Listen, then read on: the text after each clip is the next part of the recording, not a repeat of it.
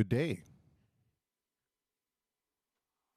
Back by popular demand, the Big V drug shirt has made a reappearance. No Pink Floyd mug. Oh well. These are hard times, and we'll do with what we have to do with just to get by. Heyo, Ashley Rose in the house. Jocelyn, yes, I'm feeling marginally better. I got actually got a pretty good night's sleep last night. I had zero craps left to give when I got done. Hey, Tony Rose, got some music by you coming up too.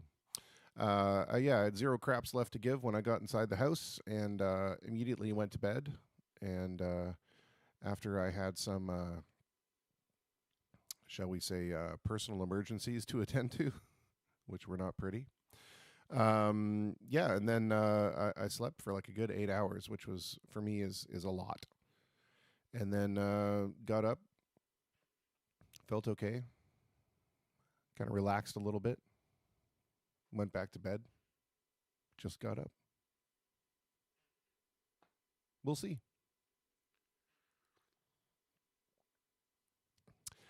Julie says the mug is in the dishwasher, just in case anyone's concerned that the Pink Floyd mug has vanished off the face of the earth. It's actually just in the dishwasher, so it will make a reappearance one day.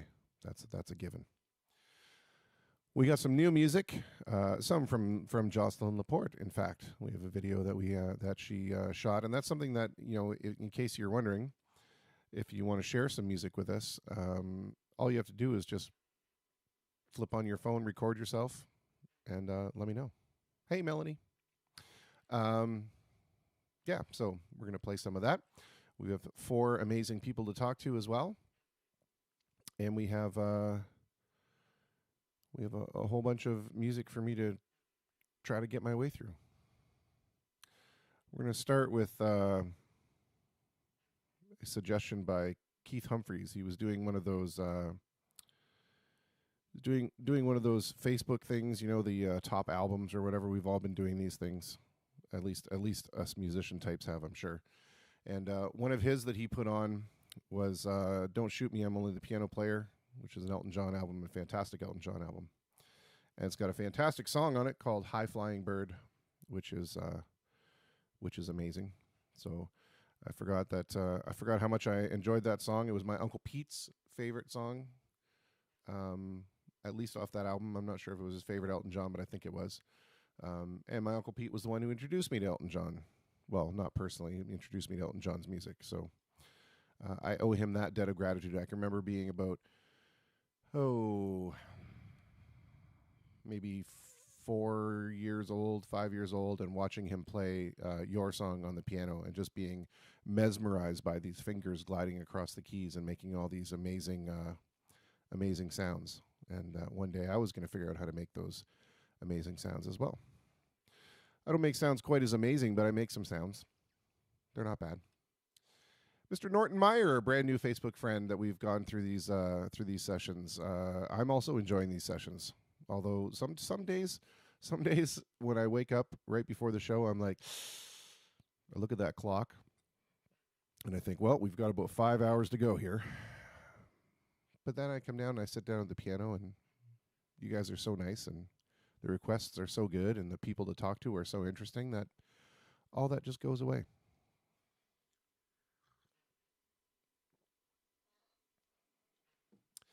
Yes, Melanie, of all the shirts that have made the showcase or have been showcased on the program so far, the Big V shirt has definitely been far and away the winner.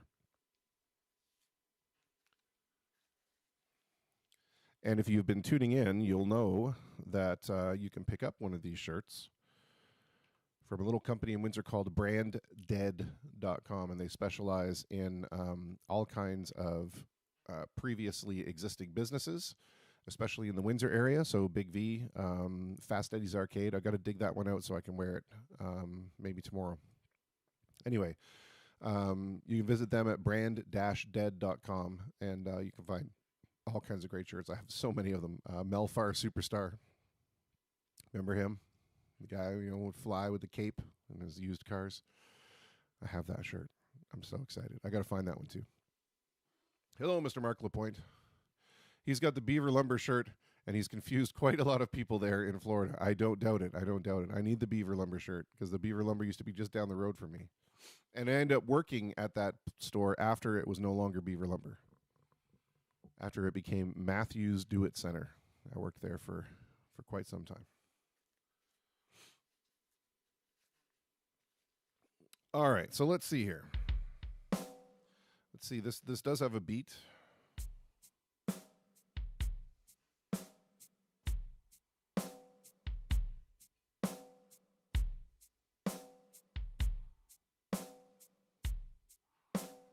And we have to have it.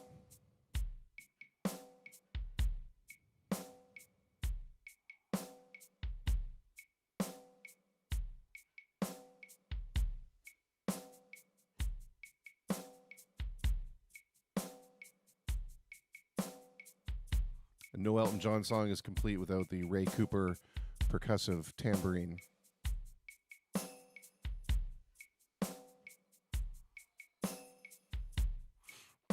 It's a great tune off of "Don't Shoot Me, I'm Only the Piano Player."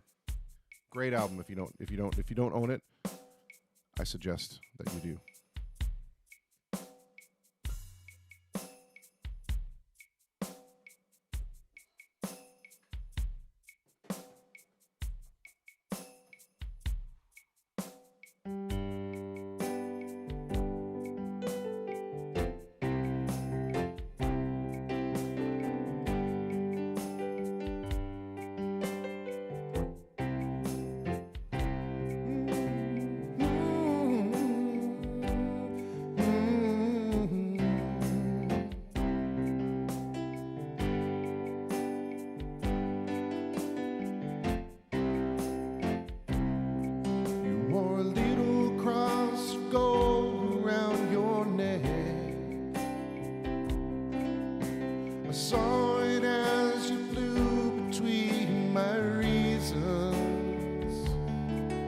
Like a raven in the nighttime when you left.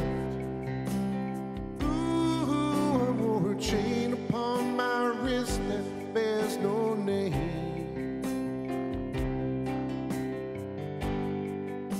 You touched it and you wore it,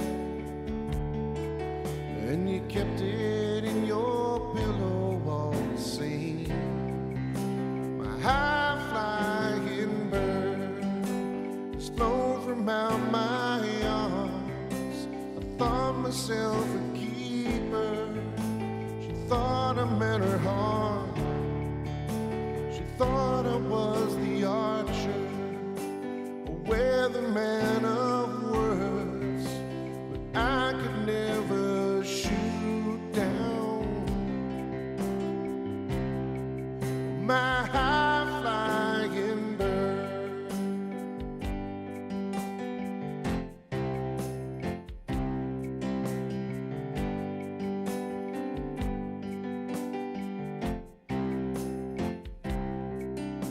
The white walls of your dressing room are stained scarlet red.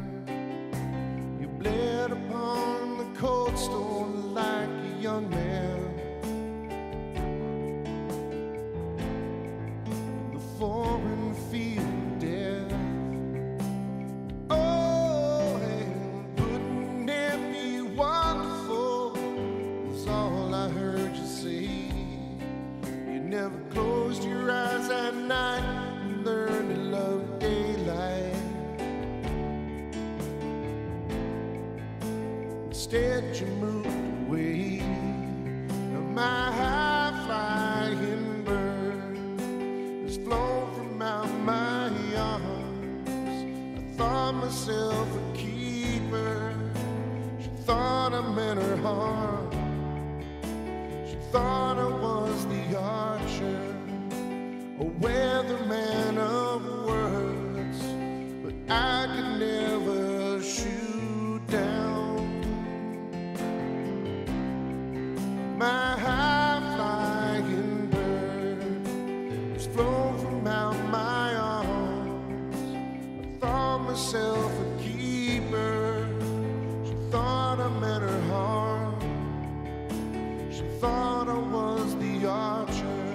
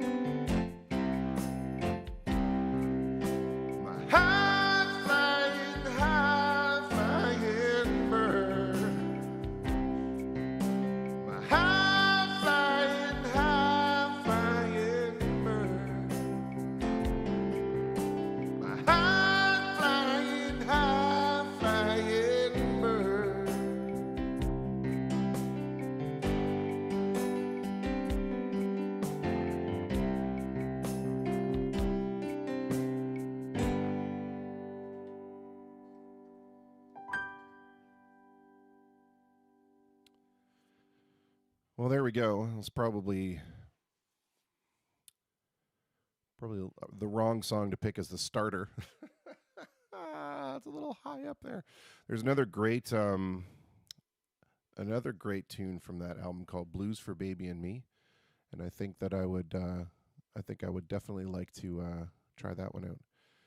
Hey, Shelly Martinico, did you ever get to hear Please Come to Boston? Because I did it a couple times, and I don't know if you ever heard it or not.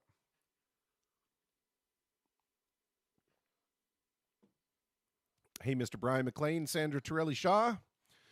Mr. Ron Harway asks, Chris, where did you get that shirt? Connie wants to know. She worked there for many years. Well, I will be happy to tell you. I have mentioned it on the stream before, but I have never really put in the URL. So let me do that for you right now. I'm just going to type it into the chat.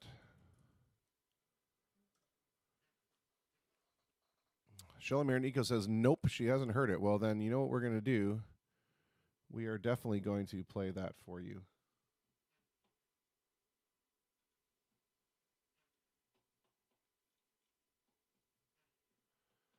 Definitely going to play that for you. As long as everybody else is okay with it. And even if they're not, we're going to do it anyway.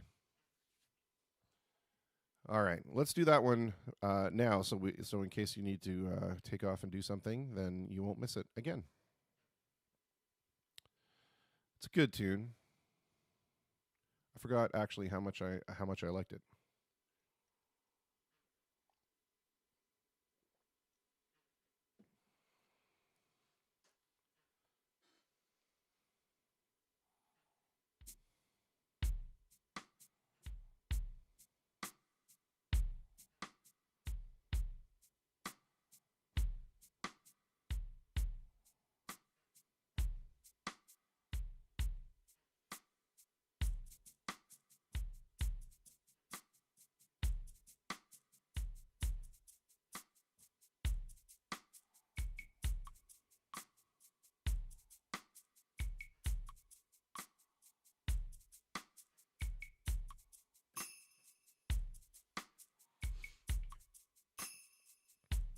All right. Let's just attend to that right now. Oh, yeah, Elton John. I'm going to do Blues for Baby and Me if I can find it in here. Man, it's been, 25 years since I played that song. Maybe. We'll find it. Anyway, for those of you who've heard the Please Come to Boston rendition that I've done before, it's got a new beat, so it's like a brand new song this time. And just in case Mr. Sean Fathers is listening, we'll put this in here. Cowbell.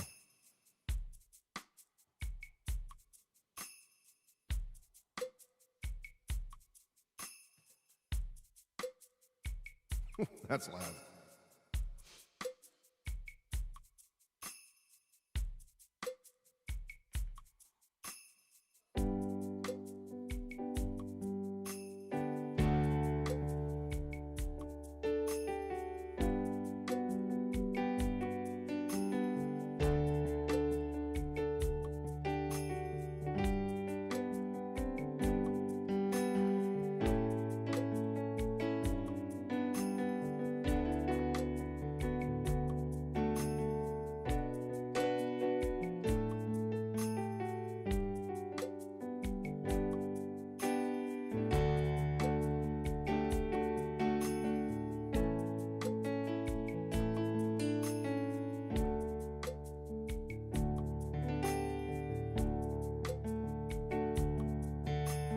Please come to Boston for the springtime. I'm staying here with friends, and they've got lots of room. You can sell your paintings on the sidewalk by a cafe where I hope to be working soon. Come to Boston, she said no. Won't you come home to me? And she said, hey, Rambo boy, why don't you settle down? Boston ain't your kind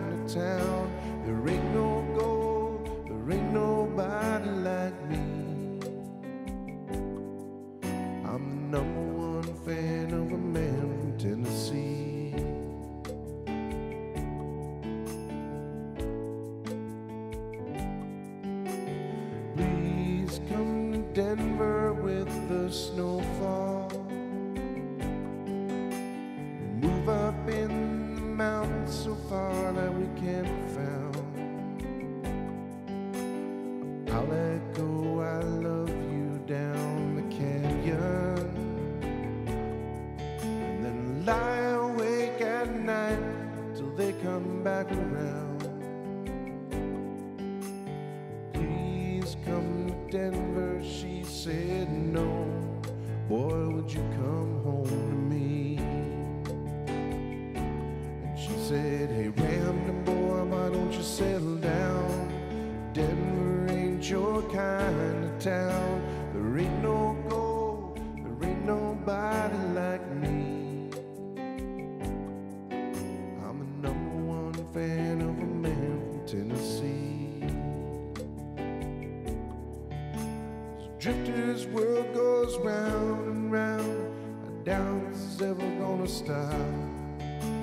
Of all the dreams I've lost or found, and all that I ain't got, I still need to cling to somebody I can sing to. Please come to LA to live forever. A California life alone is just too hard to build. I live in a house that looks out over the ocean. There's some stars here that fell from the sky living up the hill. Please come to LA, she just said no. Boy, won't you come home to me? And she said, hey Ramblin' boy, why don't you settle down? LA can't be your kind of town, 'cause there ain't no gold, there ain't nobody like me. I'm the #1 fan of a man from Tennessee. She said, hey Ramblin' boy, why don't you settle down? LA can't be your kind of town, 'cause there ain't no gold, there ain't nobody like me. I'm the #1 fan of a man from Tennessee. I'm the #1 fan of the man from Tennessee.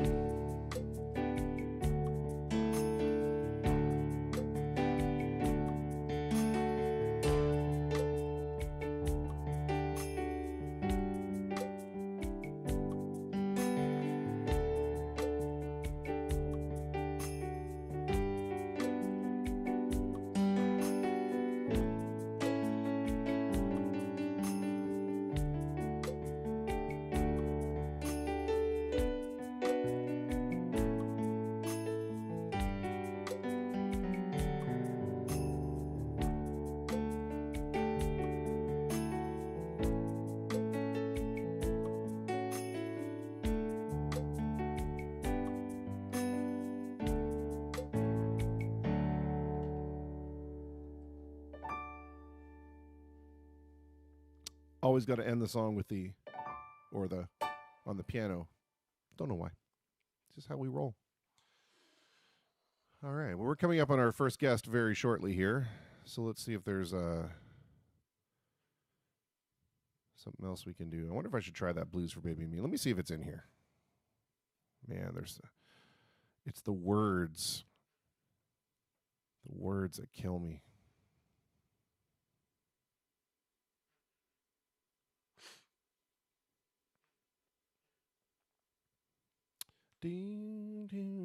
It's a great album. Oh, Shelley, you're welcome. Thanks for suggesting it. I forgot how much I actually love that song. Hey, Gary Hunt. Mr. Gary, good friend and benevolent human being down at Good Time Charlie, who had some shoulder surgery, and I'm wondering how that's working out for you. How you feeling? Let me know. We are concerned for you.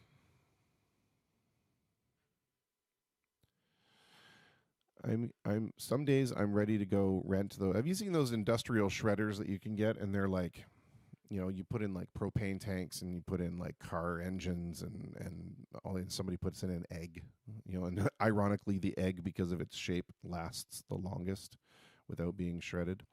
Anyway, it takes care of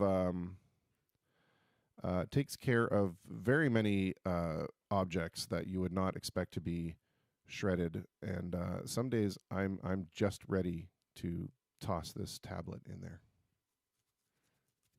It drives me up the wall sometimes. Like, it's an 8-core processor inside this thing. Why does it take it, like right now it's been looking for that song since we started. Why? It's a text lookup. What does it got to do? I want to talk to the people that make this app, and why? Why does this take so long? It used to be really fast.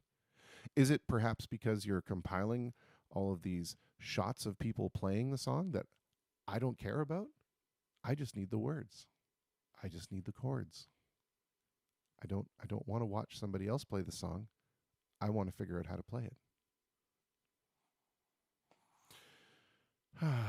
I think it wouldn't be a proper face-to-Facebook livecast if I didn't dump all over this app. And it's not fair, because the app is really, the collection of stuff is really amazing, and online it works great. It's just ever since all these changes in the app, it's just oh yeah, this is a great tune. We're gonna try it, and then we'll talk to our guest.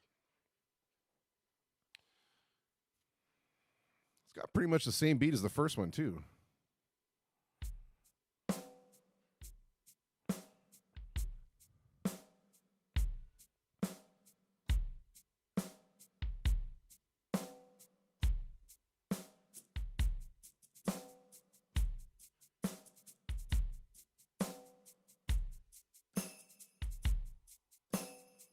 There's that Ray Cooper percussion, which would not be complete without the woodblock, in my opinion.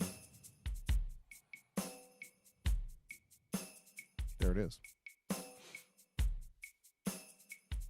Okay, so let's see here. It's got this crazy D thing in it.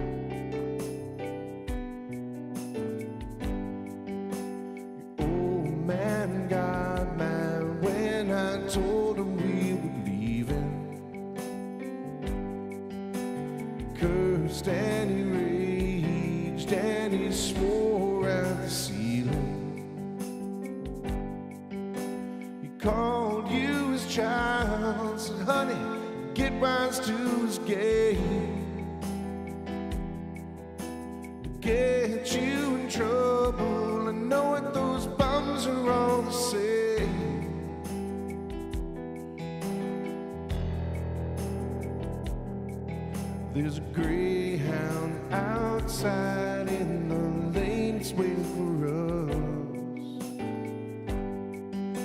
So tell him goodbye. We gotta go west on that bus.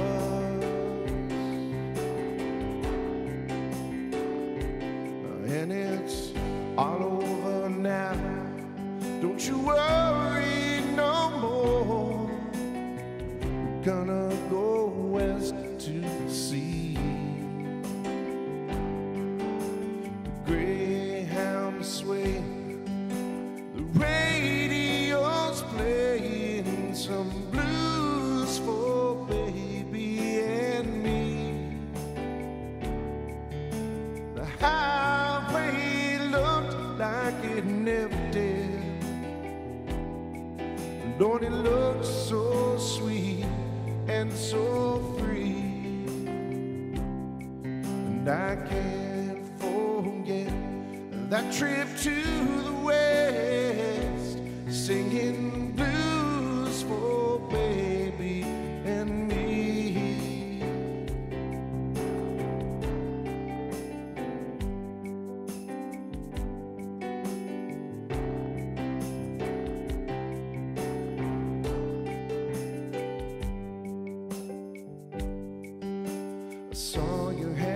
trembling, your eyes open in surprise. It's 90 in the shade, babe, and there ain't a cloud in the sky. I called you my child, said, honey, now this is our game.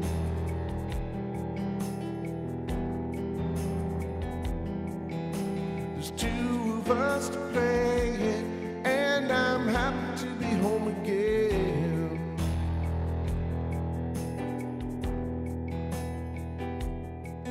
There's a greyhound outside in the lane, it's waiting for us. So tell him goodbye. We gotta go west on that bus.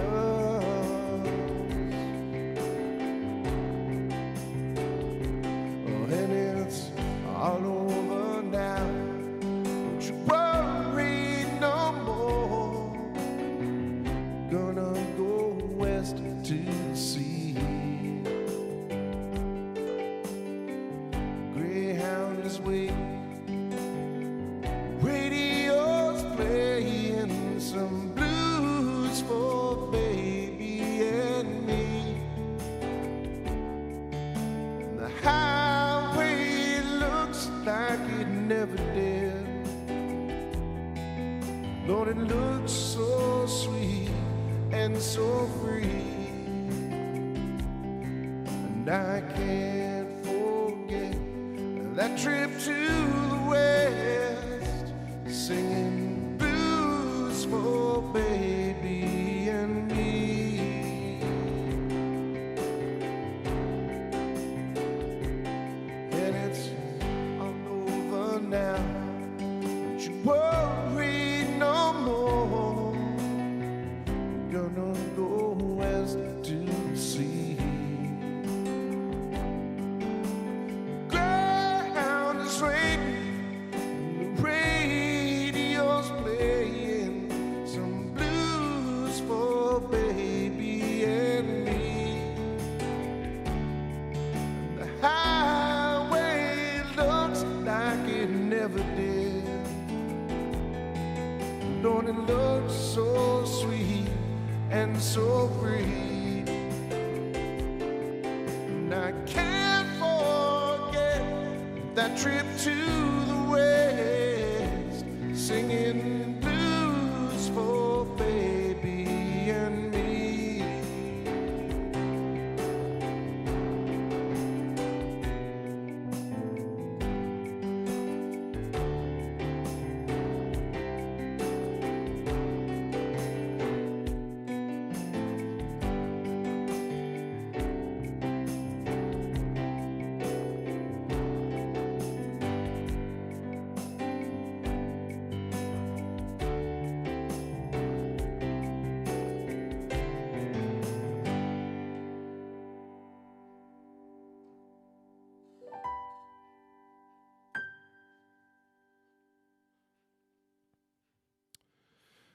Oh man, that song, I have not played that song in so long. And it's so weird because, you're playing this thing in G, right? And it's GCD or the 145 and you're like dun, dun, dun.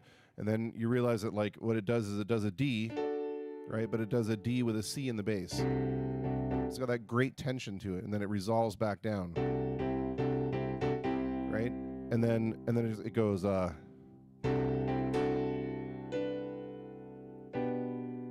to a G with a B in the bass, which is the major third. And then I get lost because I want to go right back to the D, but it goes back to the D with the C. Yeah. Anyway, it also would help if I've played it once or twice in the last 25 years. I'm sure that would make it much better. Jeff Gray, buffering. I have no dropped frames on this side and no retried frames, so I'm thinking it might be a problem on the internet on your side. Unfortunately, that is how the internet works. Hopefully it clears up. Sorry to hear that. Although that song wasn't great, so maybe it's probably for the best. And Nicole Belanger Bondi hooked you up to the speakers on the porch, and you sound fantastic. That's the trick, folks. Hook me up to a set of really good speakers that makes anybody sound fantastic, and I'll sound fantastic. Maybe. All right. Well, I've wasted enough time on this banter. Let's get with Mr. Landon Park, our first guest. We're going to get him hooked up here. Call him on the old Facebook Messenger. Jeff reset his router. He's good now. Literally, that is the IT thing right there. Brandon will attest to this when we get him online. Is turn it off and back on again. Magically, everything becomes perfect. That's the rule number one when you're in IT. Rule number one: turn it off and back on again, and everything's fine. All right, let's bring him over. Landon, how are you, sir? I'm good. How about yourself, Chris?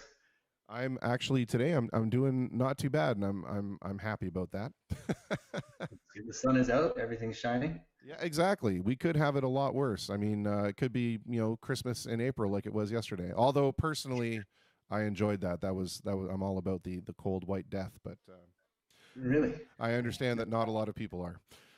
First, let me ask the question. In your house, everybody okay? Everybody doing good? Yeah, we're actually great. Surprisingly, we just happen to be in the right place at the right time to make sure that everything that's going on in the world, it's working out for us. So I'm happy about that. Yeah, my All right. family's safe. We're good. Okay, good. Now that the pleasantries are over with, let's talk a little bit about you're in IT, much like myself, only you're in a much more senior position than myself. Well, you're in charge of a vast number of users, and I'm wondering if you could talk a little bit about how this change in workflow in the past maybe 4 weeks, I guess we're into it now. How has this changed the way that your users are working and you're working, and how has it impacted the flow of technology at your place? Well, first off, multiple different businesses had probably different setups based on what they thought was important.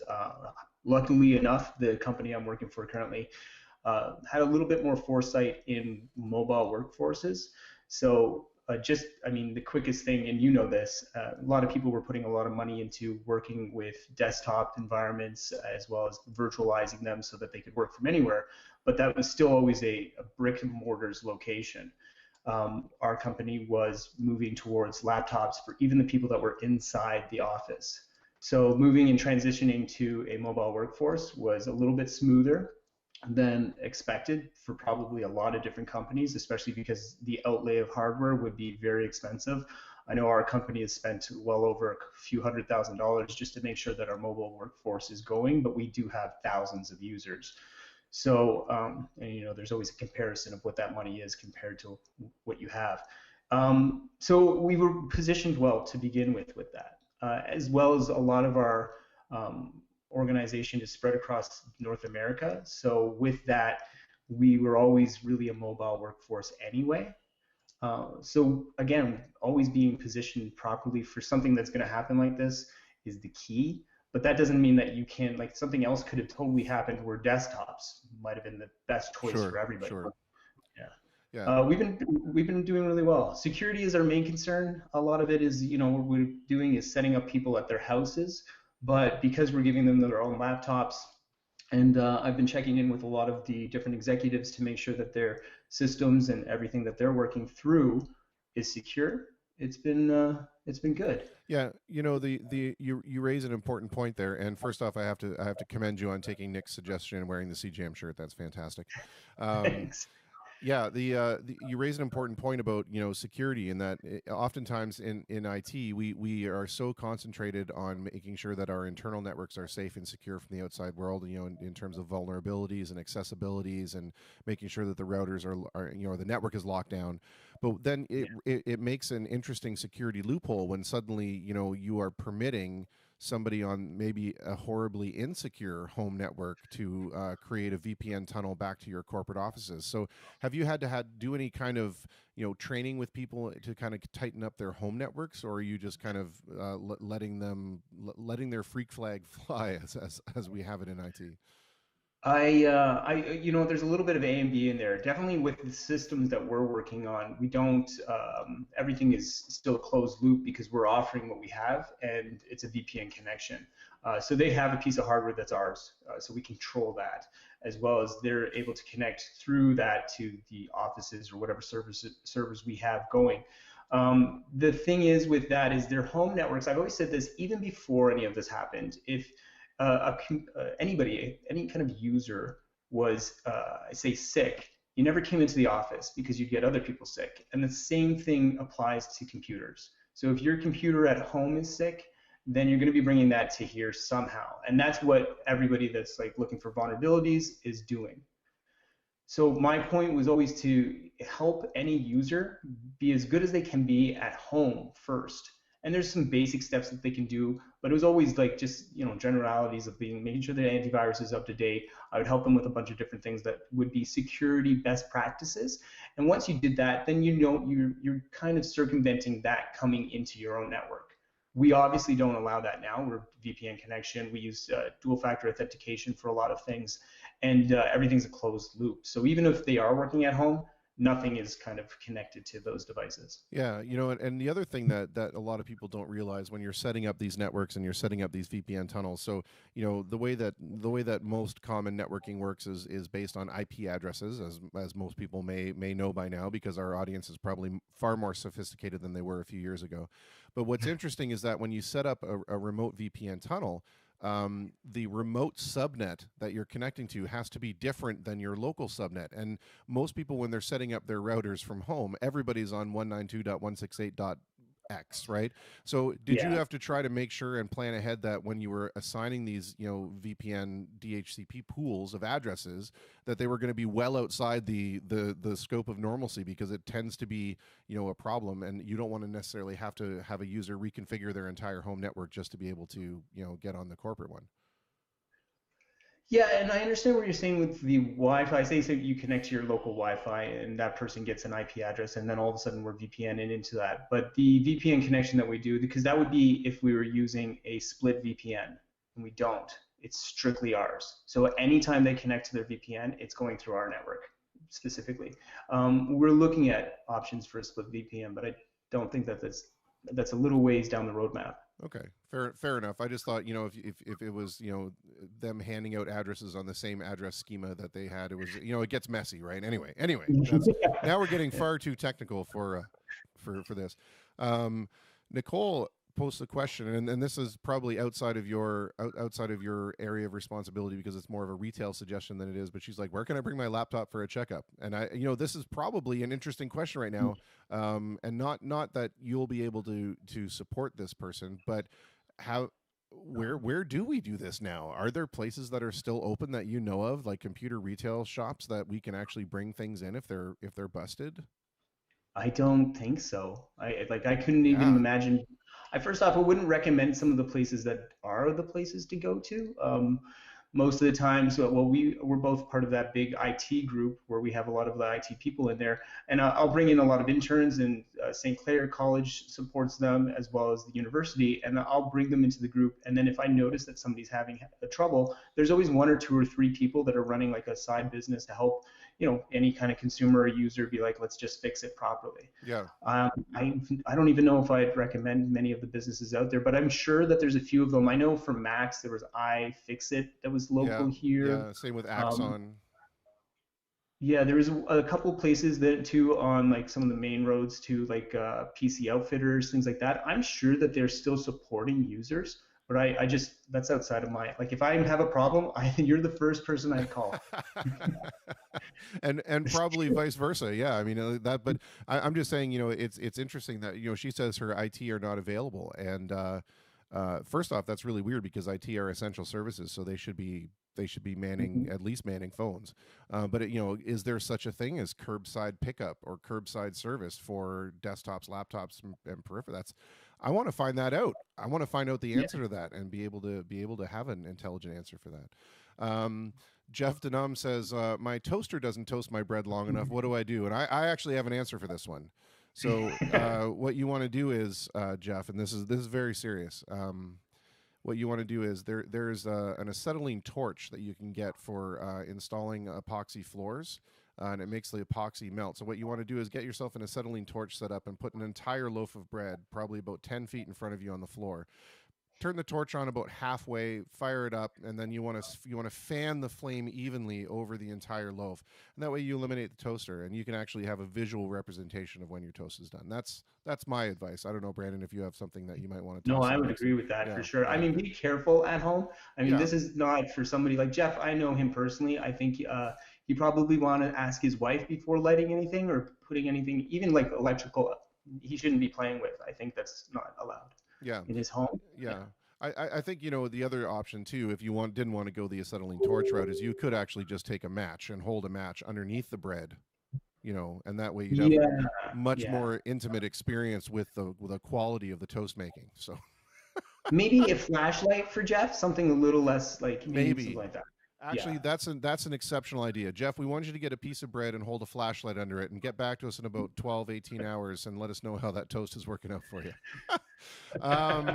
What advice would you have on in terms of working from home for people who maybe weren't ready yet to get into that mindset? They're the kind of people that are really dedicated to going into an office and having a space there where they can, it's like that my grandfather used to say, when he would put on his suit every day, he would put on his uniform, and that was the mindset of getting into the sales day. So for people that are accustomed to going to a location and becoming a different role while you're at that cubicle or that desk, how can they kind of emulate that at home, or what advice do you have for people that are trying to create a workspace at home? Well, I mean, there's been a thing that's been passed around probably the internet for a long time, and which is that making your bed is the first step into success for the day. I fully believe those type of things. It's just having the little practices that are consistent throughout your day that allow you to be successful. And it's steps. I mean, if you were to think about like what are the things to make me a healthy individual, well, you should be reading more. It just works. You should be eating healthy and then working out like that. Those three practices. I said this recently to my brother. They're just the basics, the fundamentals to it. So as long as you have consistency in those practices, you'll most likely be successful in those. And that works also true for your day-to-day routine. Yeah, for sure. Go on. No, I was just going to say, I think it's also important too that when you're setting up a place for yourself to work remotely or work from home, is that you set up a place that doesn't have a lot of distraction around. You want to make sure you're away from televisions and away from anything that gives you the temptation to just say, well, I'll get back to this spreadsheet in a minute because right now the Tiger King is on, and I'm on about 3 episodes in, and I have to binge the rest of it before I can finish these calculations or whatever. It's important to understand that if you're making a workspace from home, the space is for work, right? And Yes. it's easier for you to concentrate on. Well, I would agree on that wholeheartedly. Right now, I'm in my girlfriend's office, so it is very nice. It's pretty. It's enjoyable. It's very probably not necessarily my style, but it is made to be worked in. So I have the closed door. I can do whatever I want to here. Now I am working on an office because I was caught off guard to having a remote office all the time in my life. I've been going to wherever that location is, right? And my mobile office has always just been a laptop. I can do whatever I need to from that. So I've purchased a few things. I'm excited about them coming in. To be honest, I don't know if I need all of them, but I'm an IT person and I'm not going outside for a while. So Yeah. why not just get that gear when I can? Sure. So Mark Lapointe has a couple of points, not to make a pun on the last name there, but Mark is an IT fellow in the States.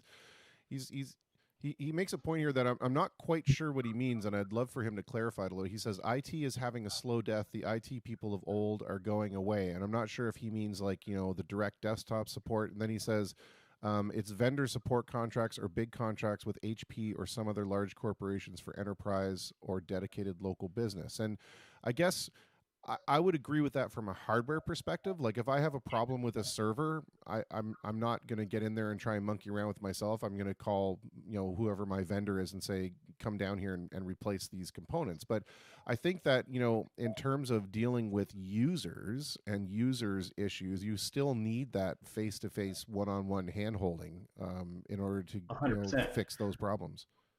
Yeah, 100%. I feel like it's kind of an unusual circumstance that we're in right now. Everything that me and you have been talking about for probably a decade or more is now coming to fruition on the IT side.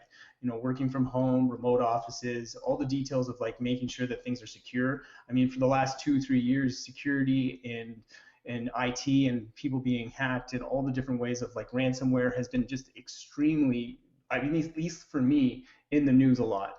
So I don't think that there's a slow death in IT. If anything, I think that more people are finding functional roles in IT. Definitely, hardware is completely a different game now because I'm not going to be able to build the same thing that somebody else can build.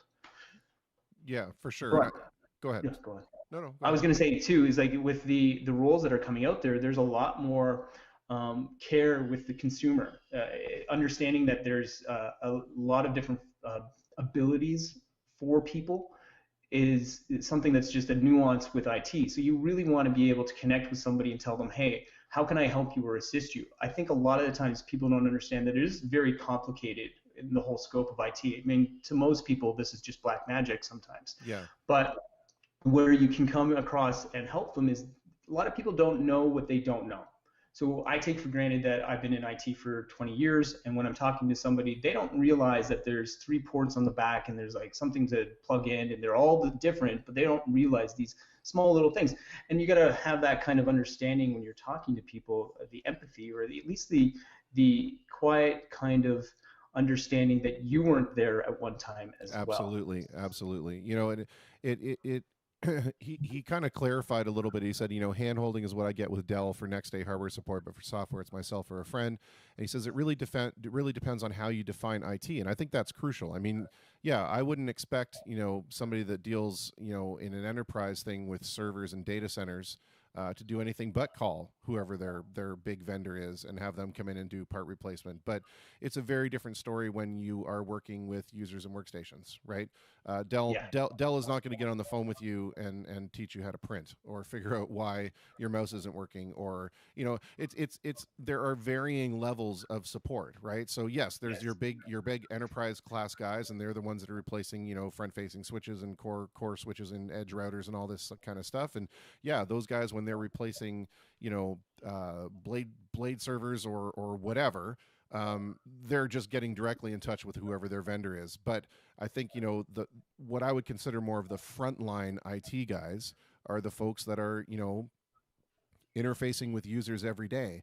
And I think it's very important. You hit the nail on the head too. It's very important to be empathic to these people and realize that just because you may have been doing this for 20 or 30 years now, and these common problems can be something that may be an irritant when somebody asks what you feel should be a really simply answered question.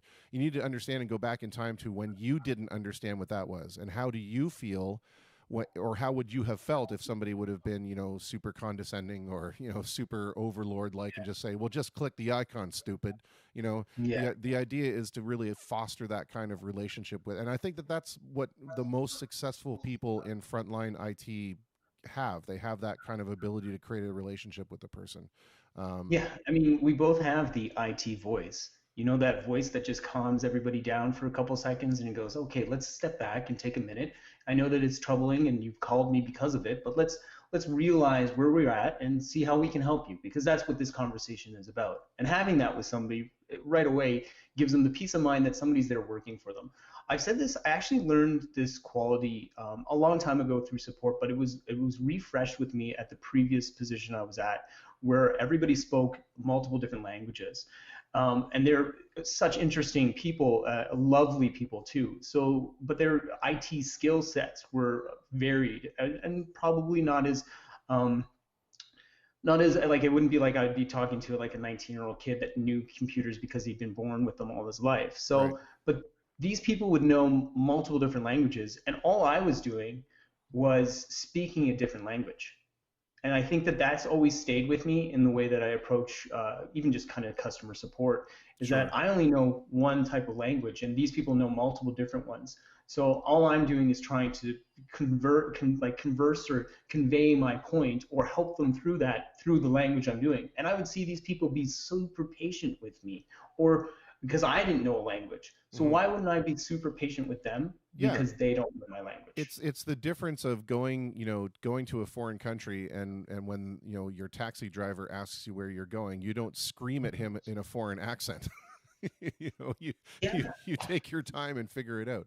um Mark says, it if it's the guy in the corner office that hands you a new keyboard, those people are going away. Desktop support will become remote, and there will be one or two people for a given area for enterprise. I guess it depends on the size and scale of the enterprise you're talking about. I certainly don't see local support going away.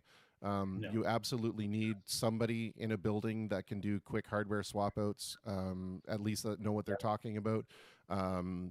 People We are brought getting. on we brought on like 20 people in the last like 4 weeks, and that is strictly just for hand holding and like the guys that are bringing the keyboards and doing all that stuff. Now we're a fairly large organization, but we did that based around like we wanted people to feel secure and supported during this time. Yeah. And the only way to do that is to have somebody there with you. One of the conversations I had today with my girlfriend Lauren, we were talking about how it's kind of difficult to build rapport as well as kind of feel like you're supporting people when you're only in a like a digital age right now, right? And I was trying to I was trying to implement different tools that I'd be able to connect with people Yeah. to feel like they're getting the support that they need. One of the things that I've started doing is I've asked all of the users that I'm communicating with to take a picture of their setup. Let me know what it looks like.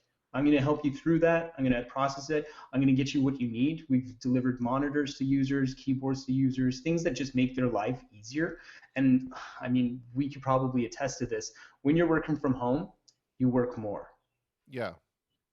Yeah. There's no um, life balance. you know, Mark says hardware deployments equal FedEx, UPS, and that's fine for the actual logistics of it. But you still need somebody to do something with the hardware when it gets there, right? I mean, Yeah. I understand his point, and while I think I wholeheartedly disagree with it, I think it all depends on the size of your environment and the nature of your environment. And I think Yeah. that, if anything, if you're going to see the guy in the corner office disappear, it's because you're getting into the realm of MSP, right? So you have all these technology companies that have support contracts that are going to dispatch people to your place. So yeah, you may not have an internal IT person anymore, but you're still going to have some kind of local resource you can draw in that has the expertise to get the job done, so that you're Yeah. not, scratching your head trying to figure out what to do. And Um, Go ahead. And there's a thing with that is it depends on the type of company and what they're doing. Really, at the end of the day, if you're going to have a lot of people doing different roles, and a majority of companies, like a company like let's say a fabrication or a manufacturing company, will have a slight variance in roles, and then a large group of different, like one set of roles for the people that are like maybe creating, building, whatever they're doing in their place. If you have a large company that's diverse, that's doing like world shipping, growing things, any kind of like diversity to the product that they're launching, or if it's a large company, you're going to have a lot of people in multiple different roles.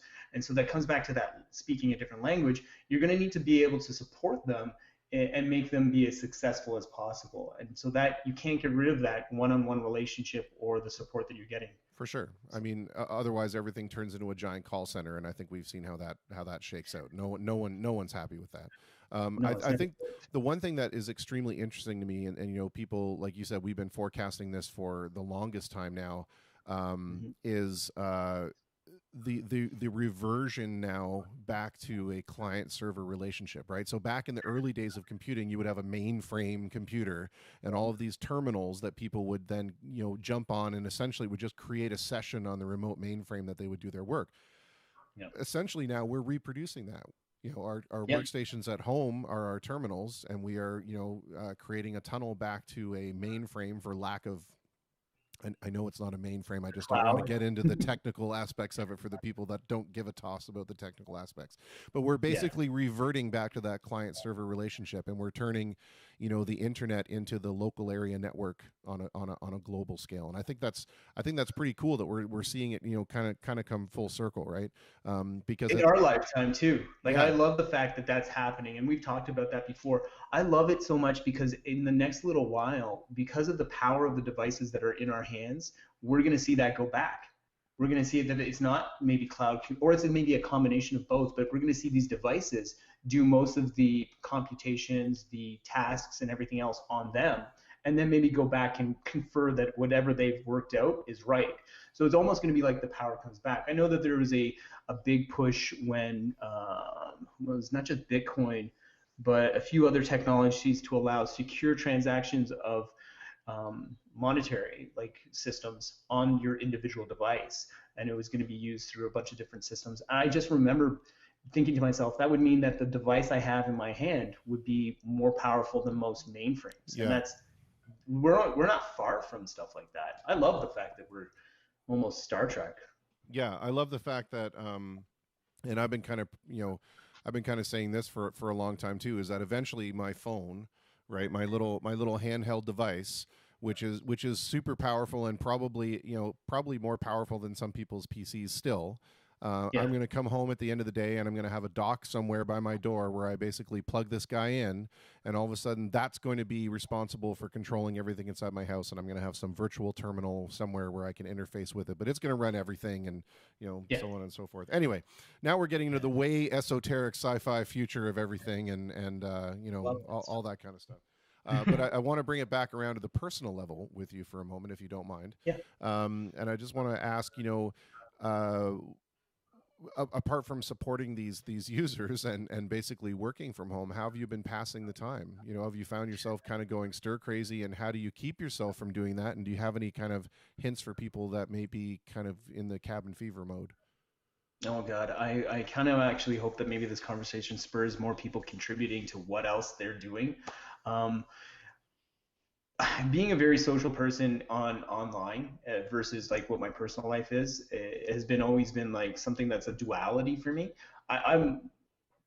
I personally like to stay quiet, enjoy some quiet time, but at the same time, I'm one of those people that loves to go out, support my friends, eat, drink, go to places that are exciting. Adventures are always great, and I'm finding that it's a difficult thing to balance that person or personality with the one that is inside doing IT stuff. Hmm. But I'm super busy right now, more busy than I've ever been in any of my career. And I mean, my work life balance has kind of been askew because I'm sitting at home. Basically, it's super easy for me to pop into the office and work anytime. And I'm sure that there's a ton of other people that are now realizing this, and probably a lot of managers and business people are realizing how much more work they can get out of people when they're working at home. Right. So I'm not sure if we'll ever go back. But as for like, let's just say if we've put together here two puzzles, finished one, started another, almost finished it. Uh, Cooking has been great here. It's fantastic. Lauren leads a great kitchen, so every meal has always been home cooked, and it's been fantastic. Just to be a part of that process. There's exercise equipment as well as Lauren's basically a gym instructor and a yogi. So I have yoga classes and gym classes optional Yeah. anytime I Yeah. want. Yeah. Yeah, I try to make them as much as possible. We've also got Fitbits. I mean, so now it's telling me that I'm not as fit as I thought I was, which is great. This is the word. I've actually hacked my Fitbit to just tell me that I'm an Adonis, and I never have to do anything. And in fact, potato chips are a high calorie fat burner. So, I'll send you that hack. It's a life hack. You're going to want it for sure. Please, right? Because I'm just Um, here shaking my hand in the air, and I don't know if this is going to work out. Yeah. two other questions for you, and then I think we'll wrap it up. From the life of a few weeks ago, what is it that you miss the most out of when there was a restriction free life? And then, um, on the opposite side of that, has there been something that, being forced to be more at home or being forced to be isolated, have you surprisingly found comfort or joy in? I'm going to answer the second question first. You know what? For the most part, being isolated, whatever that means, has been.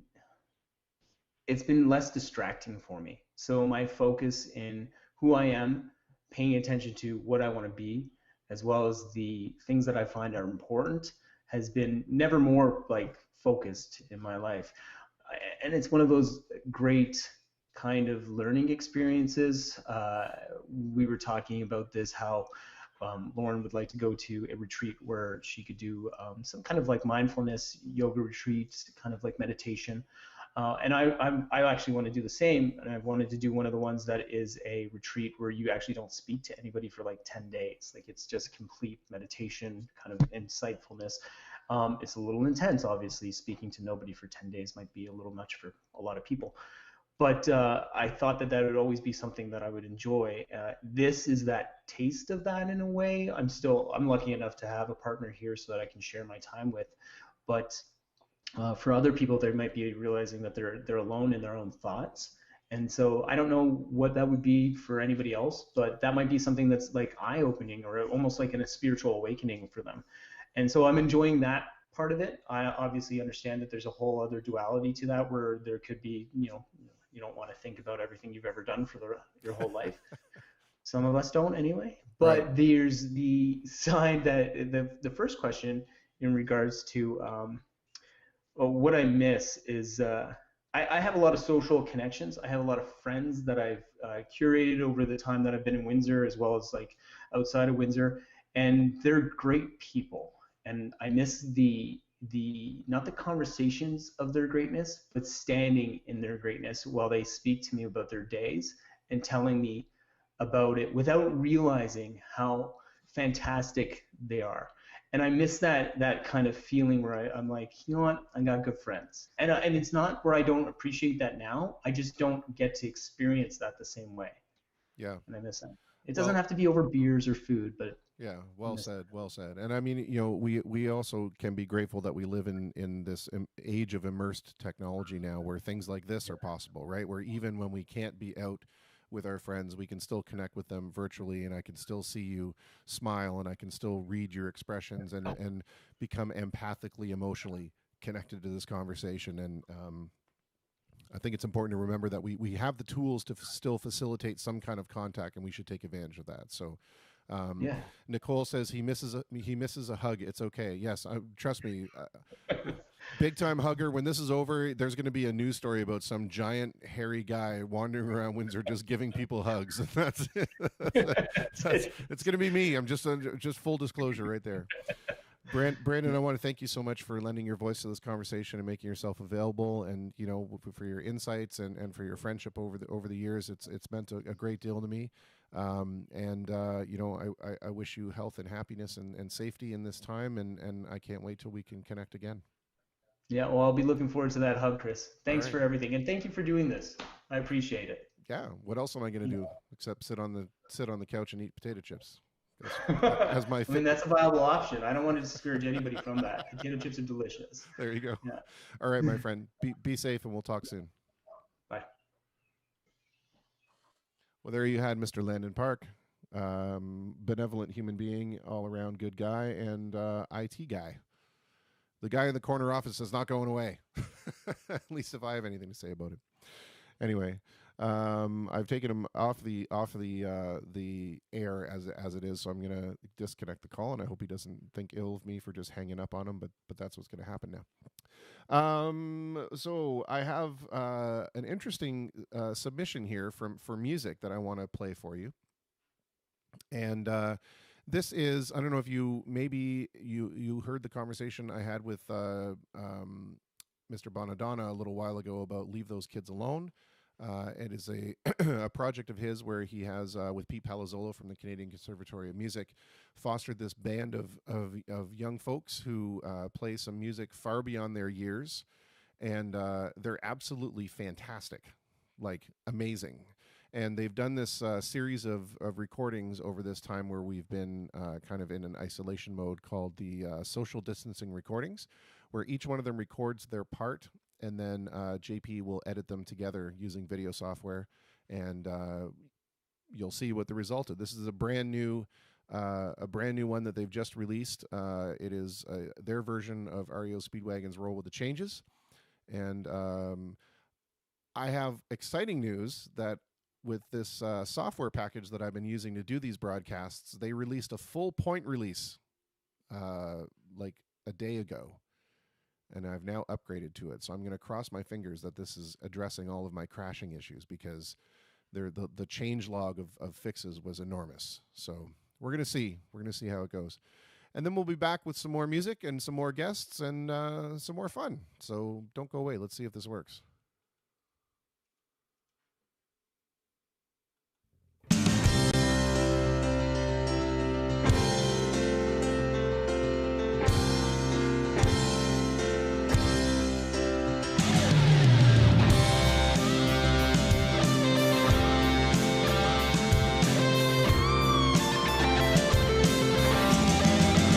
As soon as you are able, woman, I am waiting.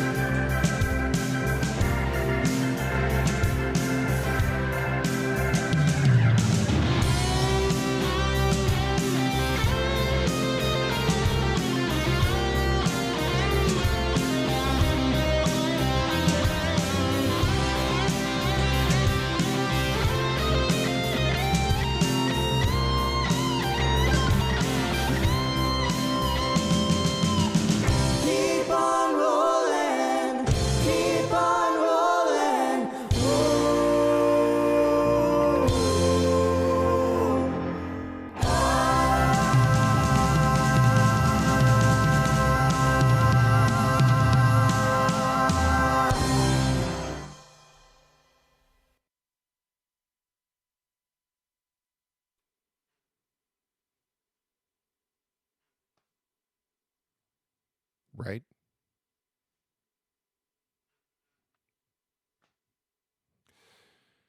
Jeff, if you want to make some more toast, I'm just going to light all my instruments on fire, and you can just come and roast some bread over that. I have no words. The girl playing drums comes up to my knee. It's amazing. These kids are incredible. Jeff Gray put it right to the nail to the head. The kids are incredible. And hats off to JP and Mr. Palazzolo for really recognizing the talent and fostering that talent and giving them something to work toward and making it fun. And I think it's incredible. So yeah. Jeff actually is my neighbor. He lives 2 doors down from me across the alley. He runs a studio and an art studio. And I'm just going to have him walk over here with a loaf of bread, and we're just going to have a big bonfire with this keyboard right here. We're just going to douse it all in kerosene. Just, I'll do the little Jimi Hendrix thing where I'm down there doing the worshiping moves. It'll be great, be fantastic, and we'll have toast. What could possibly go wrong? Good God. How do I do anything after that? Oh, Lord. Well, whatever. I'm going to let it be an inspiration. There are 2 types of people that when they see things like that, when they see, Mark Chichkin comes in here and says, great job, leave those kids alone. You guys are sounding better every time I hear you. And to have somebody like Mark Chichkin say that, who in his own right is, a local legend and certainly a hero of mine, musically, that tells you that, these guys are 100% on the right track. And there are 2 types of people that when they see something like that, when they see a performance like that, or when they see somebody like a Mark Chichkin and Greatest Hits, when they play and they're note for note perfect and everything is fantastic, it either makes you want to stop playing altogether and just think that you're not good enough, or it makes you want to become a better player, and it inspires you. And I think I'm 50-50. I'm half and half. No, it does make me want to become a better player, and it doesn't always work, but we'll give it a shot. Anyway, somebody said Mumford & Sons is the only Mumford & Sons song I know, so hopefully it'll work.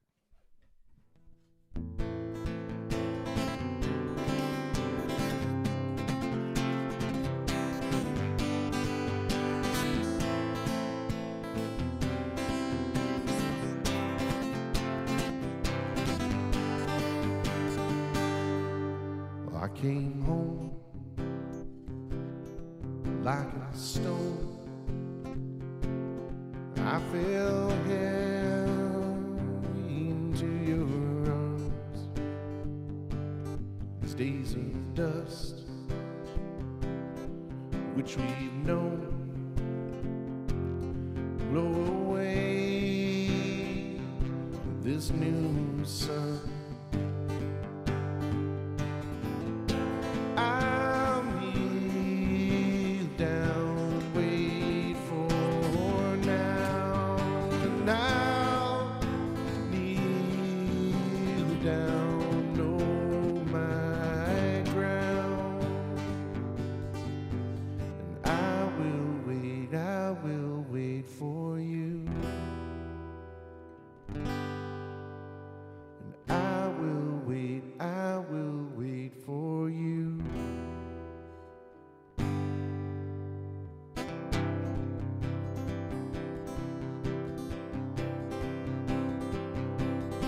Break my step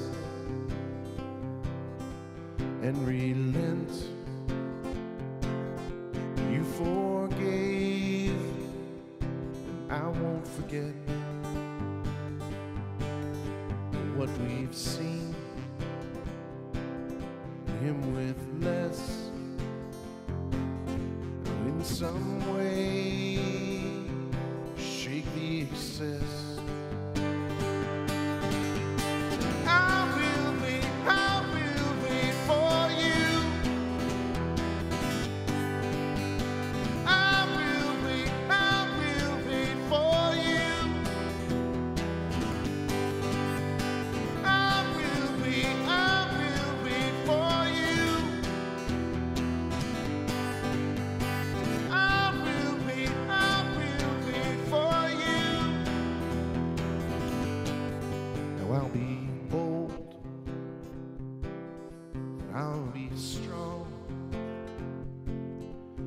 my head alongside my heart. So take my flesh,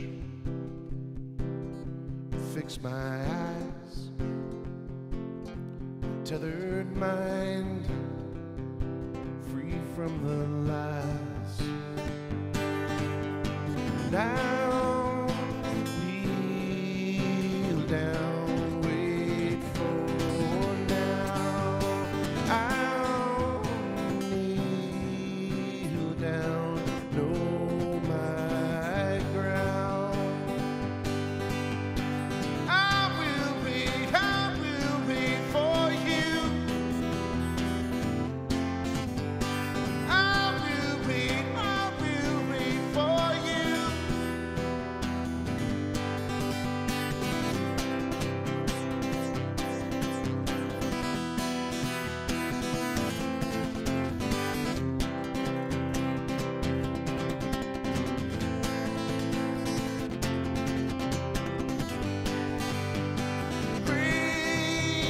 Raise my hands, paint my spirit gold, bow my head, keep my heart slow. I will wait for you. I will wait for you. I will wait for you. I will wait for you.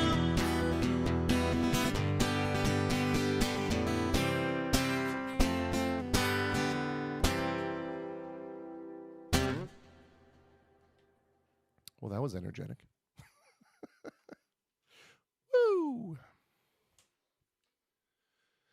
That'll put the pep in your step, as it were.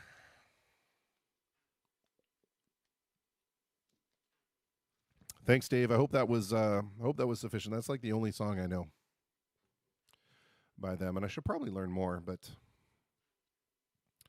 it's the only one I know.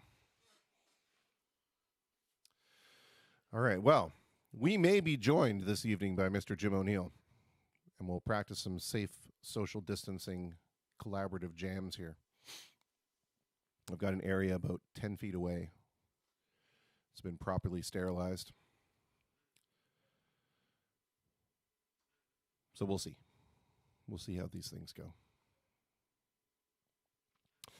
Beep-a-doop-doop-doo.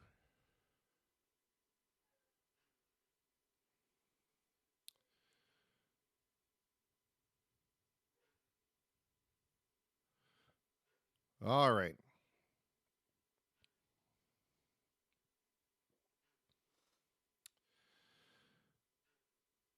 Let's see here. We are about 7 minutes away from our next guest.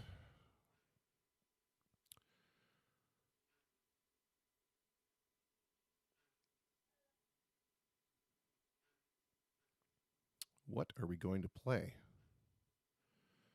Hey, Charlie. Oh, thanks.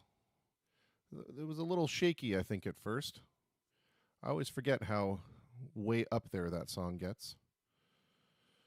Oh. You know what? We've done this one before, and I it's just so much fun. And Rob says, maybe you haven't been feeling well because you're drinking Diet Coke instead of Coke Zero. Dude, don't even tell me about it. I went to the store to get some, and all they had was one or the other. And it's like, okay, I guess I'm going to get this one. Yeah, you're right. This is definitely not. This is what I'm subjecting myself to try to get the Coca-Cola sponsorship. Jeez. Oh, Paul says New York State of Mind. That can happen. I think I played that a couple days ago. Let's do this one first, and then we'll do New York State of Mind if we have time. If not, we'll do New York State of Mind after the next guest. Kicking back in Nova Scotia, House of the Rising Sun. Yeah, we did kind of like a loungy version of that. We can do that again too. Yeah, great suggestions. Thank you for actually building up my playlist as we go. Let's see. All right, so let's see if we can do this. We did it last time.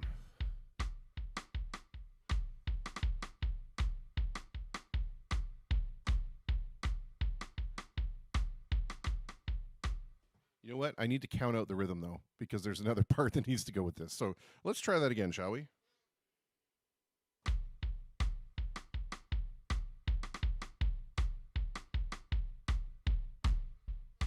That sounds better.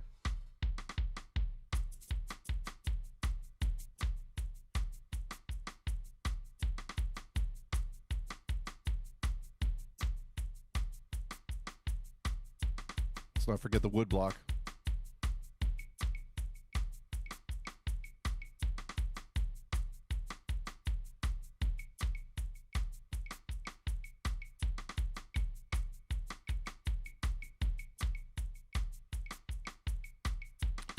All right, so the other part is going to be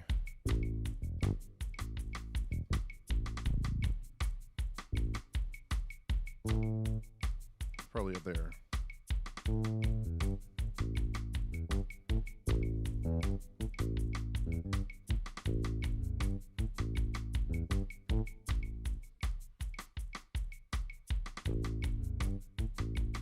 It's not bad, but let's do it for real this time.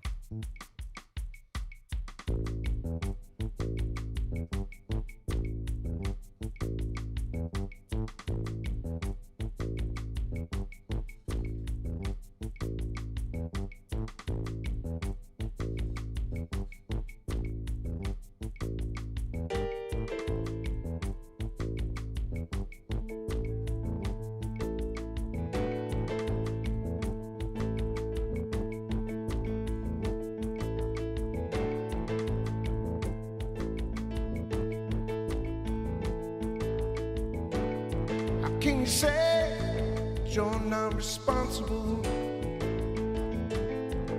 Does it have to do with me? What is my reaction? What should it be? Confronted by this latest atrocity, we're driven to tears, driven to tears. To tears.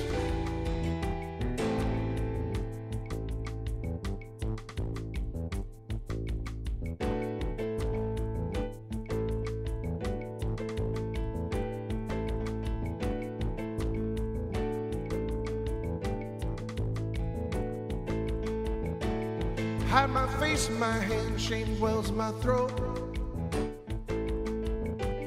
My comfortable existence is reduced to a shallow, meaningless party. See when some innocent die, all we can offer is a page in a magazine. Too many cameras and not enough food. This is what we've seen. Driven to tears, driven to tears, driven to tears. Oh.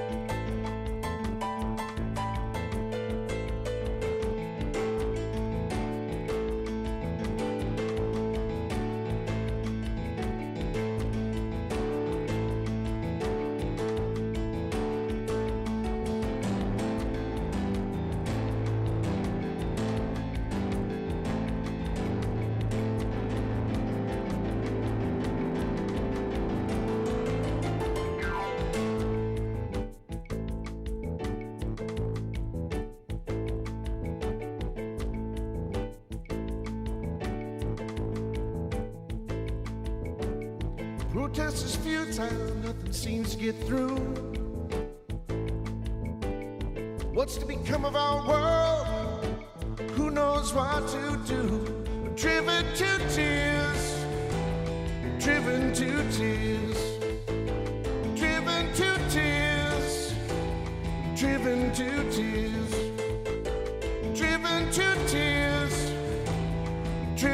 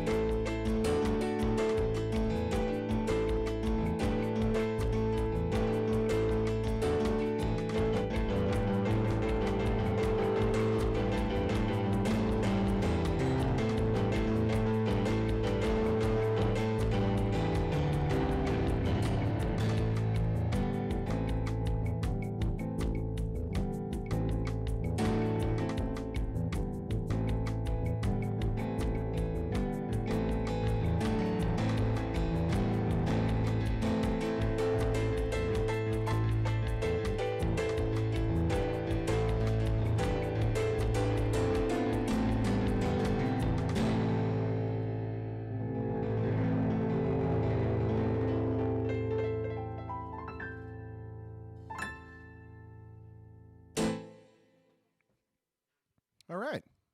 That was pretty neat. I like it, the song. I like it, that song. It making me feel good. I just especially like the it's neat. It's pretty darn close. I should have thrown in the ride cymbal there too, but oh well. Well, we are going to move on to our next guest.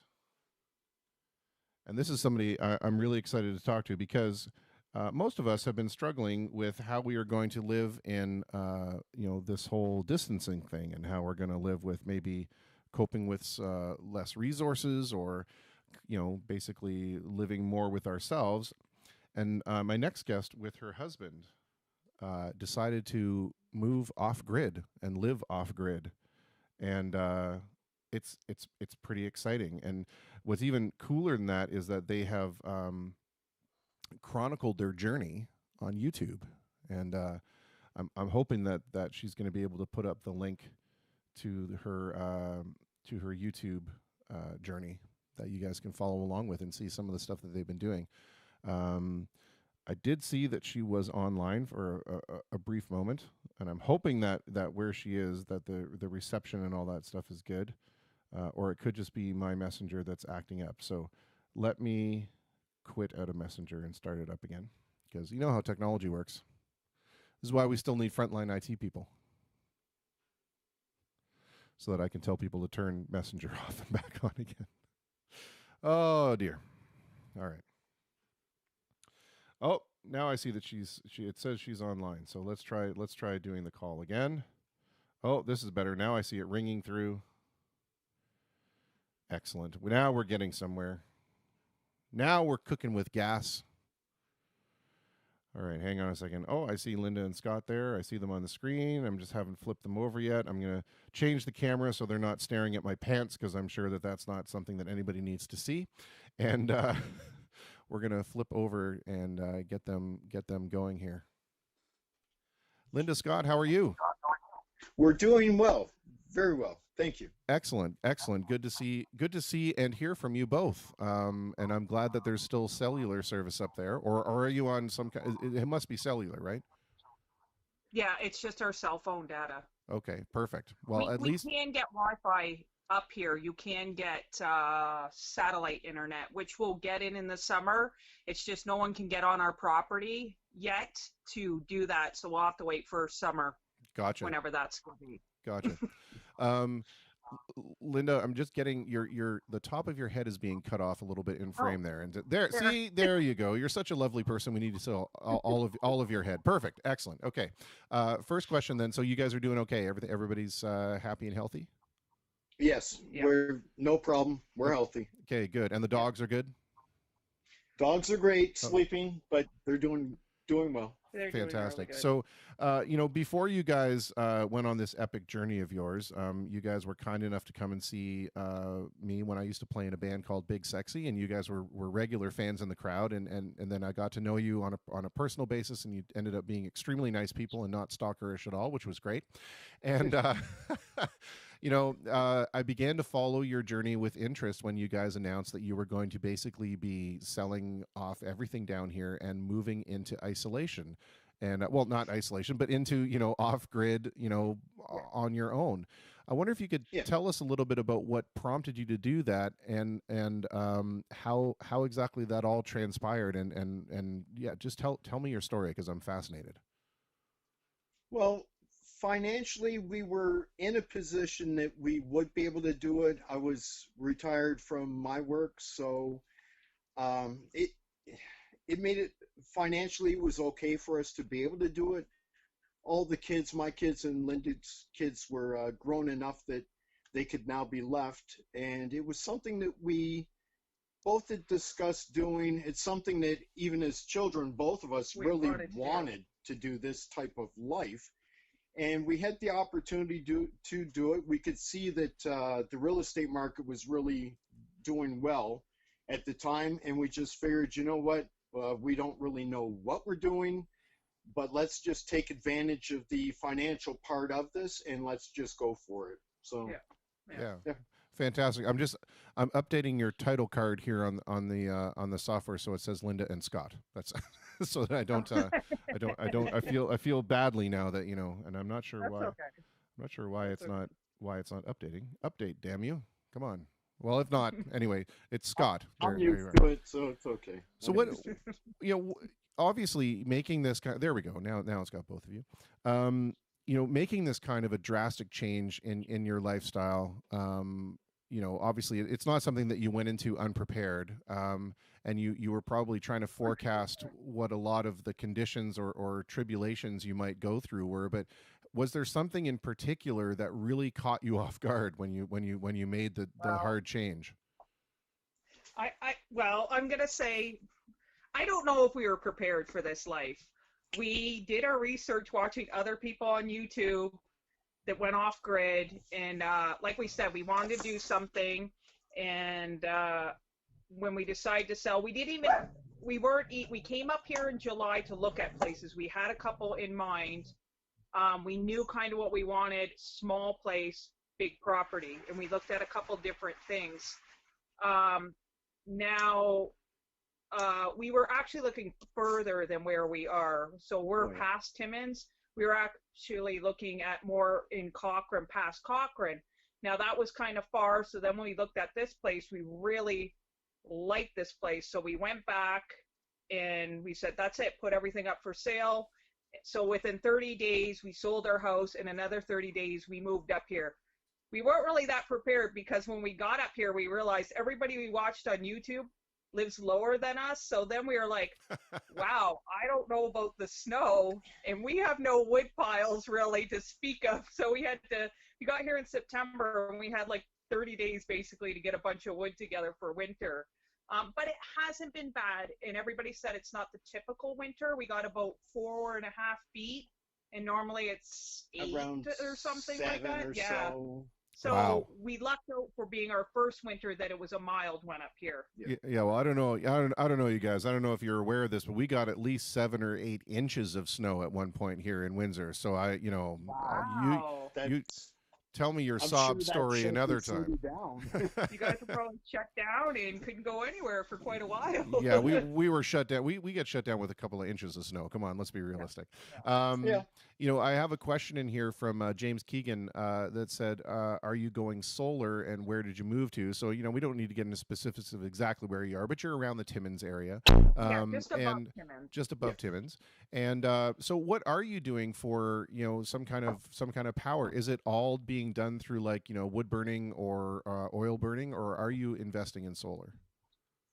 We do have solar. The gentleman that had the property before us, he just ran a generator, and he ran his generator about 10 hours a day, every day, and that's how he got his power. As soon as we moved here, he did leave the generator behind. We bought another generator so that we knew we had at least a really good new, for sure it was going to be okay one. And we're going to use his as a backup. But in a very short amount of time, we realized even as efficient as the generator was, it just did not make sense to be running something like that for power, that we would go solar. So we went solar. It's a small type. It's only 1 panel and 2 batteries right now. It's more than efficient enough. We can run like 5 ceiling lights. We have, plugs all around for plugging in, Our laptops, laptops and everything else. We used to use our big screen TV and gaming systems. We did realize that kind of sucked up the power a fair amount. So we don't bother with that stuff anymore. Even with the small system, it's more than enough. We don't use the generator at all. Well, you started it about a month ago, just to start it, just to run it for a few minutes, because it had sat for maybe about 2 months before that. So we haven't used it at all. The investment was one of the smartest things we could do for the solar system, more than enough for us. We did buy additional batteries. We haven't even hooked them up yet. We haven't needed them. So Wow, that's So great. we're doing very well for that. For power, Yeah. we're fine. Yeah, So, our heat is our stove. We have a wood Yeah, stove. It's wood not a big burning. place, so it's just heated by the wood stove. Yeah. excellent. And then what do you do about potable water? How does that work? Do you actually have water service that comes there, or are you collecting somehow, or how does that Well, work? well, we're doing rain collection is what we did do. We are going to dig a well. It's just something we didn't get up here until the end of September, and there really wasn't any time to No, no. do any kind of stuff like that. The guy before us, he just brought his own water in, and had just right before we bought, he had just hooked up a rain catchment system. We ended up using that system and filling up water barrels outside, and jerry cans. We bought a bunch of jerry cans and had water filtered and Then put in stored inside. Now, for drinking water, we did run Culligan, like almost basically an office type Yeah, system yeah. that That filters it. filters it, and it does have an option for you could cool the water or heat the water. We don't run that because that's No. just sucking up power. Yeah, for sure.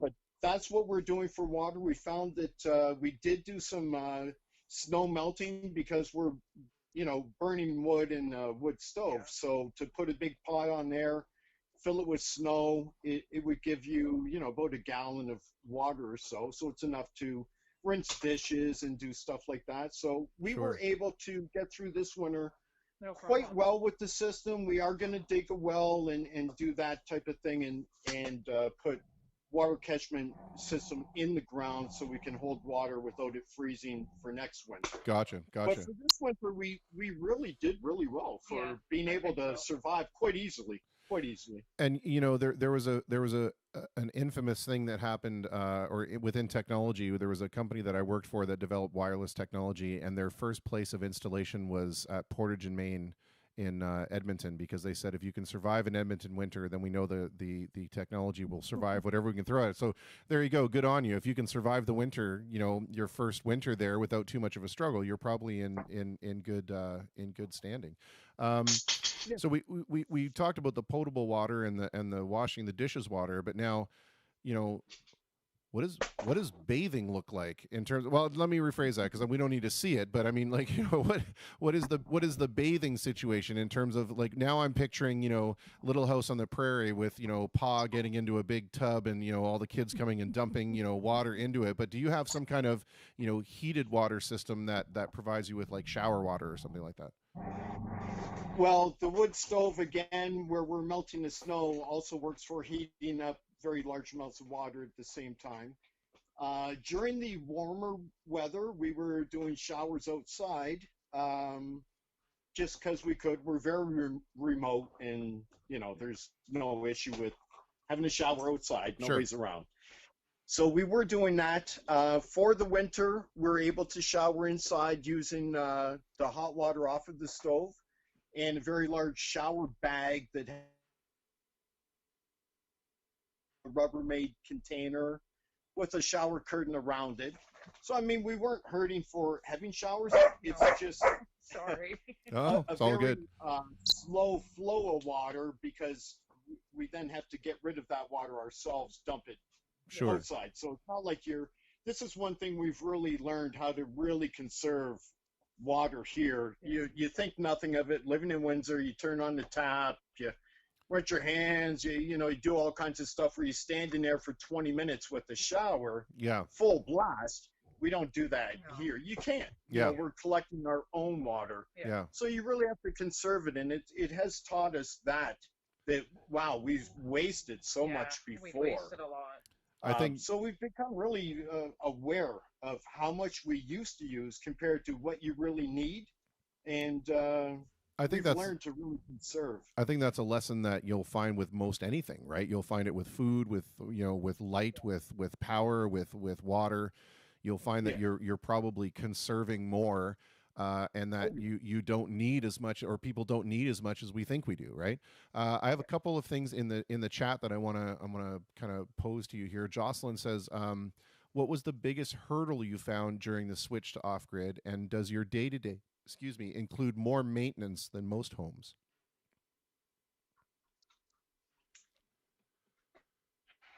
No, I think we have a lot of downtime. I mean, now our day to day is basically I wake up and I heat water, do my dishes, bring the dogs out, exercise the dogs. I come in, we get up, we eat breakfast. Our only big task for the day, go to the forest, take down a dead tree, cut it up. Now you have firewood. Yeah. That's our biggest task of the day. That's the only thing we have to do. Yeah, and we find that that in itself it's roughly about an hour and a half for us to walk out in the woods. We have a fair amount of dead standing trees that are really accessible for us. To just take one down, it would be about the size of like a telephone pole, maybe not quite as tall, Sure. but about that size. And we find that we have to take something like that down maybe about every 2 or 3 days if it's really cold up here. But that's really, we just don't have to really do anything up here. There's no real maintenance to do. Yeah. Sure. We do have to work on this place a little bit. It basically was a hunt camp that started to be converted into a 4-season place. It's insulated and whatnot, but no ceilings up yet. Some of the walls still missing. It's roughed in. So during the summer, we're going to work on that. But really, maintenance-wise, there's nothing. We've already collected the water that we need. We're just using that. That's not an issue. And the unfortunate part is we weren't able to stockpile on wood before winter hit. So we just kind of do it, 2-3 times a week. We're on, 40 acres, and it's all forest. Yeah. So you have it's a lot of wood for us to be able to take down. And without taking anything live, there's plenty of stuff that's just ready to come down. Yeah, So- absolutely. I just wanted to make a point too in terms of the bathing thing. My heritage is from Finland, and there was a very popular thing that you do after a sauna where you go and you have a snow bath. So with 4 feet of snow, you guys have all the snow bathing you want. So I heartily encourage that. It's an experience you'll never forget. Corey McCrindle jumps in and corrects me, as of course, that Portage in Maine is in Winnipeg, not in Edmonton. So any of you geography nuts who are writing me angry emails right now, I have been stood corrected. To the most important question. Are you ready? The most important question, and that is along the lines of does the bear shit in the woods? Jocelyn wants to know: are you using a composting toilet or an outhouse? Right now, we do. When we bought the place, it had an outhouse. Now we are converting that because we want a composting toilet. We don't want to have to move something, dig a hole, move something. Just for us, it's not very convenient. So yes, that will be something we switched, because we had to switch a lot of things. We had to switch out. We got a solar fridge because that ran more efficient. Propane stove for when we want to cook on a propane, because in the summertime you're not running the wood stove, you're not going to do any cooking on that. And the propane stove was so efficient. Oh yeah. We get almost 2 months for one propane tank that you use for your barbecue for a stove, and we use it all the time for stuff. But yes, that's our summer upgrade that we're actually going to build. A proper bathroom and outhouse and an area not in here but next to the cabin. There's but again, it was one of those situations we didn't get up here until like the end of September, so there just was no time for sure to do that. Bother us. But the outhouse does not bother us at all. It really isn't. It's nothing. You don't go spend half the day there. We just go do your business. You're done. Yeah. And for now, it's worked. I'm sure a lot of people out there have gone to cottages and whatnot, and have had that experience of an outhouse. I will say this is one of the better experiences of an outhouse. It doesn't have that urine smell type thing. It's very I'm good. sure... Every time that we use it, we're adding in sawdust and ash. And so it just kind of builds its own insulating layer as you kind of go. Yeah. So it really isn't an issue.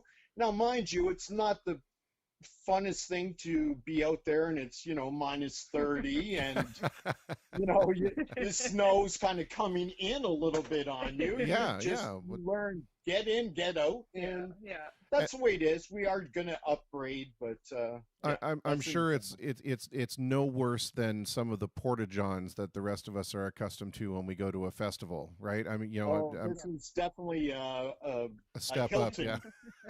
a Hilton compared to a porta-john. It has a window. You have a view. There you go. So, it's nice. So we have another question from James Keegan, and obviously not right at this moment, but he says, do they have crops growing now? And that raises an interesting point. You said you bought a solar fridge, but what do you do in terms of food storage and especially things like fresh produce?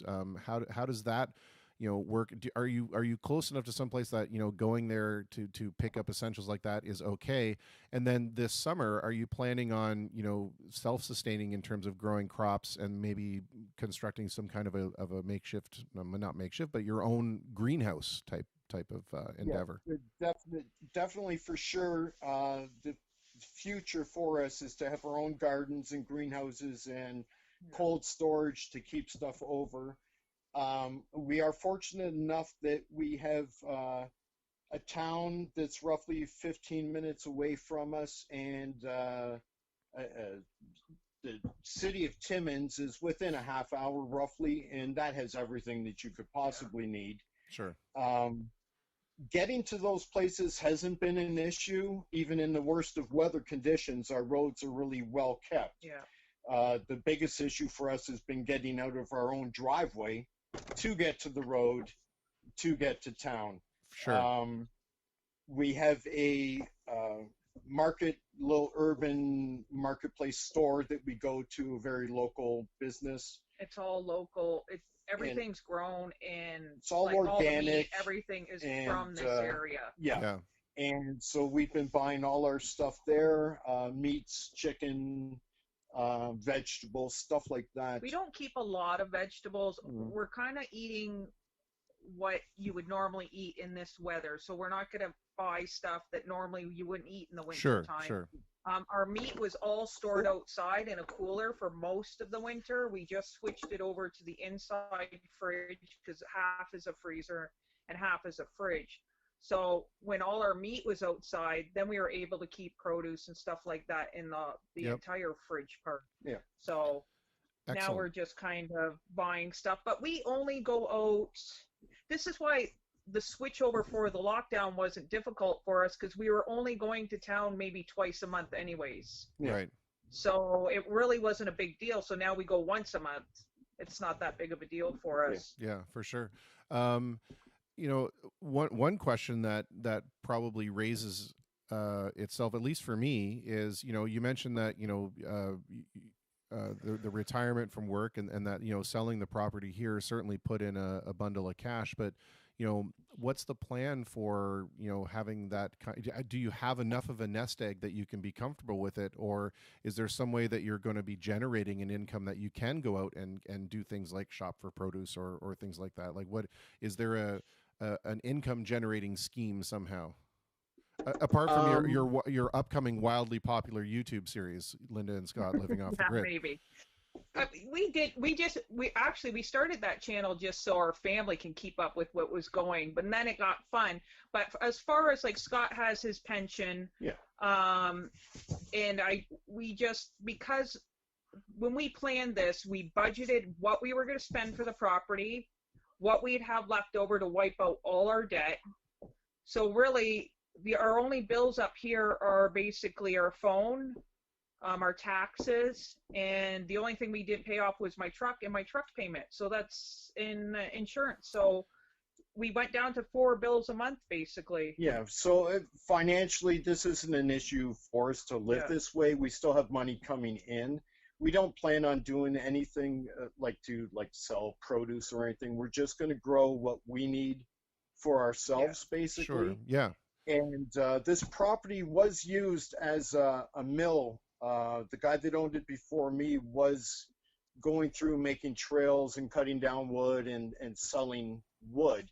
Right. We were fortunate enough to rescue the property before he was able to start clear cutting stuff. So, and the bonus to us was he had made some pathways through the property that we can use as, and we use daily as trails for the dogs. It works out to roughly 3.5 kilometers worth of trails that are there right now. We want to make it a little bit bigger. There are some parts of the property we haven't even been able to get to yet. Yeah. But no, we don't have to do anything to generate any other kind of income. Our bills are low enough. We planned it this way, not to carry any kind of debt. And anything that we've bought, like the fridge or the stove, it's always been like just cash. We can afford to buy it this month. Okay, let's just buy it cash and be done with it. So we're trying not to carry any kind of debt other than the few things that we do have to pay for right now. Yeah, and bear in mind that question wasn't in no means meant by look at the quaint little couple that's going to sell pottery now. It was just kind of trying to figure out whether or not. And I'm sure that when you decided this ahead of time, that you actually went through a budget and tried to figure out exactly what you were going to do. Yeah, and we did budget on like kind of Scott's income only because at the time that we were leaving Windsor and we thought about this, I got very ill and was not able to work anymore. So we knew I would never be able to go back to work. So we said we need to be able to get out of Windsor because we were both kind of drowning in debt. I was no longer able to work. The bills that we were accumulating in Windsor were so much. We said, let's just, get out before we drowned. Yeah. So then we just decided to do this, and we did it in the mind that, okay, when we're up there, we have to be able to budget and do it on this.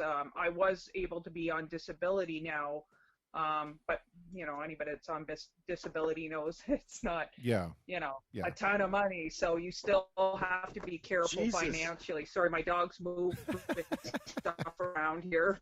They're just trying to help. They're trying to be. So they're trying to be grips. And moving as well. Yeah, for sure. Yeah. Jocelyn asks an interesting question, especially given the fact that the bee population is suffering right now. She said, "Will you guys be beekeeping as well?" We have thought about it. We don't know because we really don't know the weather here. This is something that we're both Windsor type people, so. The weather up here is completely different. We don't know if it's actually going to be warm long enough for keeping bees here and being able to do the thing that they're supposed to do. If we could, we definitely will. We do plan on planting a lot of wildflowers, scattering seeds all throughout because we do have a lot of forest, but we have a lot of open little pockets here and there that we plan on adding a lot of vegetation and stuff to it. Sure. To promote growth we have a lot of rabbits and a lot of grouse on the property, and we want that population to, of course, keep going. It's something that we may use in the future. We don't need to right now, but possibly as a food source. If it's here, we may use it later on. Yeah. But we, for property itself, we want to try to keep it as natural and original as it is. We do want to add trees because there are some trees, species of trees that aren't really up here now, whether they've been forest or not. We did learn some that we can get maples up here. There's not a whole lot, so we'd like to plant some maples. Our main trees are a couple different kinds of spruces and poplar and birch. Those are the main ones on our property. Yeah. So we have bought seeds for maple trees and stuff that we are going to attempt to plant this year. Nice. And we are going to thin out certain sections of our forest that are really overgrown with spruce and stuff, very small stuff trying to grow, and we're going to move some of that around into more open areas to give it a chance and give some of the other trees a chance to grow. A lot of our stuff is quite crowded and it's really competing for sun. So we do have to thin out a few spots, but as we're thinning, we're moving stuff. Good. Yeah. I mean, the reforestation thing is always a good idea. Frank Dame from Nova Scotia pops in and says, "Do you fish or hunt for any of your food?" And I think you just addressed that there are rabbits and grouse, and maybe at some point you're going to have to, or not have to. Maybe you'll choose to go that route. But as of right Yeah. now, you're still just buying, Just buying meat. Yeah, we didn't have an opportunity to fish when we moved up. The timing just was wrong, and ice moved in, and we're not familiar or comfortable with the lakes around us. There's hundreds Yeah. of lakes like minutes away from us. But getting up here, this is our first experience up here, and there's very few people using these lakes. We've only seen a couple of people out ice fishing and stuff. So it's fairly remote where we're at population wise Yeah. compared to the amount of lakes. So it would be not unusual for only a few people to ever be on some of the lakes around here. For sure. So with us not being familiar with that, we didn't want to do any kind of ice fishing this year. We don't know the water. Yeah. Well, falling But through we the do ice. plan on doing a lot of fishing this year. Falling through the ice when you I'm sorry. falling through the ice when you have nobody there to help you is probably not in your best interest. So No. good on you for making that would decision. not be- Jocelyn just makes a point there that says there are some amazing indoor apiaries that allow for winter beekeeping, which I had no idea. That's interesting. Anyway, I want to thank you guys very much for letting us chat with you and sharing your stories, because I'm sure that the patience and the tolerance that you guys must have, not only for each other but for the lifestyle, is something that we can all aim toward. And really quickly, for those people here who, and it sounds silly because we have so many modern distractions with technology and so on and so forth, that how could anybody be going stir crazy or bored? But after a while, regardless of first world problems are problems because we live in the first world, right? So even if we can go a little stir crazy in our own homes, do you have any kind of tips for us on ways that we can pass the time that maybe don't require some of the niceties that we're used to? I think we kind of went backwards. We started thinking about stuff we did when we were kids. So we started doing board games. We started playing card games. We do a lot of reading. We have coloring books and stuff like that, like stuff that you put aside when you grew up. But it's kind of nice to go back to that type of stuff, the board games and things like that, and actually just talking. We talk constant. I don't know if we could ever get sick of each other's company. We're always together, but we're connected that way that we have so much in common, but we have enough differences to make it very interesting, so that it's not being with the same person as yourself, but we have enough that we kind of feel that way. Sure. And we also have we're fortunate enough to be where we are and be able to just be out in the wilderness and not be distracted by, and we don't see rooftops or power lines or apartment buildings or anything. We just see forest and lakes and trees and stuff. So that in itself, for both of us, is something that's relaxing enough just to go out there with the dogs and they just run free. And it's nice to just spend hours just walking around and or sit down on a stump for a while and talk and just let the dogs do their thing for a while. So I think we're extremely fortunate, and I think part of a very small group of people that are able to do this type of thing.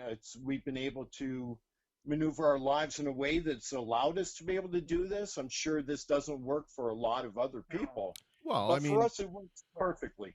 There is something to be said about, removing the distractions of modern life and starting to realize exactly how much beauty and grace there is in the world around you. And I think that, what you're doing affords you the opportunity to reconnect with that natural world. And that's fantastic. Corey makes a tongue-in-cheek comment about, hey, Jocelyn, can you imagine living that far north in Ontario? Because they're from Kenora, which is farther north. The difference being that they're both inside modern homes with modern heating and modern food and modern water delivery and all that kind of stuff. So there's a slight difference, and I realize he was being tongue in cheek. But anyway, I want to thank you both so much for being a part of the conversation and letting us, invade your privacy like this. And I don't know if you're comfortable with it or not, but if you want to drop the link to the YouTube, if people want to check out what you're doing, Sure. please leave it in the comments, and people can see the journey that you've been on. Okay, Okay, very we good. will. Sure. Great. We Awesome. will. And thank you very much, Chris. This has been a pleasure. We miss you. You love you when, we used to come out and see you play and stuff. That was kind of our highlight for the weekend and stuff. So Oh, well, it's nice thank to you. actually spend kind of a weekend with you again, sir. It's been a pleasure. Thank you very much, and equally. I mean, it's just so nice that we can, maintain these connections, even though we live remotely or we live off grid or whatever. So, Yeah. thank you very much. It's very kind of you to say that, and I hope that we talk soon. Very good. Take Thank care. you very much, Chris. All right, take care, guys. Okay. Bye-bye. Well, that was the lovely Linda and Scott joining us from rural Ontario, although, as Corey pointed out, perhaps not so rural as other places. However, definitely a rural lifestyle. Well, Mr. Jim O'Neill has joined me in the studio, so I'm going to get things set up for that. And what we will do is we will play a video that was sent to me today from, you'll recognize her in the chat asking some amazing questions and being generally an amazing part of this whole experience from the beginning. And that's Jocelyn Laporte. She has sent over a video that she made on her phone of her playing, because as you recall, we did try and have her play. I think she probably wish you were here, and unfortunately the video quality was just atrocious, and it did not do her justice. So now she has recorded something on her phone, and I've got somebody that has also done some karaoke. He was in here last night, Louis Sauve. We might see if we can get both of those going while we get Mr. Jim O'Neill set up in the studio here, and I have to reorient the camera and get that thing going. And that conversation went a little longer because it was just so interesting, don't you think? I think that was really cool. I think it's so neat when we can see these other perspectives. But for now, let's listen to some of Jocelyn.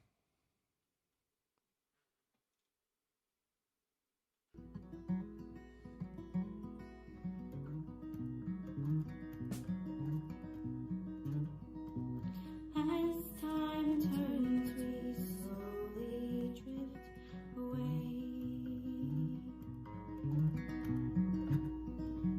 Colors and pictures in our minds fade.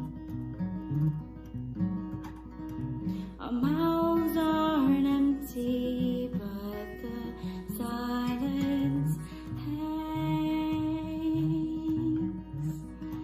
Our hearts are still full, but our minds go blank. We're all just a moment in time, and I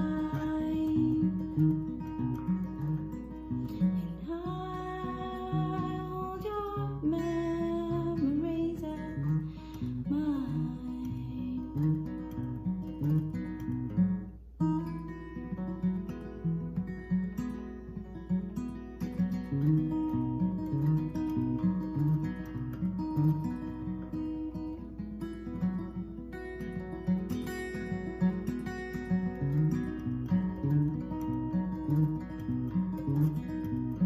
Look in his eyes, there you'll see the spark. He's trying to retrieve memories from the dark. They slip away like footprints in the sand.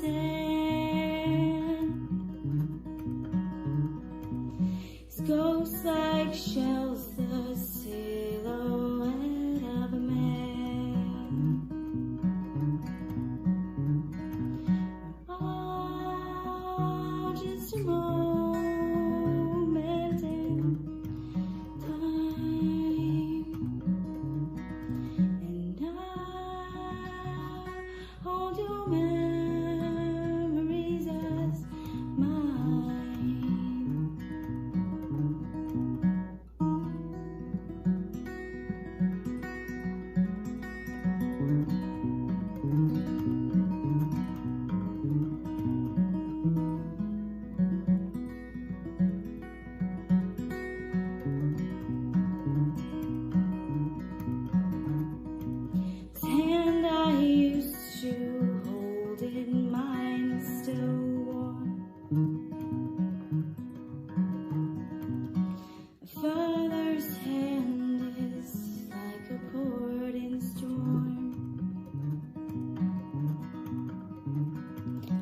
just the way you're looking at my face. Can tell your memories of me are erased. We're all just a moment in time, and I hold your memories as mine. In my memories, you'll survive. In my memories, you can't die.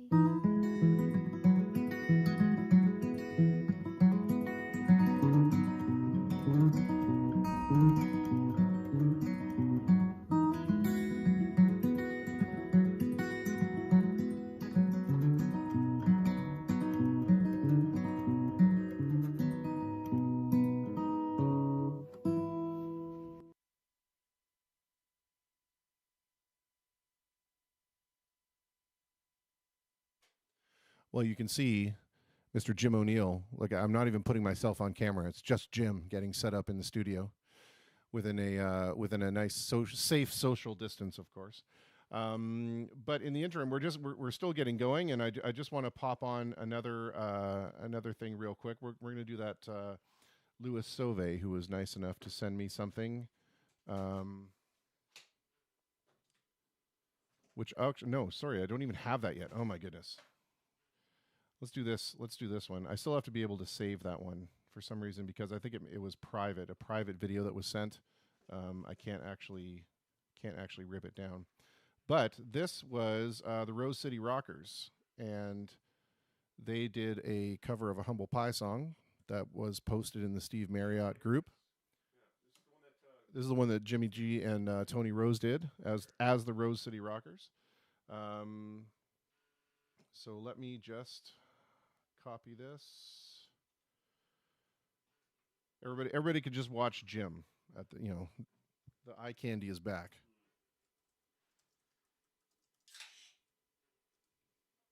And I will paste this in here.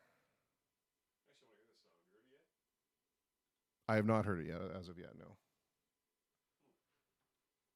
All right, so let me go back over here. We'll let this tune play, and we'll finish getting Jim set up, and then we'll play some tunes for you before we chat with somebody else at 9:30.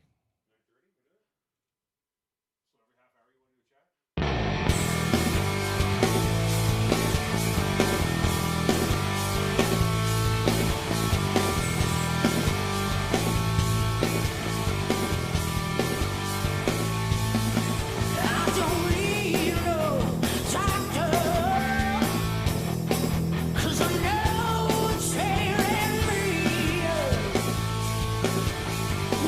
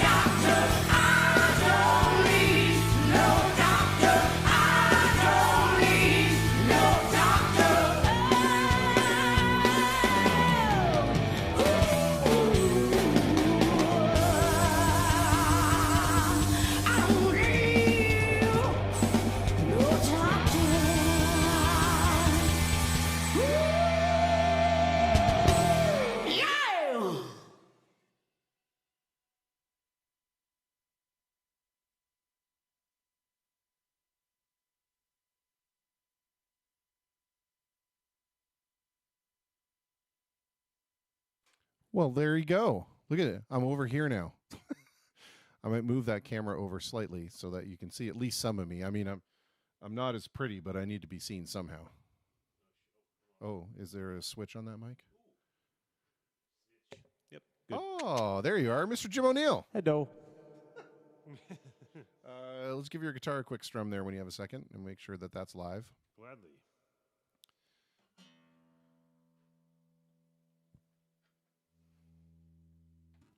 Oh, it sounds so. He plays so nice. Would you not agree? You agree. All right, let me go move the camera over slightly, and then yeah, Show more of you. yeah, that's what everybody needs to see. Shut your face. That's not sounding tuny.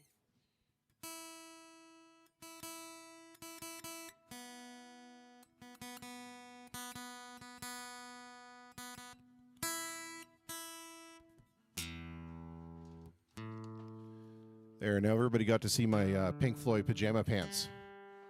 So there we go. All right. Well, we had some requests before all this happened, and let me see if I can scroll back in here and see what they wanted to see. Look how far back we have to go. Oh yeah, New York State of Mind, House of the Rising Sun. But I'm sure there's stuff that Jim plays that would be more interesting. No, I'll play those songs. That's good. Thanks, Jocelyn. Check yes, two, they are nice two. PJs. I wore them specifically for Jim because the past couple times Jim has been here, I've just been wearing these same pants, and he's like, "Do you own other pants? What is happening?" I'm loving that shirt actually more, to be honest with you. This That is shirt has fucking been awesome. This shirt has been the most popular shirt in the show, bar none, bar none. Oh, hey, Rob Shepley says, since everyone is dying for another Us and Them show, how about playing Us and Them? We can do that. Sure. I don't have the saxophone. I don't have the saxophone sound because I don't have the Saxophone. saxophone. I don't have the other keyboard hooked up, but there's no reason why we can't do that. Let me just let me look at this for a sec.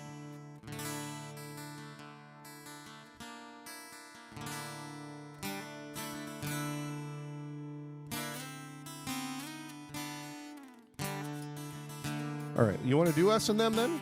Sure. Okay, well let me get a beat going for it.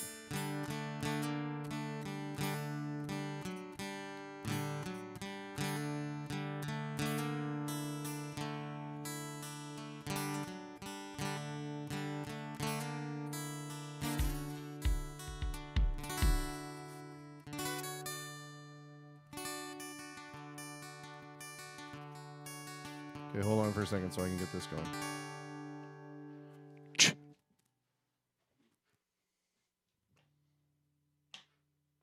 Hello? Hello. Hello? Hello? Hello? There we go. There we go. There we go. Like, there we go. Like, there we go. Like, okay, wait. Don't play for a second. Wait. I haven't played in 2 weeks. Okay, wait. Okay, wait. Stop saying the wait.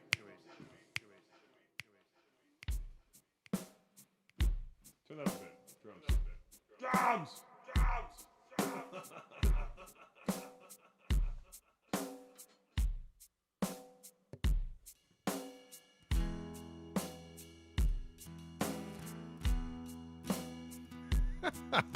Nice.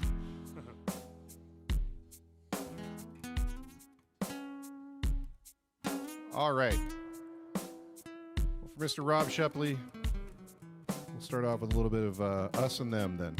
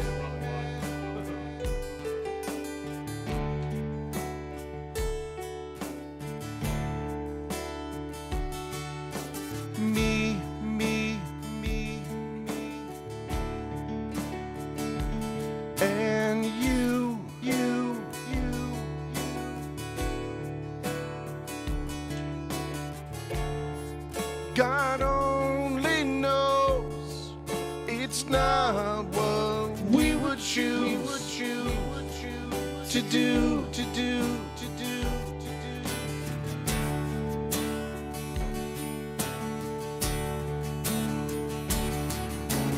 Forward he cried from the rear, and the front rank died.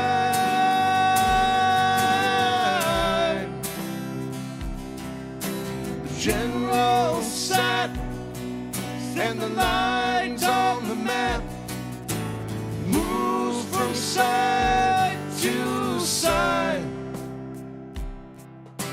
Black, black, black, black, black, and blue, blue, blue, blue.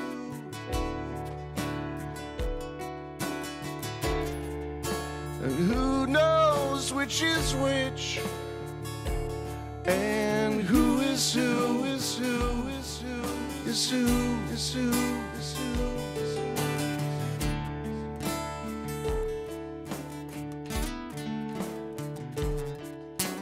Up, up, up, up, and down, down, down, down. And in the end, it's only round and round and round and round and round and round and round.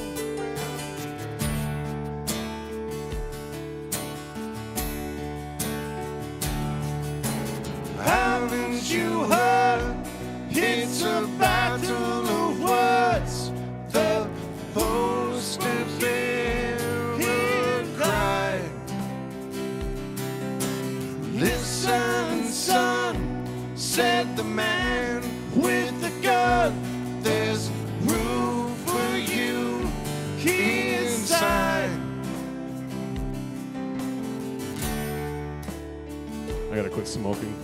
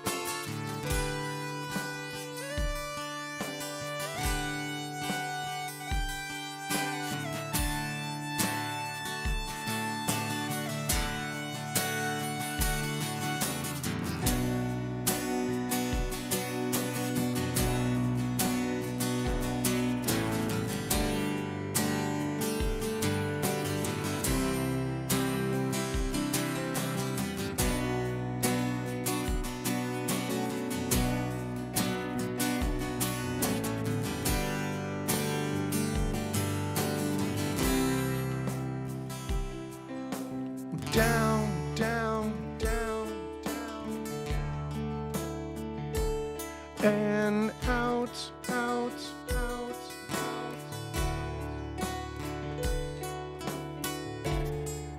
It can't be helped, but there's a lot of it about, it about, it about, it about.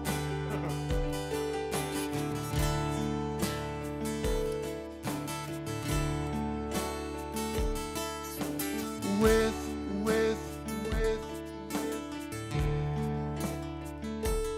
without, out, out, out.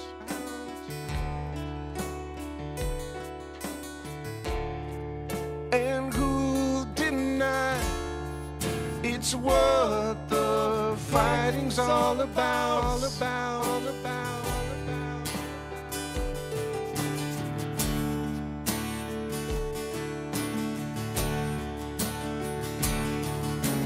Out of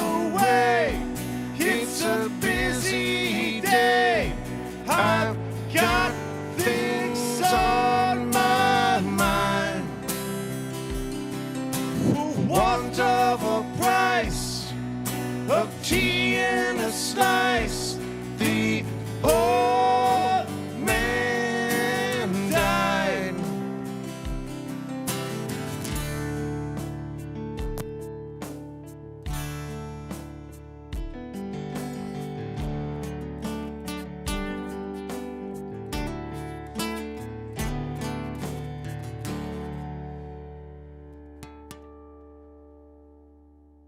Very nice.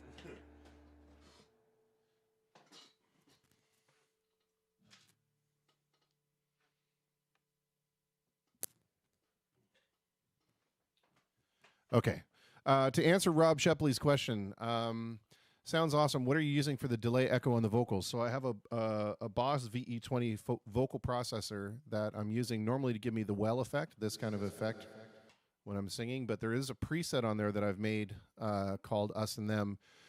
Turns out on the record, the delay that they use for the vocal is 833 milliseconds for the music geeks out there. So I've programmed that in, and there you go. That's what we use. That's actually what we'll use live, which is kind of neat. Jocelyn says, that's my favorite part of watching live bands, that moment you guys just had when one does something cool and the other looks over and says, nice. There you go. We do that a lot. Yeah, We love each other. we do. It's actually, it's a full-on bromance. Oh, all right. Well, what do you want to do? Do you want to do Talking to me. New York State of Mind? Sure. Okay, let's do New York State do of it. Mind. I don't know if Paul's still listening, but if he is, this is for Paul.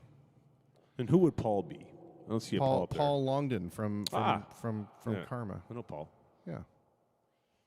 I don't know the chords in this, so I'm just going to do my part and Yeah. watch you be amazing. Let's not go that far. What is the main chord in this song? G, right? The main chord in this song is C. That's what I bet C. I bet C. There's too many effing chords in this song. Yeah, Billy Joel. Stupid Billy Joel. Redemption song. That's a good one, actually, Jennifer. Yeah, sure. Let's do that one. Yeah.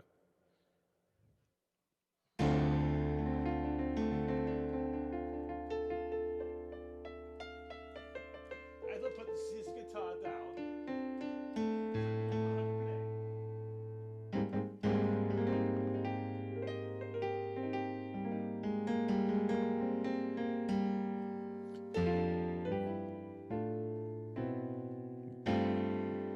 You drunk? Not yet. You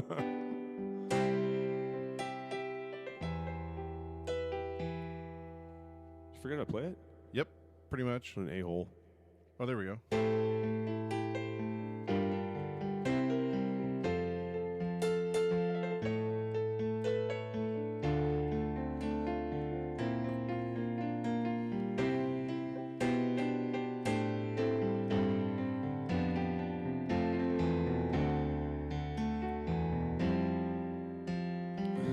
Big V.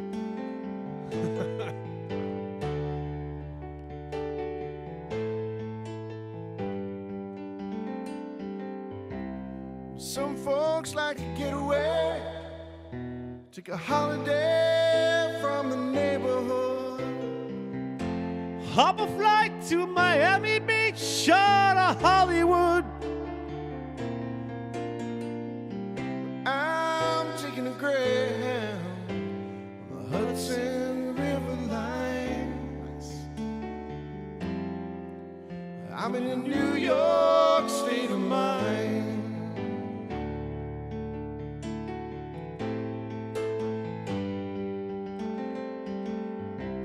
I've seen all the movie stars, their fancy cars and their limousines. Did high in the Rockies under the evergreens. I know when I'm needed, I don't want to waste more time. I'm in a New York state of mind.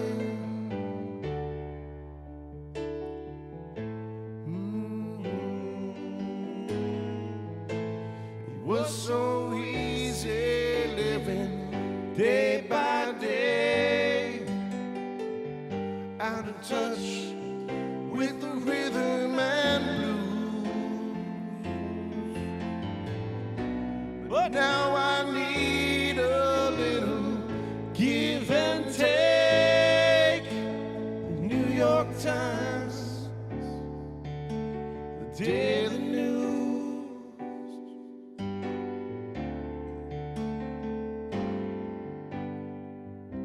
It comes down to reality. It's fine with me, 'cause I've let it slide. I don't care if it's Chinatown or on Riverside. I don't have any reasons. I left them all behind. I'm in a New York state of mind.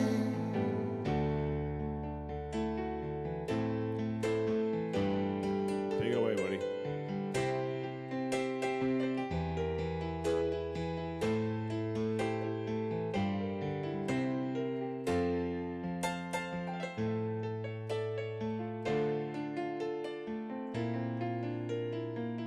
Oh yeah, they so fine.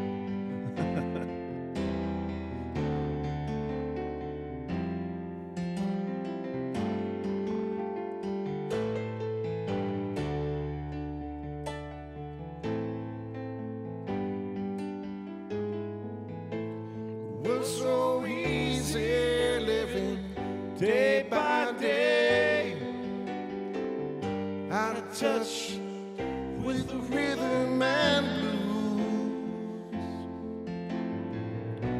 But now I need a little give and take. The New York Times, the Daily News. Whoa. It comes down to reality. It's fine with me, 'cause I've let it slide. I don't care if it's Chinatown or on Riverside. I don't have any reasons. I left them all behind. I'm in a New York state of mind.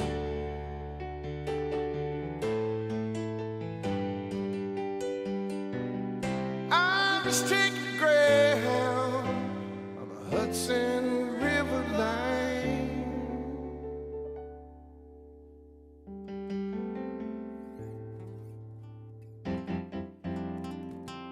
'Cause I'm in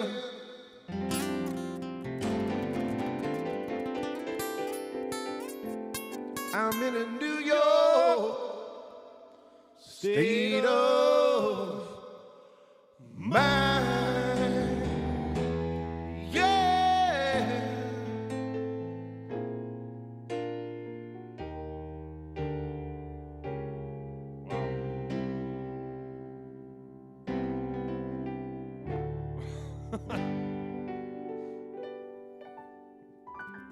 What's that last chord? I have no idea. One I day, have no idea. one day you gotta teach me that. One day I need to learn it. Yeah, that's true too. All right. Well, we need to flip over to our next guest here. Really Yay, quick. guest. Yay, a Is guest. there gonna smoke break? Yeah. Smoke break. Break. Unless you want to be part of the chat. That's up to you. Well, I don't know yet. We're going to talk. We're talking with Mr. Todd Gervais, who is Sounds significant. he is in ISP support. And he's also was a politician at one point, so there's going to be some very interesting stuff to talk about. What, I mean, it's like a fucking idiot, but what does ISP mean? Internet service provider. Yeah, that's a confusing one. If you didn't know, you wouldn't know, you know? Yeah, I know. I'm just going to go out there and play with myself. Okay, sounds good. I don't think I have much to contribute to this conversation. Thanks for letting me know. Of course. I'll make sure. There's lots of cats out there. Lots of pussy out there. Oh. Where's the toilet sound effect when you need it? Where'd you get those clothes? A toilet store? All right. Well, let's see if we can reach Mr. Todd Gervais. We are like 9 minutes overtime, so hopefully he's still around. I am ringing but I am not receiving an answer, and I'm not seeing him as online. So I'm hoping that he remembered that today is the day. I'm going to try him a couple times, and we'll see where it goes. At the very least, you can watch Jim exit the studio. And he will be back. All right, let me try reconnecting with Todd here.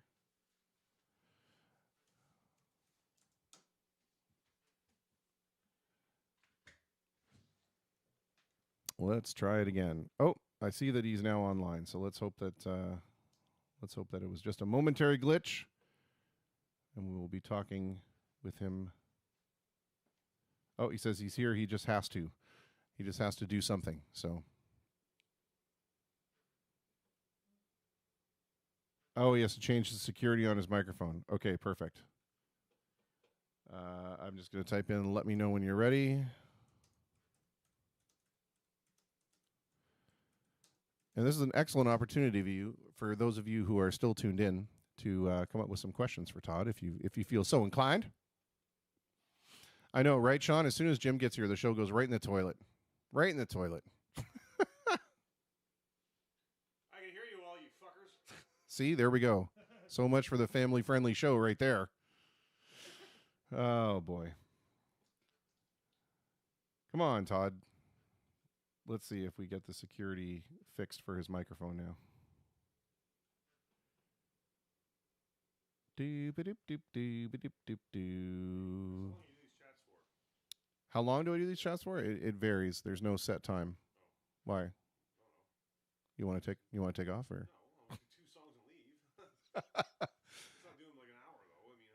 No. It generally ranges from, it hovers around 10 minutes and then depends on whether or not the conversation gets really interesting. I don't pressure my guests, Jim. Okay. Although, this conversation may go longer if he can't answer the call. That might be something that goes on longer. Doop-a-doop-doop-doo. Todd says, still here, but have to turn off mic security. Awesome. Turn it off because I'm trying to call you back. Corey says, who cut your hair, man? That's my question for Todd. Connie, yeah, cool big V t-shirt. I know, right? This is brand-dead.com. That's where you can get it. I'm going to type it in the chat while we're waiting for Todd. I know he's trying. I'm just giving him a hard time. Todd's a great guy. We'll get it going eventually. No problem.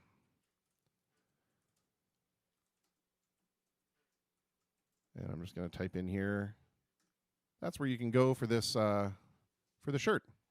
Oh yeah, Woodblock theme song. Why do I keep forgetting about that, Jocelyn? See, that's why you're invaluable. Here we go.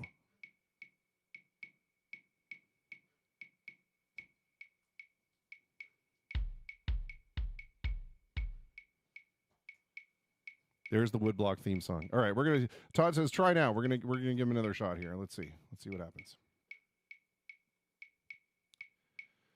Doot, doot, doot, doot, doot, doot, doot. I like it.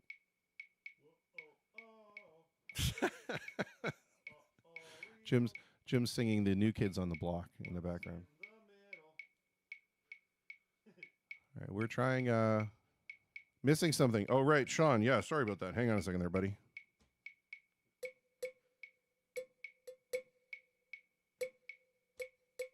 There's some cowbell for you.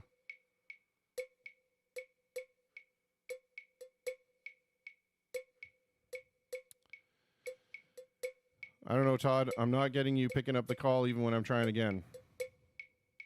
We may be out for the count on this one until a little bit later on, perhaps. Why is the carpet wet, Todd? These jokes would be a lot funnier if you were actually on microphone where other people could hear you. Yeah, so I'm just saying. I don't know, Margot. Why is the carpet wet, Todd? Oh, all right. Let's try it again. Let's see what happens. Crystal, I can't have Todd call me, unfortunately, because I need the software to pick up the correct window when the window gets activated. And if he calls me, Facebook is going to pick it up. And I can't, it doesn't work that way, unfortunately. And it's sort of 6 of one, half a dozen of the other. If I can't connect with Todd, then having Todd call me is kind of 50% of the problem. So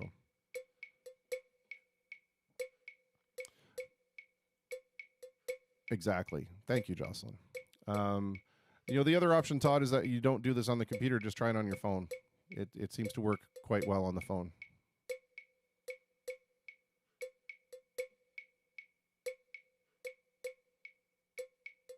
He's typing something. Like the suspense is killing me right now. The suspense is so good. Oh, he says try again. I've turned everything on. Okay, hold on a second.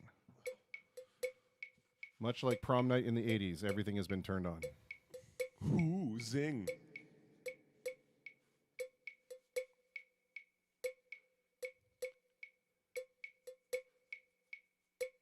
Thank God for the cowbell theme song. Without it, I know I need to start building up the theme song. Hold on, let's see if we can add some more stuff in here. Some shakers.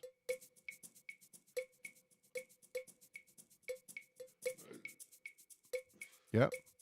Jim's burp added something to it too. That was pretty good.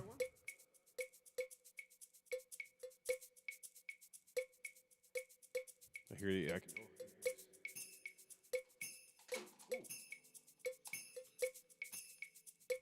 We're just adding stuff. Todd, we may be out for the count on this, unless perhaps you can try it on your phone. But we're burning through this woodblock theme song.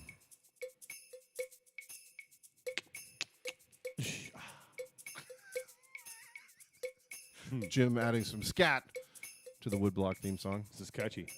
Isn't it though? It only needs like.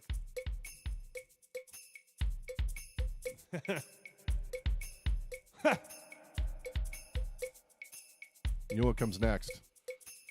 Jocelyn says she loves the dance moves. Where are you reading this?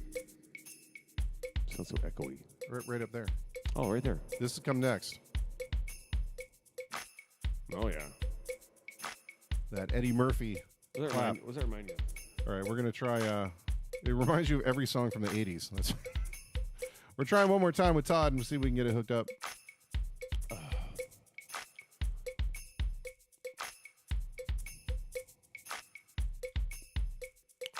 The woodblock really adds something to the hold music. I think if more companies adopted this as their hold music, people would be less inclined to be pissed off. If they had to go, I would be on hold just to listen to this. You're onto something there. Should patent that idea. You know what comes next? Oh yeah, gotta have the chimes. The fairy pea's got to be in there. Oh, so that is. Well, Todd says he keeps getting a microphone security message. So his browser is not cooperating. So I guess we aren't going to be able to talk to Todd. I'm sorry about that. No, yeah. Oh, I'm good. I still got this. I think before you hear from Todd. Sounds like an interesting fella. Todd is an interesting fellow. Well, we'll see if we can get it worked out, and then maybe we can get him back a little bit later on. But in the meantime, we can play some more music. So, I mean, it's not a total loss. Corey McCrindle says I want to dance with somebody without Whitney Houston.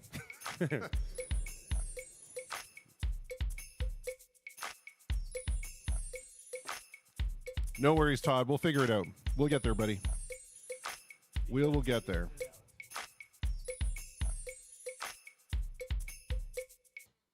That's enough of that. I was just getting used to that. All right. Well, we did New York State of Mind. The other one was House of the Rising Sun. This? But what key you played in? Original? No, I played in A.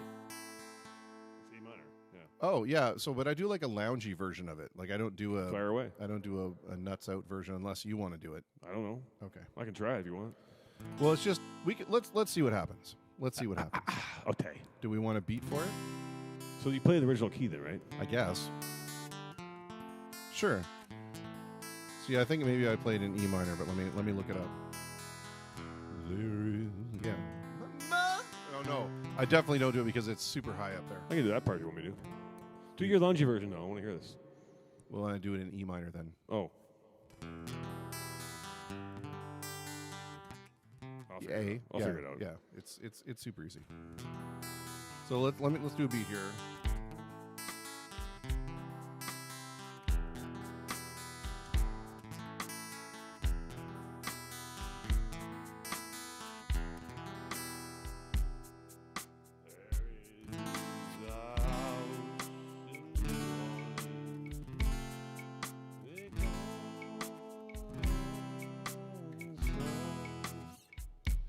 All right. So we're trying an E minor. Sure. Yeah, whatever key you do, everybody.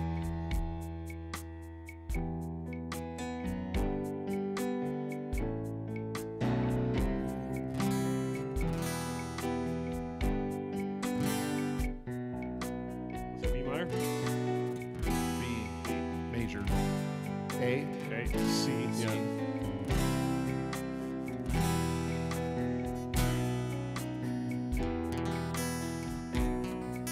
There is a house in New Orleans called a Ransom.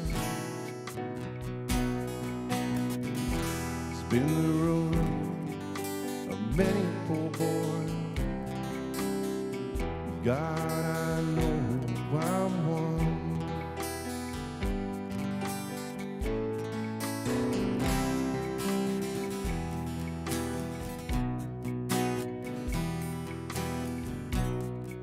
My mother was a tailor. She sewed my new blue jeans. Father was a gambling man way down in New Orleans.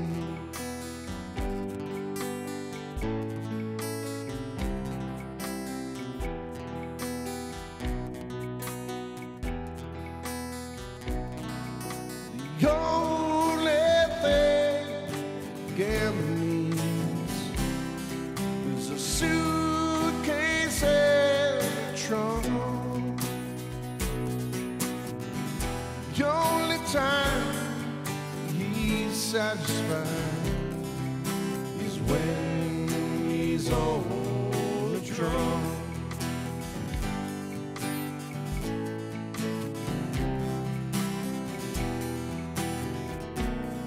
All right, Jimmy.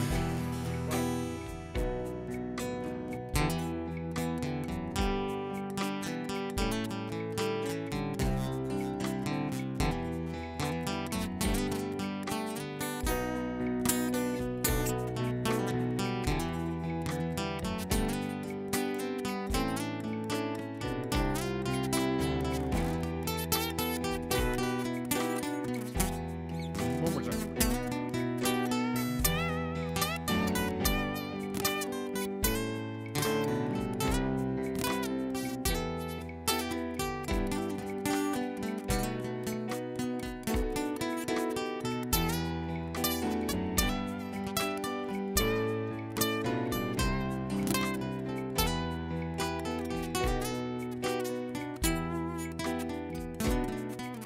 Oh, mother, tell your children not to do what Jim's done. That's good advice. Spend your lives in sin and misery in the house of the rising sun.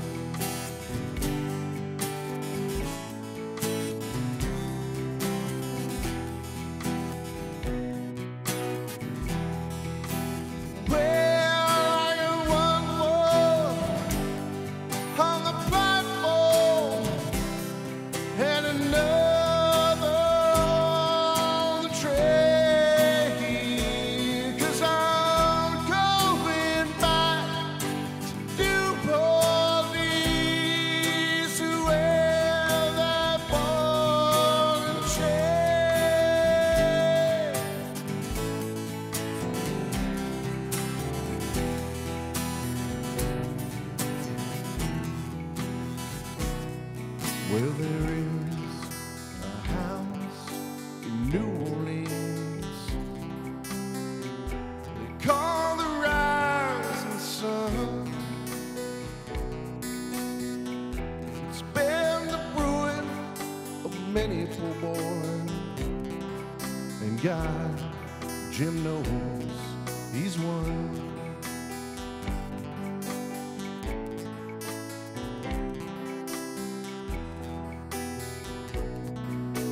Take us out, Jim.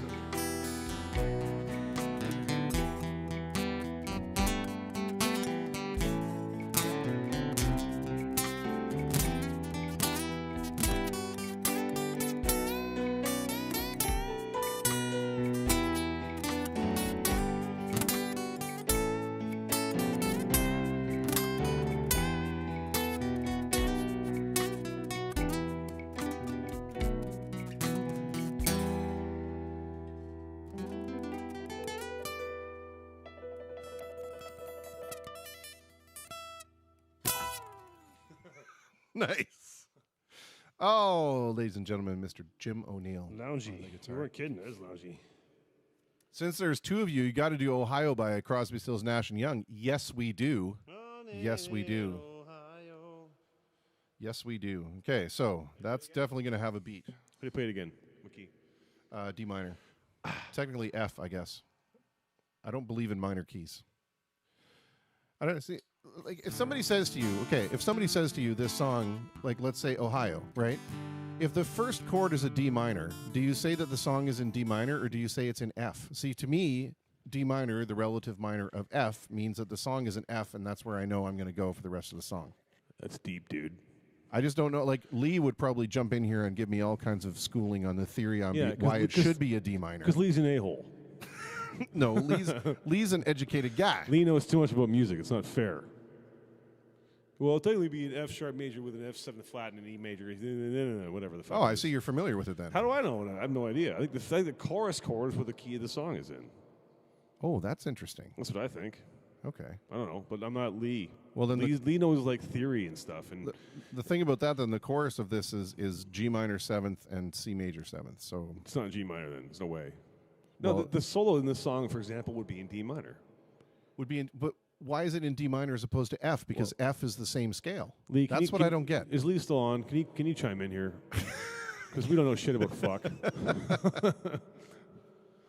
All right. Give me a second to do the beat here for a second.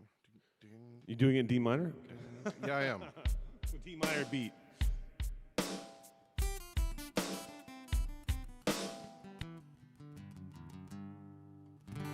Let's try that again.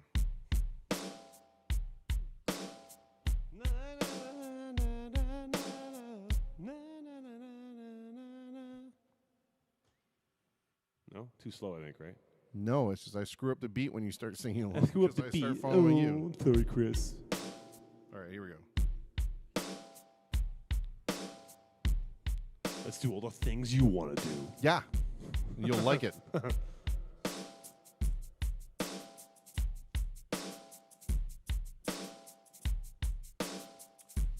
That's all I can do, really. There's some cowbell. Let's do the wood block. We can't forget the wood block.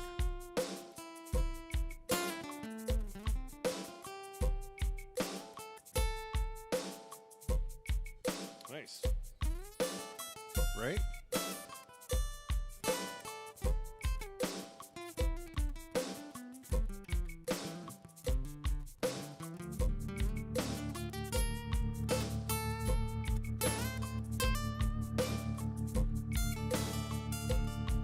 Todd said he's ready, so after this song, we'll jump on with Todd real quick. Ready?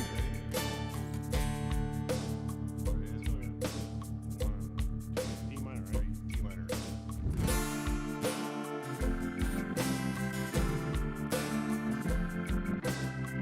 D minor L C.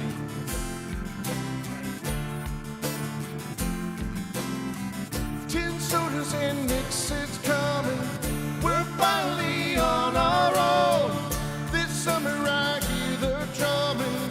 All dead in Ohio. Gotta get down to it. Soldiers are cutting us down. Should have been done long ago. What if you knew her and found her dead on the ground? G minor. How did you run when you know? My bad.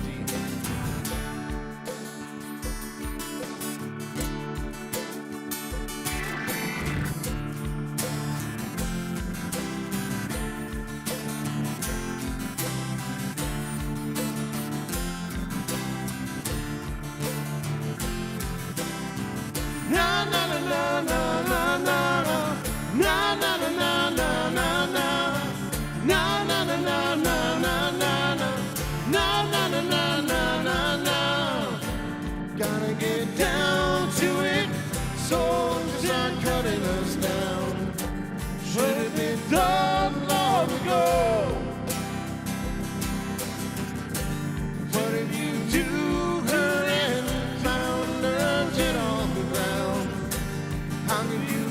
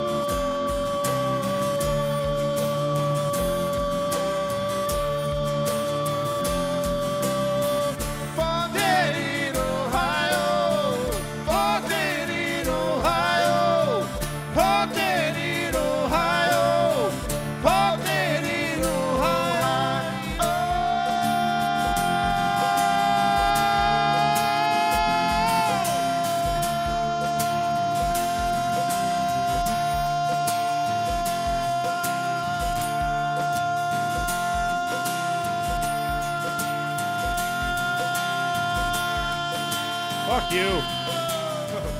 Man. Would have been better if we would have been close to being on the beat at the end there, but that's all right. I couldn't hear the beat at all. We got Because the your beat. guitar's so loud, Jim. Oh, yeah, right. That's what it is. I don't think I can turn up the. Oh yeah, I can. Hang on. That was impressive. You should enter one of those, like, holding your breath underwater competitions. Is this better? Sure. I turn it up a bit. I'll turn my guitar down for the Well, next time. I can turn it up a You little do bit that. more. I'm just afraid of clipping it. Are we having a chat, or? Yeah, we're gonna try a chat with Mr. Todd Beneteau. Or sorry, Todd Beneteau. Gosh, Linda Beneteau, Todd Beneteau, another Todd. Todd Gervais. Let's see if we can get this going here. Doop doop doo doop doop doop doo doo doop doop doo. Oh my goodness, we have an answered call. This is fantastic. Super. Now we just see if we get video. I'm going to turn off your reverb. Okay. Don't turn me off, though. Well, you don't need reverb for talking. I might have an opinion here. I know, but I'm not going to turn you off. I'm just turning off your reverb. It sounds lower. Good Lord. It's like living with a 6-year-old. All right. I Well, want ice cream. I see no video from Todd, but let's see if we have audio. Todd, are you there? Hello? Todd? This goes like a phantom. Hello? Todd? Hello? Okay, we're going to try one more time. We're going to call. Let's see. I thought you were good like IT stuff. This is not me, sir. Oh. Phone, Todd, pick up. Just so people can hear that it's ringing through. It's ringing through. Oh. And we're connecting. And How can you tell? it shows that we're connected, but I get no video and I get no Audio. audio. Todd, pick up, pick up, pick up, pick up, pick up. Nope. Ixnay on the odd tay. All right. It was worth a shot. We'll see if we can get it going again. Let's go. You want to do Southern Man? Do you know Southern Yeah, Man? sure. Not Okay. that well, but I can do it. Well, I mean, it's not stopped you from the other songs. True. Wow. Wow. Happy to be here. Happy to be here. Sorry to part. Happy to be again. Oh, man. That's my Masonic line. You know that? What's that? That's my Masonic send-off. Your Masonic send-off? No one knows that but Masons. Oh, well, now I do. And now all you know.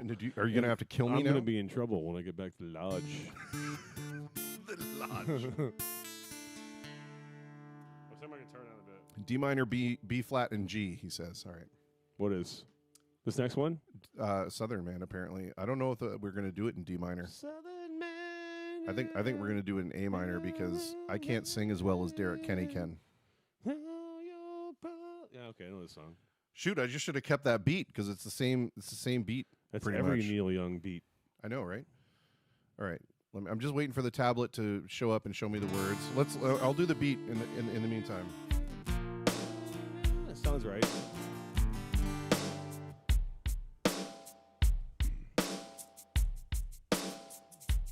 I don't think I've ever played this before. This definitely needs cowbell.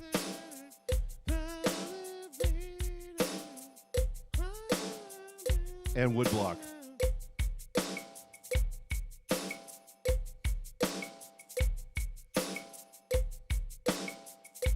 Wow, that sounds thick. Hey, my reverb's off. Reverb, reverb, reverb, reverb, reverb. Tup, tup. Good. No, it's F major for Yeah. Southern Man better keep your head. Okay, then B flat. Don't forget what you're. Then G. Then G. Yeah. Okay. All right. We'll try it. Derek, in your key. This is gonna be terrible. It's gonna be pretty bad. Gonna be bad, bitch. Yep. So B flat first.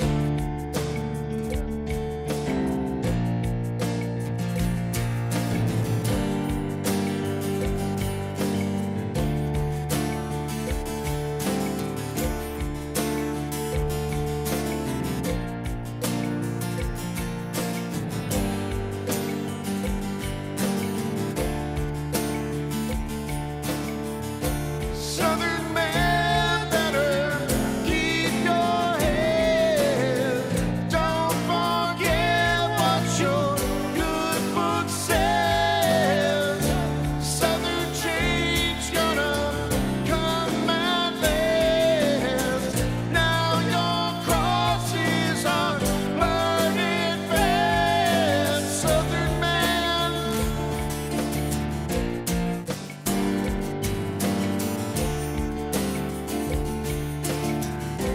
G minor.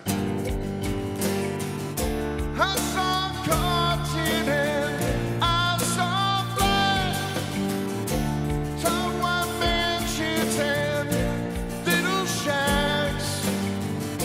Southern man, where will you pay them back? And I heard screaming, blue winds cracking. How long, how long, how?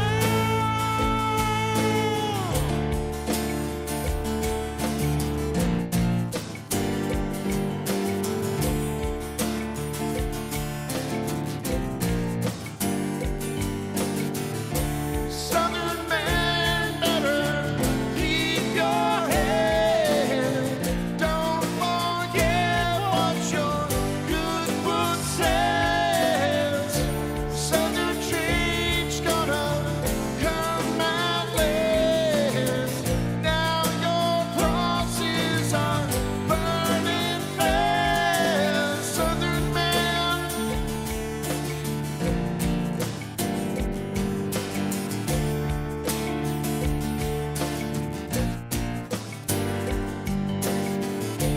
Lily Bell, your hair is golden brown. See your blackberry is coming round. Swear to God I'm gonna cut him down. And I heard screaming, bullwhips cracking. How long, oh, come on, Jim.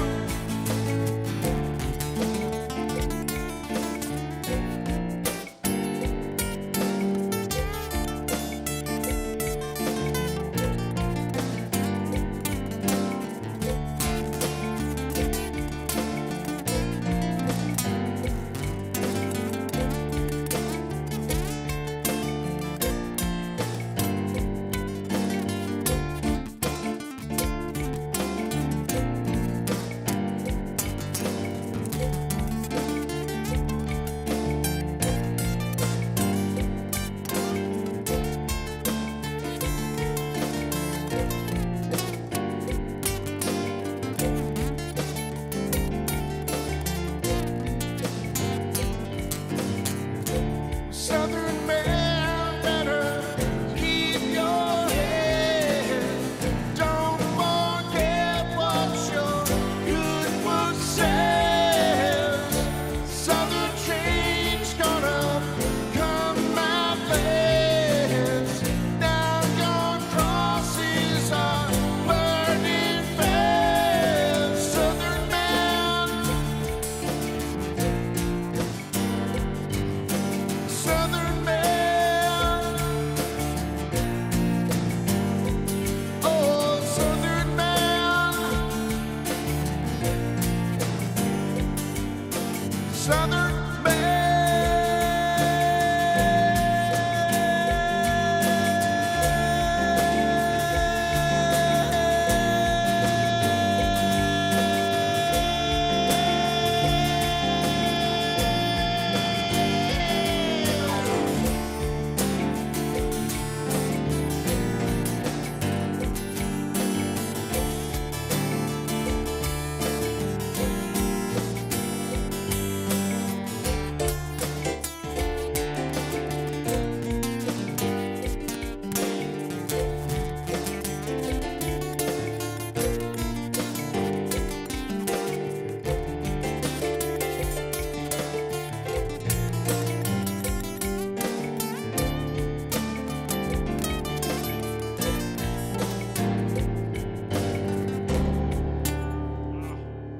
I don't know that song at all. Wow. Apologies. I'm just gonna go. Apologies. I'm just gonna go ahead and say we're never doing that song in D minor ever again. I don't Or care. how about I we don't- never do that song again? No. Here's the thing. Here's your thing. Derek says album key, boys. That's absolutely 100% incorrect. The key is whatever the singer says the key is. I don't give a crap what key the song is written in. Wow. The singer makes the key. La-di-da. That's all there is to that. Okay, so problem solved, I guess. Next time in A minor. Yeah, agreed. Next time in A minor. I gotta learn that one. Tech. All right. Well, we're about 15 minutes away from our last guest. Who's that? That will be. So we lost Todd. We lost Todd. Alessandro Rotundi. You know who that is? I do not. He is the son of Mo Rotundi. Do you know who that is? I do. Yeah. And he is a fantastic musician in his own right. And he did actually this really cool thing that we're going to talk about where he resuscitated a lost Beach Boys song. Yeah. And actually met them. Which one? I don't know. Oh. I'm going to have him talk about it. Oh, cool. Unless we want to, do you want to try Todd one more time? Sure. Should we try? I feel badly because we didn't get to him. Do what you gotta do, brother.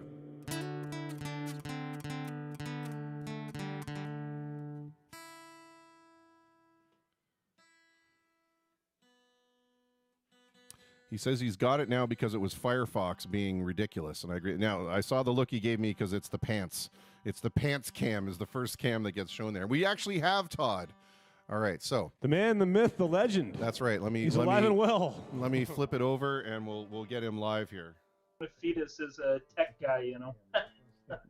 Yeah, technology, it makes our lives easier, except when it doesn't. Exactly. Oh my goodness. Well, at least, better late than never. Better late than never. Todd Gervais, thank you for joining us so much. I really, really appreciate you being a part of the conversation. Well, I really appreciate getting invited, and frankly, I was really enjoying you guys. Great tunes. Oh, thank you very much. Even the ones that are in the wrong key. Fantastic. We're always in the wrong key. I'm tone deaf. It's all good. So are we. Clearly. All right. Well, Todd, first let me ask you, are you doing okay? And how is Connie? That should be the first question. I'm doing okay. Connie as well. It's great to have her back home. She was gone almost 4 months. She's still mobility is an issue, but we're working a new agenda and getting the house reorganized and resituated so she can get around easier. Okay, good. Well, I'm sure you're glad to have her back, especially now.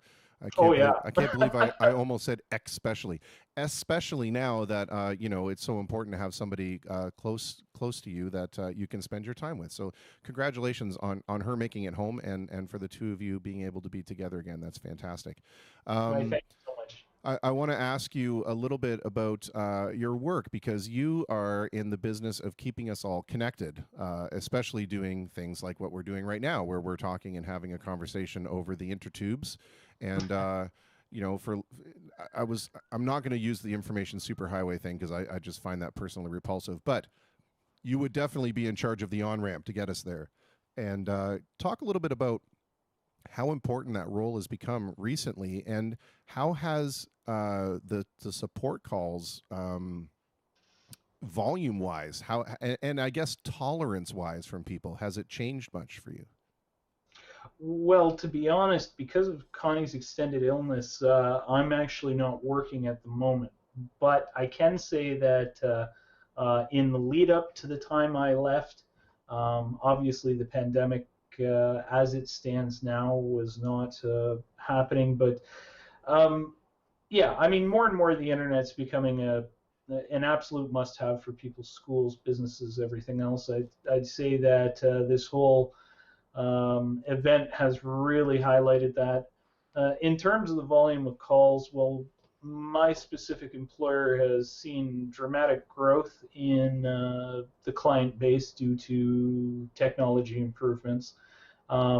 So we were naturally seeing an increase in calls. Now, what I'm learning anecdotally from my colleagues is that, yes, with everybody home putting a lot of demand on their internet connections, there are a higher volume of support calls than there'd be otherwise. but again, that's just anecdotal since I'm not at the office at this time. Yeah, for sure. It's worth pointing out that I don't know if you want to say the name of where you're from, but they're one of the technology companies that has actually built up their own infrastructure. So unlike a lot of Well, if you'll let me say, Managed Network Systems Incorporated, MNSI, I'm more than happy to do so for my boss and everything else. We're very proud, to be employees with such a great business. And yeah, as you said, we're talking fiber optic infrastructure being built throughout the county, well, throughout the city and immediate surrounding suburbs. That's 100% Microsoft, MNSI owned and operated. So, that's quite an accomplishment for a local ISP. It is, and I think where I was kind of going with that was that most of the other internet service providers in Windsor are reselling the same infrastructure. So whether you're a Cogeco customer, let's say, or a Start customer, or a Distributel, or whatever, you're using the same over-congested infrastructure. So you can only expect so much bandwidth that's going to come out of that. Whereas on the MNSI network, because that's all your own equipment, you guys get to dictate the amount of bandwidth that flows through those lines, and that's typically why that network runs with what's called in the biz a lower latency, which means that it takes less time for those packets to travel back and forth. So that's the thing that people don't really realize, is that you can have a super fast internet package, but if the latency, if the time it takes those packets to travel across that wire is too great, your experience is going to be terrible. And that's the benefit for you guys for having your own network. I think that's pretty cool.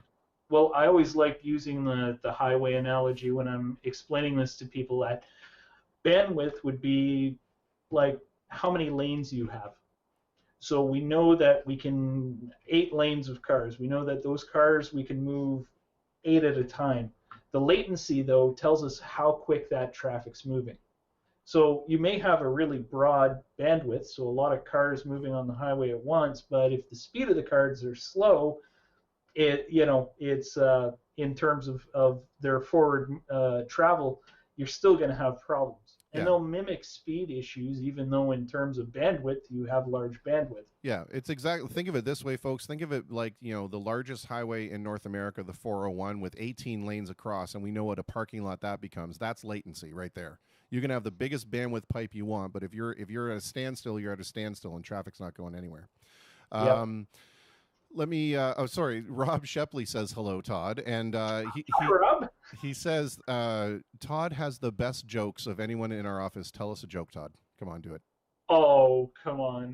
Right off the bat. Okay, what's the opposite of isolate? You so early. Oh. Rob did not warn us that these would be dad jokes. Okay, well, I've got one for you. Ready? This is my personal. I've got two. My two personal favorite jokes now. What did the number 0 say to the number 8? I give up. I like your belt. Ah, awesome. And absolutely awesome. And what is a pirate's favorite letter? R. You would think so, but his first love is the sea. True enough. Okay, now. I mean, I can't argue with that. moving past the ISP support, because something that you actually were doing before is significantly as important, if not maybe more important, is that you were involved in politics for a time when you were out in Saskatchewan, I believe, correct? That's correct. Yeah. Now, how do you, coming from a political background like that, how do you think the country has handled the response to this pandemic in terms of either federally, provincially, and even municipally? What do you think the response has been like, and what could they have done to maybe improve things? Well, I don't want to be critical in terms of their response. I mean, frankly, another job I had, and I've had quite a few, was while I was going to university, I worked for few years doing body removals, all right, with a company that basically contracted to the county coroner's office. So we would collect remains and transport them. I forget if it was bird flu or H1N1. There was some concern about a pandemic while I was working that job, and we had a meeting about it with stakeholders and government officials.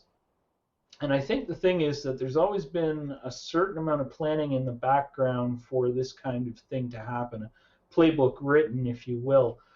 But I honestly think that just how quickly the number of cases grew, exactly how contagious this particular bug is, caught everybody off guard.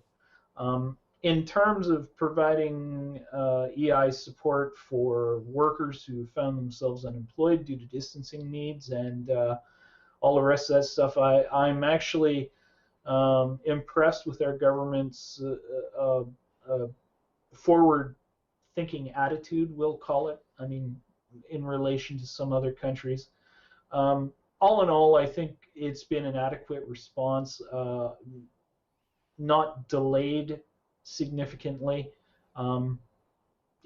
Thinking about how the bureaucracy works and so forth, the natural things that'll slow stuff down. All in all, I've been quite impressed. That being said, I suppose my biggest concern is, like for example, here in Essex County, presently we are under-bedded relative to the Canadian average for hospital beds. Thank goodness we have the extra room we do to expand beds, open up temporary facilities, which they've started making use of today, actually, I think at St. Clair, a temporary housing facility for some patients.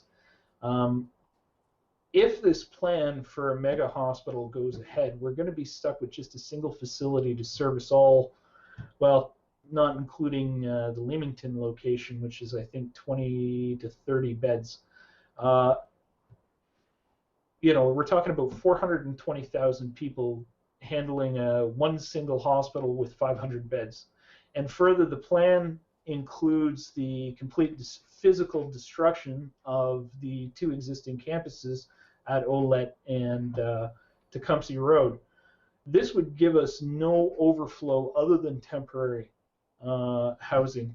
There's no question that we need to improve the hospital state here, but my concern is that by destroying all the other hospitals, sticking a single 500-bed facility here is asking to cause a big problem. I mean, we're talking about one bed per 1,000, less than that. Right.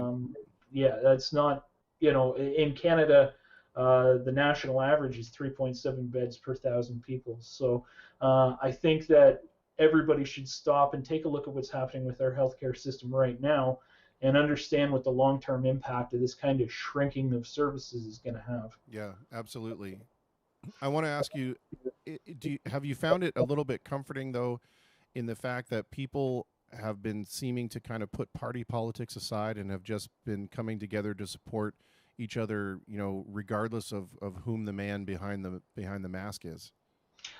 Well, I'm an idealist. Ideally, the role of government is to do just that. I mean, yes, we do have different jurisdictions. Those jurisdictions have constitutionally different powers, especially between provinces and the federal government. But ideally, in times of emergency, this should not be an impediment to moving forward. And I'm happy to see that the people we've selected to do these jobs are doing just that. And the partisanship, which I mean, just following the last federal election, the partisanship that had been so vicious and caustic seems to have died down incredibly, unlike some other places which I'm sure we're all aware of. Yeah. So I'm proud that our politicians are doing what we're paying them to do and what we've selected them to do, and they're taking the popular politics and putting it on the shelf for the time being. Yeah, excellent. Well said. Well said. I know that a lot of your time, prior to Connie being home was spent, visiting her in the hospital and making sure that she had, human connection and all that kind of stuff. But what have you been doing to kind of while away the time while you've been cooped up? And do you have any advice for those of us who might be going a little stir crazy because we're not stupid enough to start an internet radio talk show? Well, yeah, there you go. Well, I've always been blessed with one thing, and that is that I am an extroverted introvert. So I have no problem talking with people, working in crowds, all the rest of that stuff. But actually who I am is I'm a very quiet, introverted person. It's just the stress and of being around people causes me to talk, so I come off as gregarious and extroverted. So really, you put me in a room by myself, tell me don't bother anyone. By the way, here's the internet and a computer. Well, months could pass, and in fact have. Fair enough.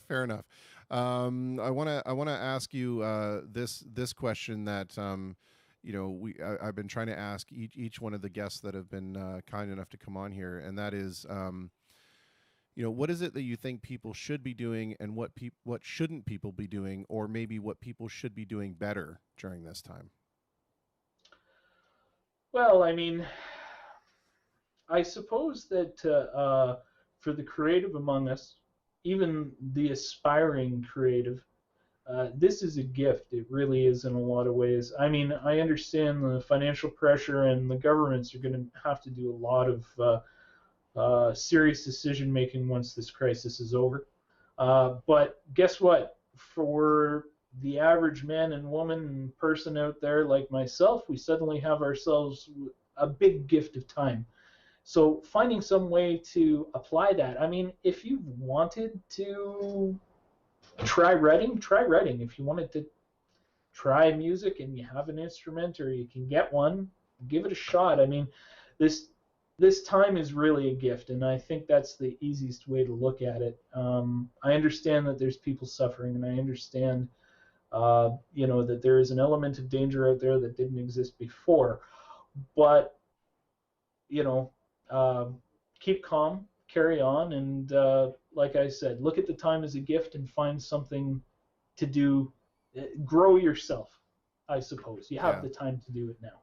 Excellent advice, and I that's been echoed by a number of people that we've been fortunate enough to talk to. Is that really use this time to kind of find out who you are. I'm calling it the cocoon period, right, where we're all kind of wrapped up in our little cocoons, and then we'll see how we emerge from all this, right, and maybe take those parts of us we're unhappy with and use this time to work on those, and then emerge as better, more colorful people. I think is maybe the best way to look at it.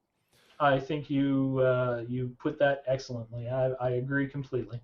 Well, Todd, we're gonna have to cut this a bit short. I'm sorry, just because. Oh, that's quite all right. My apologies. Like I said, I really smeared my name as a tech guy, but on the positive side, I solved it. Yeah. Yay! No, that's what it's all about. That's what it's all about. Sorry, Jocelyn says one more question here. She says, I know this is an odd question, but what's the brand of your chair, Todd? Now, don't reveal anything. I want to see if I can guess just from the headstock.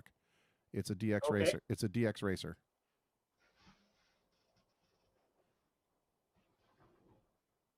It's a GTR Assing. I was totally wrong. So GT Racing, I guess. It looked like a DX Racer. Okay. Oh well. Todd, your cousin Mary says hi. That's also something from. Hello, cousin Mary. There you go. All right. Well, thank you, Todd. I want to thank you very much for making the time to kind of join the conversation here, and glad we could get the tech support sorted. And what we'll do is we'll have you on again when we can spend a little bit more time, because I find that the things you have to say are super insightful, and it's nice to have, just as with everybody that's graced our program, it's nice to have an intelligent, dispassionate conversation. I love it where and on top of that, just to be able to reconnect with old friends is fantastic. So thank you very much. Oh, indeed. And you do me great credit with that. Thank you very much. And it's fun. Anytime you want to chat, I'm available. All right, my friend. Be well. Okay. Be well. Enjoy having Connie at home, and we'll talk to the two of you soon, I hope. Most definitely. All right, my friend. Be well. You too. Cheers. At long last, we had Mr. Todd Gervais join us. Fantastic. So we know we're set up for next time, and that's fantastic. We have our next guest is supposed to be up in a couple of moments here. Actually, we may even be a couple moments over time, but I do want to just take a moment. If you were with us on the program, I believe it was yesterday. If not, it was the day before. But we had this young man, Colin Bracewell, and he sent me a YouTube link. So you guys are actually able to hear him play some stuff for you, and we'll do this while we get our next guest set up, and we'll be right back.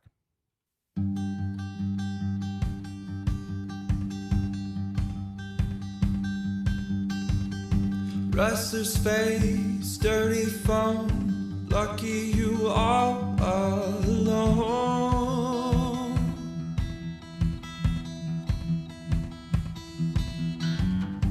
Love you, dear, so he says. Then he goes on without you.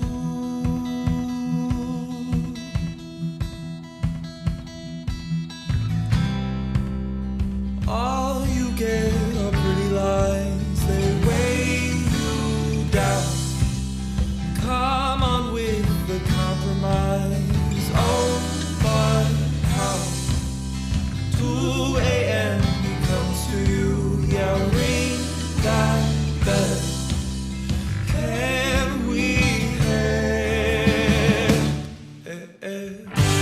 20 plus years it's been now.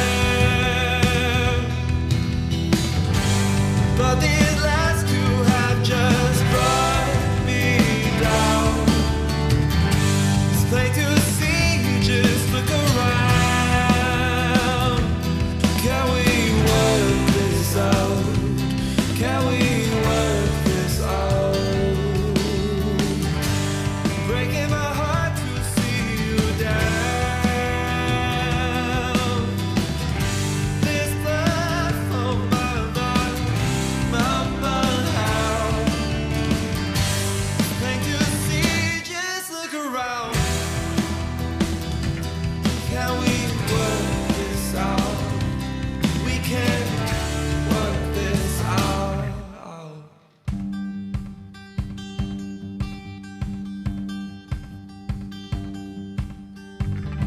People see, no one speaks. Twisted health benefits the weak.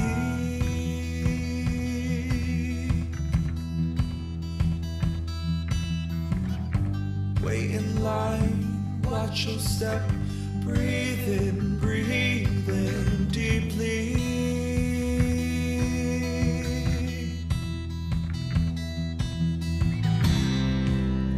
All you get are pretty lies, they weigh you down.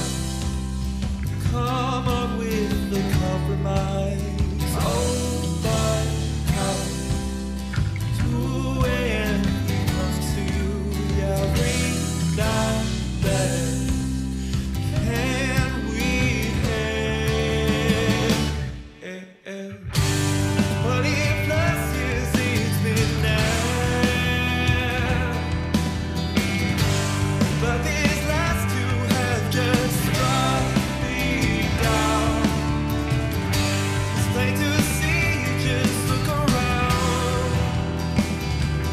Can we work this out? Can we work this out? It's breaking my heart to see you down.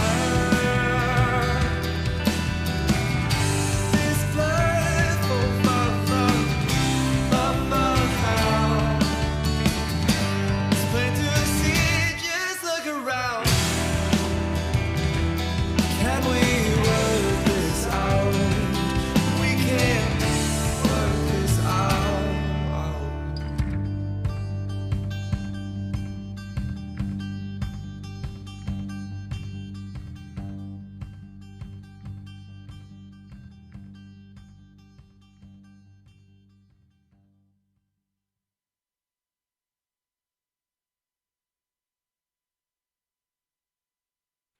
Well, see, I knew you wouldn't want to miss that. That was something that I was kind of disappointed that we weren't able to get Colin to play live. So at least you got to hear it that way. All right, we are going to connect with our final guest of the evening. He is a young man who had a very interesting project. But I'm going to let him talk about it. I'll set it up a little bit once we actually get him on the call. And he is a musician in his own right and has gone to school for music at the University of Windsor and gone through that whole program. And I have him on right now. Let's bring him over. It's Mr. Alessandro Rotundi. Hello, are you there? Hey, Chris, can you hear me? I can hear you quite well. And thank you very much for being part of the conversation. I really appreciate it. Hey, it's a pleasure to be here, man. I've been tuning into some of the episodes. You're doing some cool stuff. Oh, thank you, man. Can we bump your volume up just a bit? Is that okay? Is that possible? I can try. Yeah. Oh, actually, when you got closer to the mic, that was much better. Does that do anything? Oh, yeah, that's great. There we go. Okay, let me bring. Okay, I'll bring the mic a little closer. Perfect. All right. Well, I mentioned, first of all, let me ask you this question. How's everybody in your house doing? I know that, you're a member of a very large and close family, and how's the immediate family in the house doing, and how has this been in terms of not being able to see everybody else? Yeah, everything's been good, man. Yeah, my family's pretty close knit.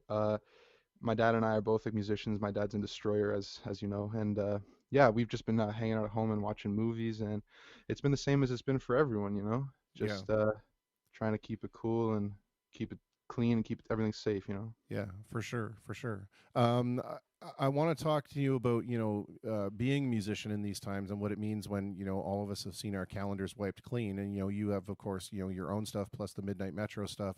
But I do want to kind of ask you first about a musical project that you undertook while was it part of a school project, or was it just something that you kind of stumbled upon? And maybe you could tell us a little bit about that, because I think the story itself is just amazing. Okay. Are you talking about the Beach Boys thing? I am, yes. Okay, cool.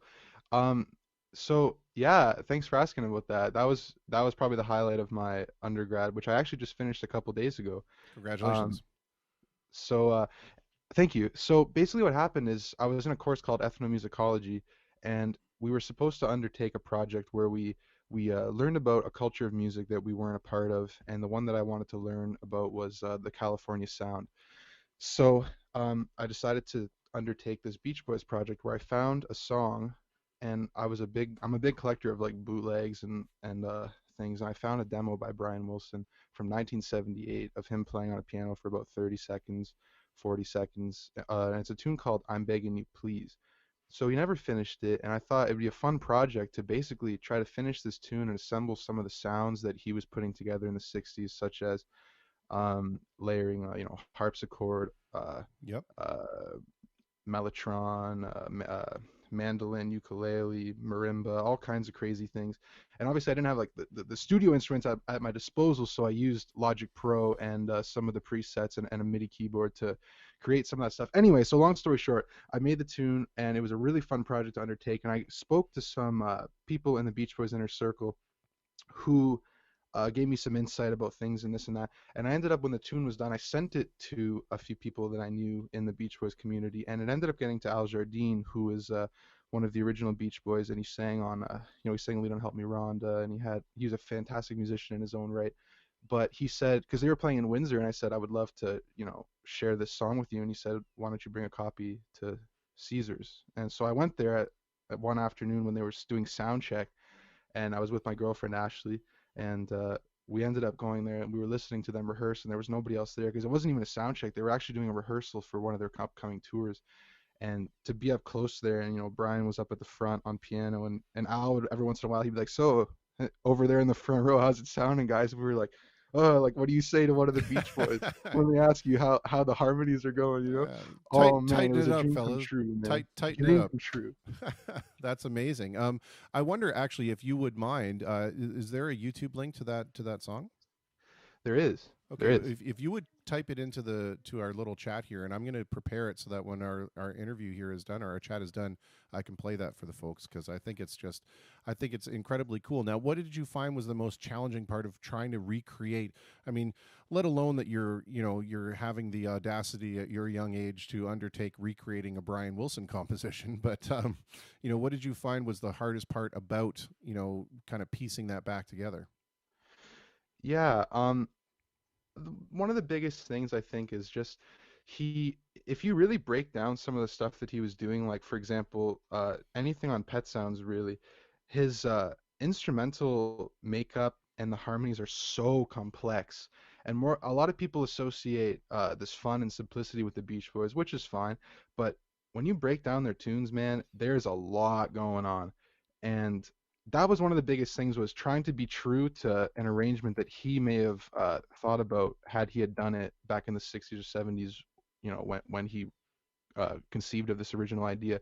So I guess just trying to be true to these complex arrangements, and because it wasn't just a quartet tune with bass, drums, and two guitars. There was like all of Brian's music is usually pretty packed with all these crazy instruments. So I just wanted to be true to his sound. That's all. Yeah, and that's extremely. You touched on it when you said when you said arranging, right? And I think that's really the important thing is we have to think of him as an arranger and not just a pop musician, because the when you're talking about arranging 7-part harmony in some cases, I mean that's basically like doing a small string section, right? I mean it's insane.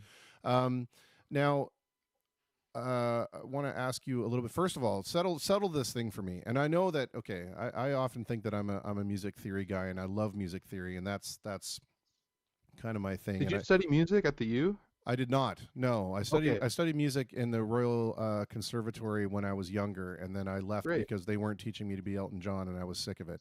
But I've always, I've always really loved the theory behind it, and I know some, but I don't know as much as I should. But something that always bugs me is we just had this discussion, Jim and I, when we were talking about not Southern Man. What was the other song we did? Ohio. So the song Ohio by Crosby, Stills, Nash and Young, that song starts off with a D minor, right? But the rest of the chords in it are F, C, G minor, 7th, and C major 7th. So to me, that song is in the key of F. But it gets referred to sometimes as in the key of D minor. Now, can you have a song that's technically in a minor key, or would it be more appropriate to refer to it as its relative major? And this is just for me personally because it drives me crazy. Is the first chord a D minor? Yeah. A lot of people in music theory, when you're in the early stages, they say that the first chord of the song is usually the key it's in, but a lot of the times that's not true. So I think you're correct in saying that song would be in the key of F. Now, to be honest, I can't recall that tune right now, which is probably a bit unfortunate, but I bet it's in F because the chords that you're mentioning, like G7 to C, or well, if it's G7 going into C, then maybe it's in the key of C. I don't know. But, there's a lot of, I'm trying to think of an example, but there's a lot of tunes that start in, like Old Man by Neil Young. It starts on an A minor, but it's probably in the key of C. Right, yeah, because I would always say, or I always think to myself when somebody, says, okay, this song's in the key of G minor, the first thing I say is, okay, I'm thinking of it now in B flat, because G minor is the relative minor of B flat. And I may be 100% wrong in that, but I wanted somebody, like, obviously, at this point, you, even at your tender years compared to me, are so much more educated in this than I am, that I would appreciate the educated opinion. I don't know, so I don't know about that, but I'm just I appreciate it. I'm just a jackass that sits back and hits the wrong notes in the right places and goes, well, that sounds good. So that's all jazz is, man. That's right. I actually have a t-shirt that says it's not a wrong note, it's jazz. Let me ask you a little bit from the performance point of view. So, doing your solo work and being in Midnight Metro, and please, when this is done, please post in the comments links where people can check out some stuff that Midnight Metro's done. And if you have anything that you'd like me to play, either of your own or Midnight Metro, drop those links to me and I'll be happy to showcase them during the program. Awesome.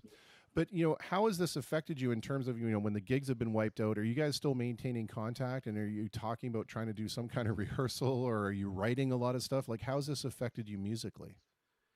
Yeah, we usually do rehearsing in terms of live performance, but because not a lot of that is happening right now, we're mostly focusing on writing songs. And our drummer, Eric Vanier, is going to school at Humber in Toronto, so a lot of the time we don't really rehearse in person anyway. So we're really thinking about doing stuff online, like we're sending demos back and forth, or we use Dropbox to do waves, so we can actually create quite a bit of a tune just by online transmission, because he's got microphones up there, and we got setups both in our houses, myself and River and our bass player Reese. So anyway, we do a lot of that stuff online. And I want to mention this really quick. I did a project, I just finished it about a week ago. And the whole project's about recording technology, and I started it in January, and it was really interesting because I asked, I'm trying to think, I asked about 4 people how recording technology facilitated their music learning, and ways in which it helps inspire songwriting or practice rituals, all these things. And it came to life right at the end of my project, because suddenly nobody could go anywhere or go to school, and we were having our classes over Zoom. and submitting our juries and our recitals by recordings. So Right. all the recording was the biggest thing happening. So lately, I feel like if it wasn't for this recording technology, it'd be a lot more difficult. But communication, well, look what we're doing right now, right? This makes it a little easier to communicate and share ideas, I think. For sure, for sure. And now here's an interesting question. I think anyway, we've been talking about, when all this is over, is there going to be this big social rush back to go do the things that we, go to see live music, go play pool, go play darts, go hang out at the bar, Right. and I thought, yeah, of course there is. We're all going to be, we're crazy about being cooped up and we're going to rush out. But then somebody pointed out to me, no, that they think it's going to be this period of total apprehension about gathering together in groups. How's that coming from, like, somebody, speaking as somebody who's younger, that social bond between your friends right now is more important technically than, or you have probably more invested in that than older folks do. In the sense that you probably have a great many more friends, whereas, as you get older, your circle tends to shrink a little bit. I'm over talking this, but what I'm getting at is, which side of the coin do you land on that way? Do you think people are going to be ready right away to get back together, or will there be like a cooling off period? I tend to think, like a lot of people, that there's going to be a bit of skepticism, and people are going to begin trickling back into the whole gathering situation. Like, I honestly can't imagine when people are going to be like, yeah, like, let's go to Green Bean Cafe, or let's go to Kildare House, or let's go here or there. I don't know. Everyone just seems very skeptical right now. I can't imagine that once the government just goes, okay, everything's all right now, everything's open up. I feel like there's still going to be a bit of skepticism. So yeah, like, it's a real shame having people that you're close with, like best friends and family and whoever it is, that you can't go see. And I'm not sure. It depends how long it goes on, I guess, Yeah. because obviously people are going to miss everybody, but it's really hard to say at this point. I'm not really sure. Yeah. Yeah, no, it's a reasoned answer, and it is impossible to say. I think it's like you said, it's going to have to be something that shakes out, as we see how long this current internment of ourselves goes on. Um, Yeah. I want to ask you a couple of questions that I've been asking most of the guests, and that is, what is it from our life of normalcy a few scant weeks ago that you miss the most? And then on the flip side of that, has there been anything that, because of this forced confinement, and your forced isolation in your home, that to your surprise has brought you comfort or joy? Um, well, I find that it's been nice to actually spend time with my family, because I spend like 90% of my time at the armories at school, just, recording. And it's actually almost like quarantining over there, to be honest with you, because I'm always like writing papers, or I'm in practice rooms doing stuff. But it's been really nice to spend time with my immediate family, because a lot of times, like, my dad's, he's in, out of town with his band, and I'm playing gigs, and then I don't see, like, I come home or I hang out with my girlfriend or something. So having some nice family time has been really nice with my family. And what was the first part you mentioned again? The first part was just, what do you miss the most about being, or Oh, about life of just normalcy? just people, man. Just people, like, because it's one thing to call up your friends. Like, I hang out with my one cousin like all the time, and now I call him up and it's like, oh man, I wish we could hang out. It's just not the same. There's something about that Yeah, person-to-person communication. So I guess people is my answer. And I yeah. miss making music with people too, because there's something so different about being in a room with people and sharing the reverberation and the atmosphere of a room versus over the internet. What we're doing right now, yeah. But Yeah, the nice thing that is, even in this time, the technology is enabling us to do things like have this sort of face to face conversation, and I can see I can share in your laughter virtually, and we can kind of yeah, get that empathic thing going on. So at least we have that, and it's important to remember that even though very true. we're in this moment of isolation, we can still reach out and talk to our fellow humans. Very true. Um, I do have a question for you from Jocelyn. She says, going back to the Beach Boys song reconstruction. Since you're an artist yourself, did you find it hard to put yourself in Brian's mindset to complete the song in his image per se?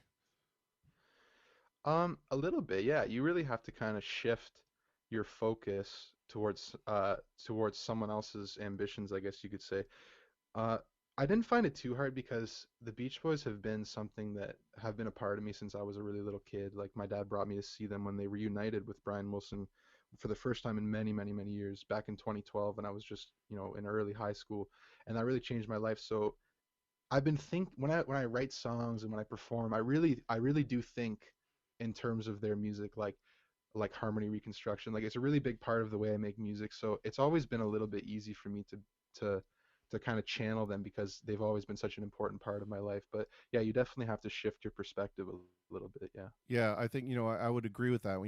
I think we all draw upon the people who have influenced us greatly as artists when we're writing our own stuff. I've been told that there's stuff of mine that sounds, Elton John-esque or Paul Simon-esque because those were my influences. So, Sure. and I think that in that way, it Absolutely. probably helps if you're trying to reconstruct something from one of your heroes, is that it's a little easier to get in that mindset. But for sure, it's role playing, right? You have to work at it a little bit because you don't want to just be you. You want to try and be that other person as much as possible. Absolutely. Totally. Yeah. Yeah. I'm Well, sure you know that because I know you do the Us and Them with Pink Floyd. You probably bring your own elements into it, but you probably also try to hit that, Roger Waters or that Dave yeah, Gilmour. yeah. I mean, we don't try. We try and be as note for note as we possibly can, but yeah, we also want to bring a little bit of our own flair to it because I mean that's what makes it exciting, right? As Yeah. opposed to why don't I just put on the record? So And it's hard to avoid too. It's hard to avoid bringing your own. very much, very much. Alessandro, I want to thank you so much for being a part of this conversation. And volunteering your time like this, to be a voice during this time when we're all desperately reaching out for whatever kind of connections we can. And it's been incredible to talk with you. At the beginning, I didn't really want to talk about your dad too much because I didn't want it to be the kind of thing about, oh, here's this, your dad's pretty famous in his own right, and here's his son. You absolutely stand on your own 2 feet, and I want to make sure that, I appreciate that's represented, right? So I appreciate that, Chris. Thanks. yeah, absolutely. I do have your video link that will play right after this goes out. So thank you for that as well. And please drop some in the comments. Drop some links where people can check out your solo stuff and Midnight Metro stuff as well. And then I guess the last question for you is there something in your opinion? We've all heard the rules and the regulations and what we've been asked to do, but in your own mind, just in your own sense of your social barometer, what is it you think people should be doing or shouldn't be doing or maybe could be doing better? I think there's a lot of pressure right now that people feel like, oh, I'm not going to work, I'm not going to do this or that, and they feel pressure to be creative. I think it's important that people just do what makes them happy because I think when people do what they enjoy, it creates creativity. So if you love playing music or you love to act or dance or sing or be with your family or whatever it may be, hopefully doing that will help you to be happy, and that will create this natural sense of creativity. I think that might be the best thing. Yeah, I agree. Very well said. Again, thank you so much for lending Thank your you, voice. Chris. It's been a pleasure. It's been a pleasure. Well, thank you very much. Likewise. Yeah. And we're gonna hear from we're gonna hear your efforts right after this is finished. And again, please drop those comments in, and we'll make sure people check it out. And I will definitely rip down whatever it is you feel is appropriate to share with the program, and let's just spread the music, spread the love. I totally agree, man. Thank you. All right, we'll talk soon. All right, take it Cheers. easy. We were talking with Alessandro Rotundi, and we are going to hear very briefly here his, well, I guess not very briefly, however long it takes.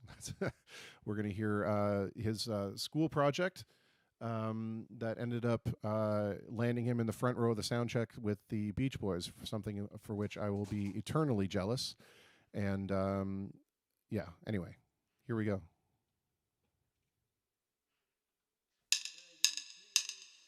One, two, three, go. Baby, oh baby, you've taken something away from me. Oh baby,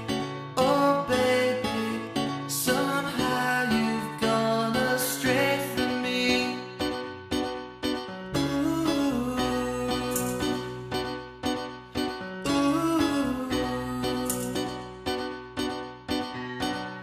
You've stopped giving me what I wanted for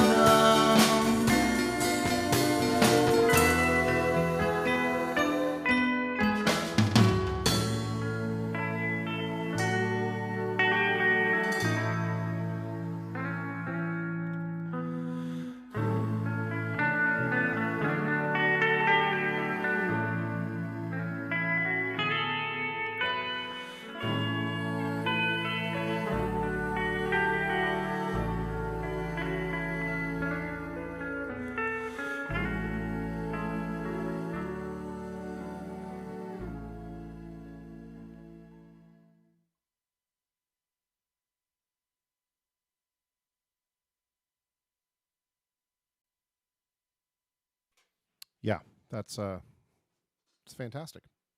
How cool is it? You know, you find a little snippet of a piece of a song that one of your heroes was writing as a demo, and you just take it upon yourself to write the rest of it for him.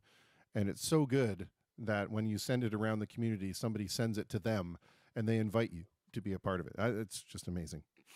Absolutely amazing. Yeah, I couldn't agree more. That was really good, by the way. Yeah, right? All right, let's see here. We had a request in here for, since there are the two of us, Sounds of Silence. And I believe it is The Sounds of Silence. Sound. Yes, The Sound of Not Silence. Yes. plural. Sorry, Jim. A-hole. Didn't realize we were being specific. So what key were we doing this again? Oh, I forget what you did. The E minor? Yeah, I mean, I would play it in E minor. But then I'm going to capo it up here. Where's your E? Give me your E minor. It'd be 7, yeah, the 7th fret. Thanks, Jim. I just can't do anything right. Piece of me.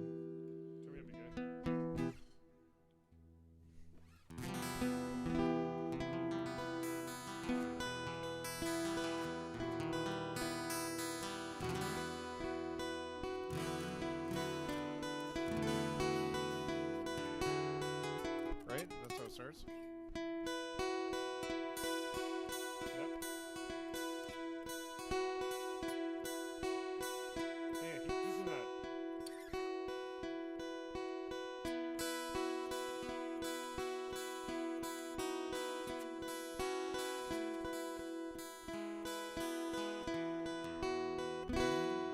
Hello, darkness, my old friend.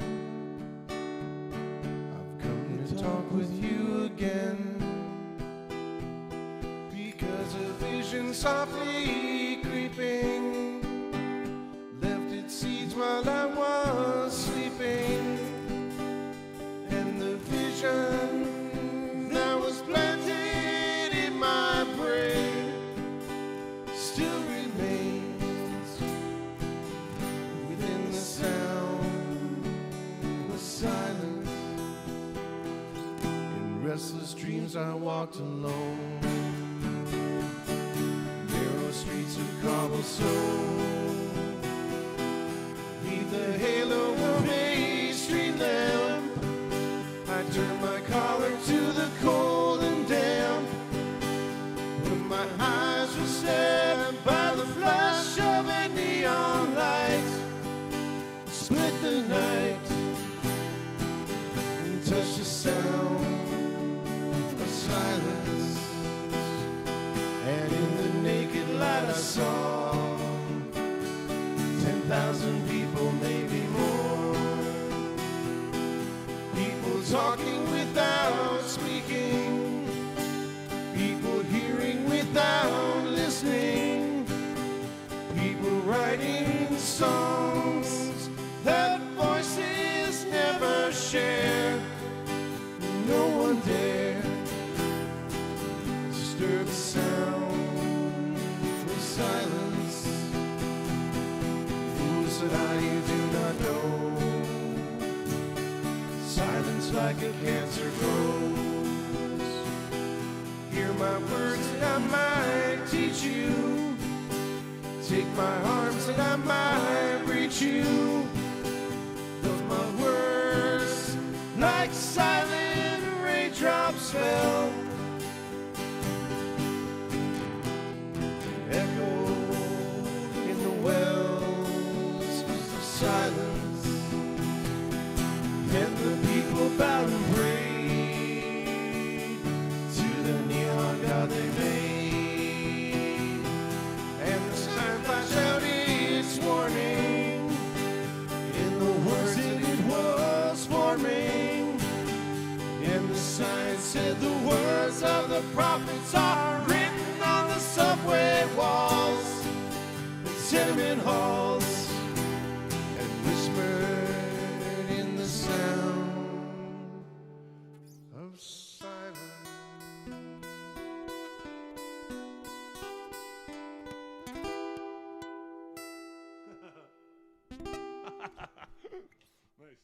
Yes, anytime I can showcase my crappy guitar playing, it's a red letter day. I don't get it. Fantastic. I don't get it. I don't get it. It's very funny to me. All right. Well, I don't know about awesome, but it sure was something. That wasn't bad. Yeah.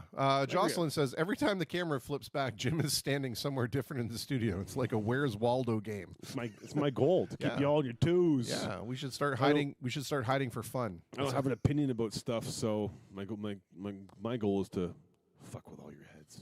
Chris, turn the computer off for a minute. Wow. Where will he be next? That's right. Where will Jim be? What we doing? We could start our own thing. Where's Jimbo? Agreed. I got plenty of places I can hide in here. That's right. So where this black thing I can camouflage behind the chair. View. I think it'd be cool if we could so eventually the deal is I have another camera that's on order right now. So if we do this again, what'll happen is the main camera will still be here in front of me, and then I'll be able to put a camera just on Jim, and we'll be able to do like a split screen view back like in the 70s. It's going to be so great. Multicam. But then what we could do is we could do like a Where's Jimbo, and I'll just pan the camera, pan the camera slowly around the room. But the joke is it'll pass like right in front of you. It'll be like this. Hiding in plain sight. That's right. That's right. Whoever catches me gets a prize. You are the prize. I don't know what, but we'll figure it out. Yeah, I'm a prize. All right. So what do you want to sing, Jim? I don't know. You get to pick one now. I've picked all of the songs. And these people have picked all of the songs, so you need to pick one now. No, I don't. I'm picking stuff. I don't care. Picking stuff. I like it. Let's go back up to all those requests we had. That we've done them. We've done them all? Yeah. Oh. Well, to our adoring fans, what are we doing?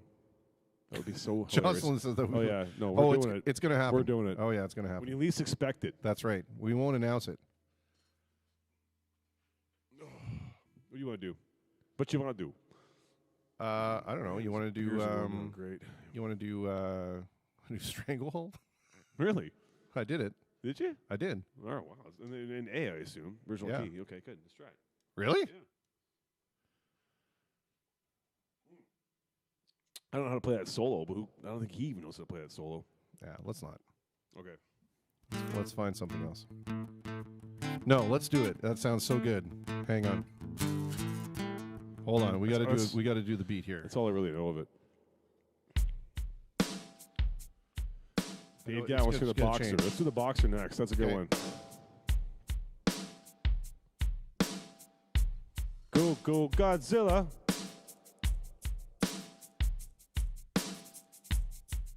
Nice. It's got to have a wood block in there. Nice. Of course. Have to have that. Now, hang on. We got this. Oh yeah. Boom boom boom boom. Yeah. Boom boom boom boom boom boom. Oh, I don't know if I made the loop long enough. Way to go, idiot. Whatever that means. Well, let's try it. Let's try and see what happens. Ready? Sure. That's the middle part. Boo, boo, boo, boo. It's gonna have to be that.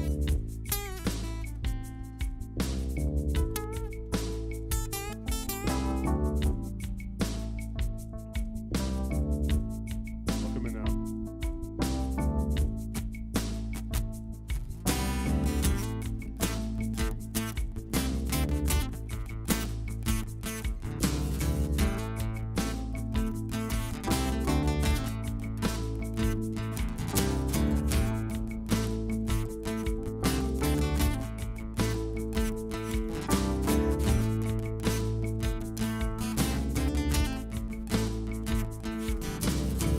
You come again now, baby, like a dog in heat. You tell us me by the clamor now, baby, like to tear up the street. I've been going for so long, you know I'm here to stay. I got you in a stranglehold, baby, let's get out of the way.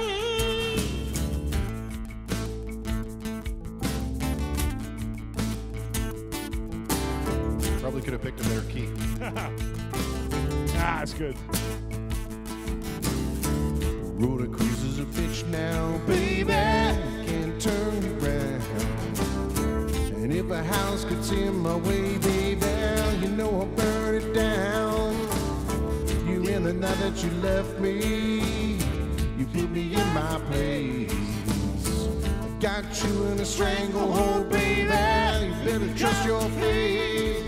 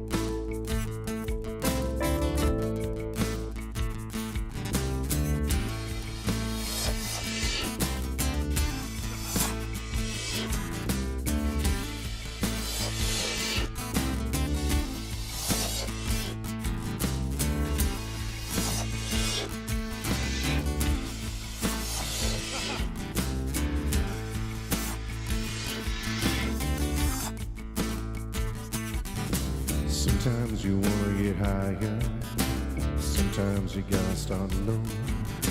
Some people think they're gonna die someday. I news you never gotta go.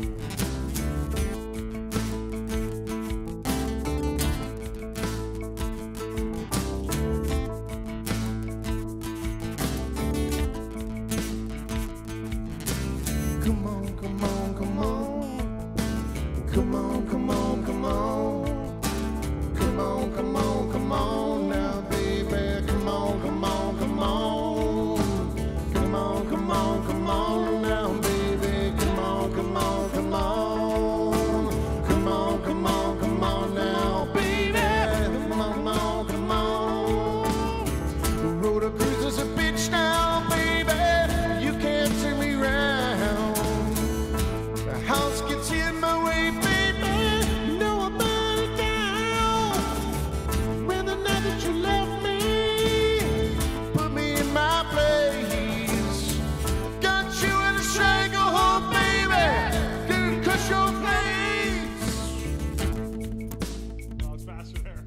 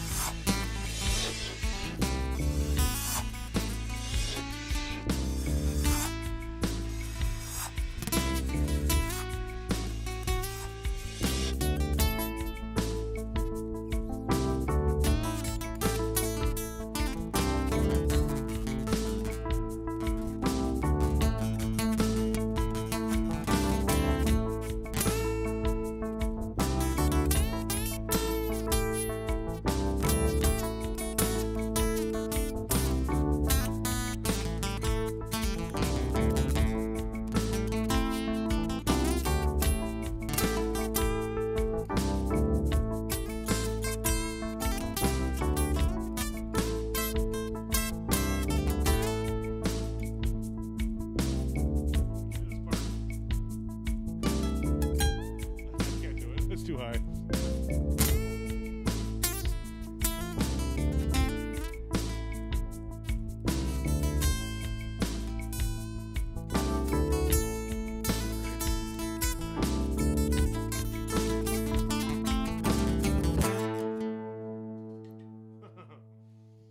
It was- I don't know how to play that. It was solo. worth a try. Yeah, sure. That was fun.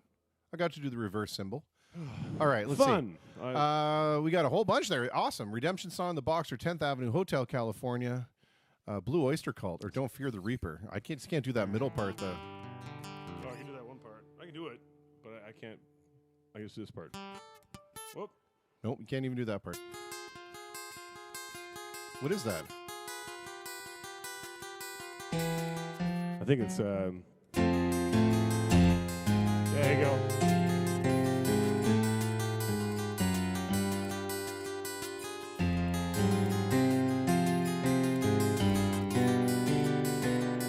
Yeah.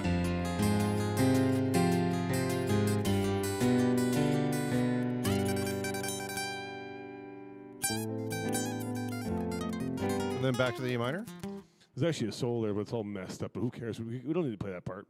Okay. Fuck it, Let's do it. Let's do it up Let's till do there. it. We'll do it Yeah. till there at least. What? We'll do up till there. But you got to get that cowbell on your thing, though. You have to have. Oh that's yeah. That's like a given. It's got to have like the more cowbell. Okay, so let's get the beat going first. So is that the right speed for you?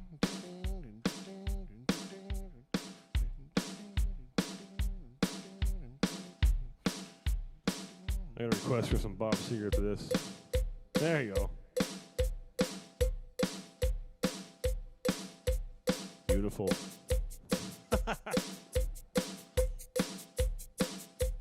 Ready? You gotta have that every time. The eh? wood block's got to be in there. I got to look up the words, dude. I don't know the words. Hold on. Make them up. 1, 2, 3, 4.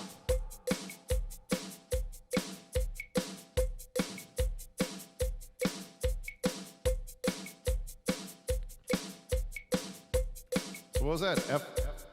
F minor and then a G in that. Down, down, down, down, down, down. Okay. Once that part happens, we're gonna get completely lost. Well, but I'm just who gonna look cares? at you. You Don't let look me at know when I don't it know happens. the fucking song. I know till there pretty much. Ready? Nope. I'm still looking up the words. Yeah, play a little something, Jim. Jeez.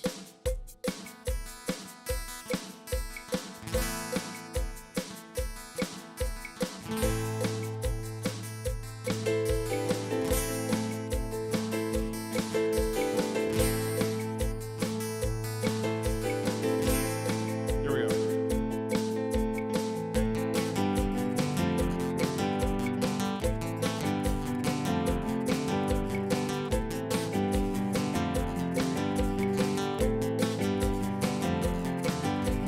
All our times have come here, but now they're gone. The seasons don't fear the reaper, the wind or the sun or the rain. We could be like they are. Come on, baby. Don't fear the reaper. Baby, take my hand. Don't fear the reaper. Be able to fly. Don't fear the reaper. Baby, I'm your man. La la la la la. La la la la la.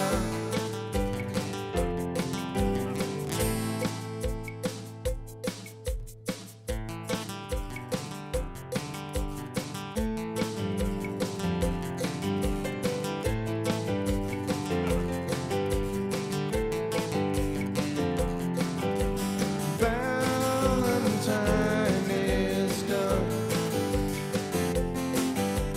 here, but now they're gone. Romeo and Juliet are together in eternity. Romeo and Juliet. 40,000 men and women every day. Romeo and Juliet. 40,000 men and women every day. Romeo and Juliet. Another 40,000 coming every We day. could be like they are. Well, come on, Jimmy, don't fear the reaper. Take my hand, Don't fear the reaper. be able to fly. Don't fear the reaper. Baby, I'm your man. La la la la la. La la la la la. La la la la la.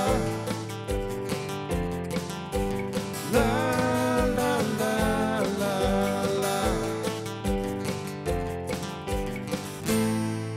Nice, Chris. Ready? Me.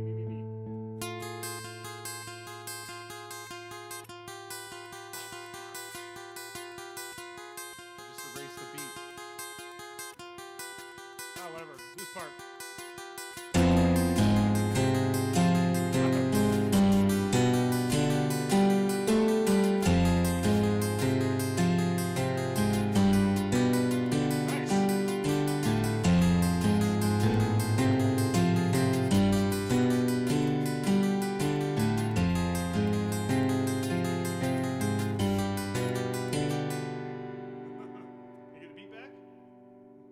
redo it. Hang on. Don't worry about it. Don't worry about it. It was good though.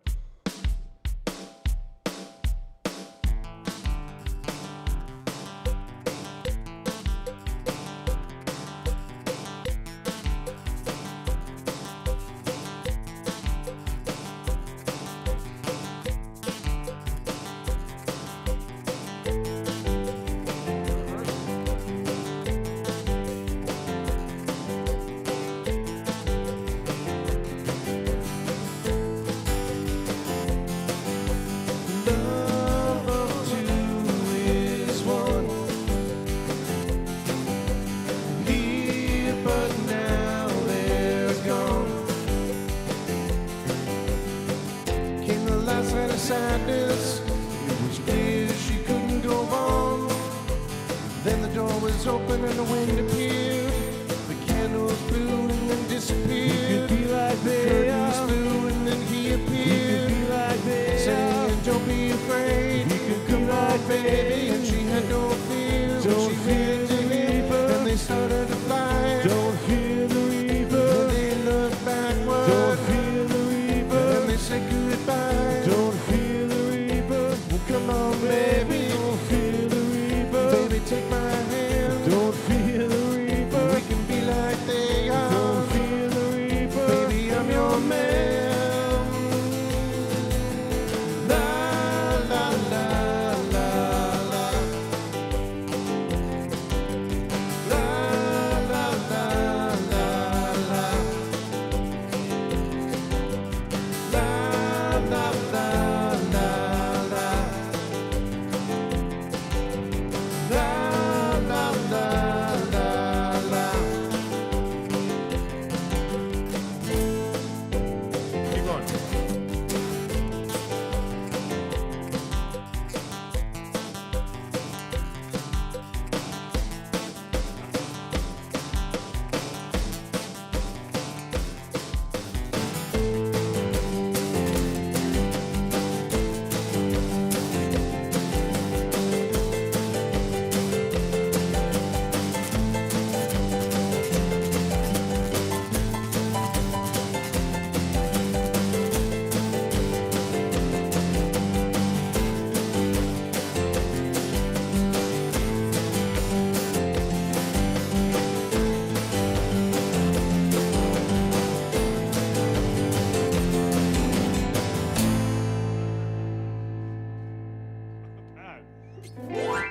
That was not bad. That's a hard That tune. was not bad at all. It is not. That was Especially when I lost it and accidentally erased the beat and had to come up with a beat halfway through the song. That gives us kudos right there. That I'm sorry, but that was It's- pretty damn good. It's a hard tune to do, dude. I never realized how hard it was. It is a hard tune to do, especially when you're making up that whole. Oh, that part, you nailed that part, dude. You nailed it. That was so cool. Yeah, good. All right, the boxer. Sure, boxer, and then got a request for Tanya. Okay, yeah, for sure, absolutely. So let's go.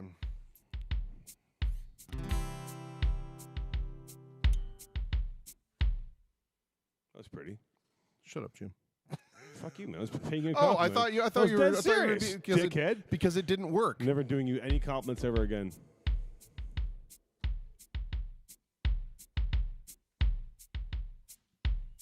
Fucking a-hole. I'm going to do it on the piano. I think You do that. Probably better. Yeah, you do that. Yeah, I will.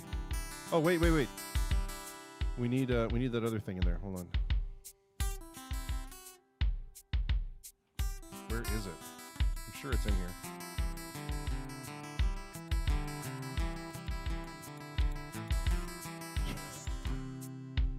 It's pretty good, Jim. There it is. Oh yeah. Yeah, okay.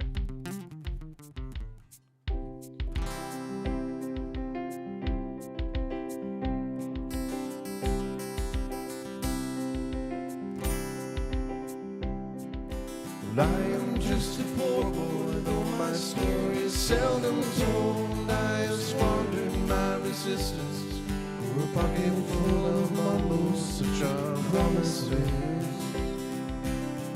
All lies and jest, still a man hears what he wants to hear and disregards the rest.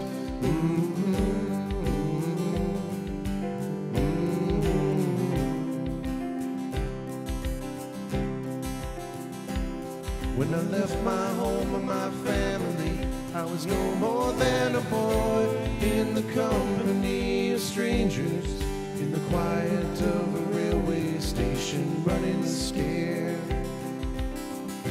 Laying low, seeking out the poor quarters where the ragged people go, looking for the places only they would know. Lie, lie, lie, lie, lie, lie, lie, lie, lie, lie,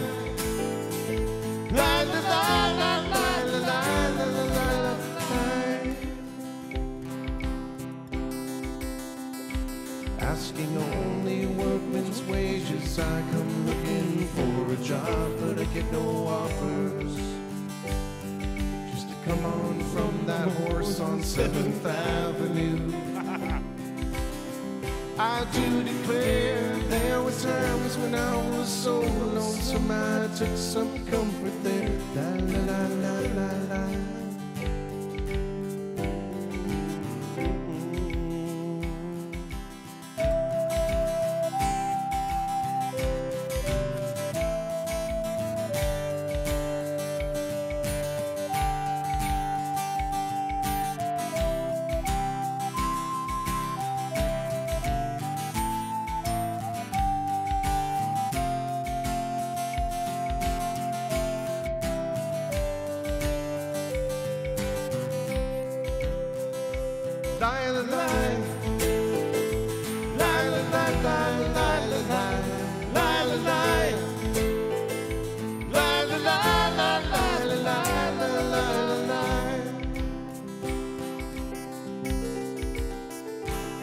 And I'm laying out my winter clothes and wishing I was gone, going home. Like the New York City winters are bleeding me, bleeding me, going home.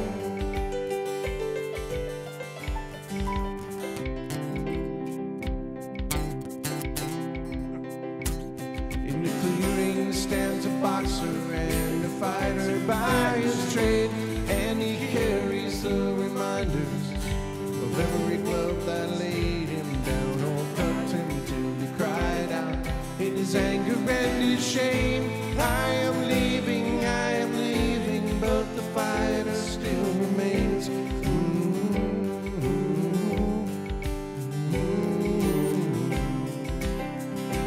Lie, lie, lie, lie, lie, lie, lie, lie, lie, lie, lie.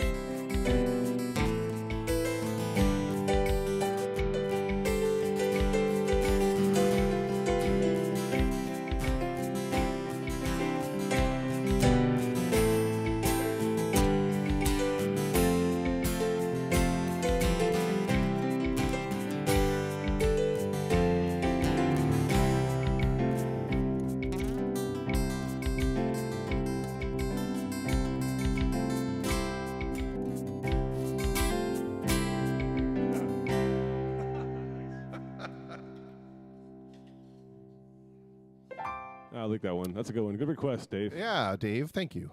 All right. What else do we have in that? There were a bunch of things up in there. Hotel California, 10th Avenue Freeze Out. Yeah, Redemption song. And we got the request for Tawny. What does Tawny want? She wants to hear. Let's see this. You'll Accompany Me by Bob Seger. Oh. Want to try that one? I love that tune. I don't know if I can sing it. We can try it though. Want me to try it? Do you know the words? Sort of.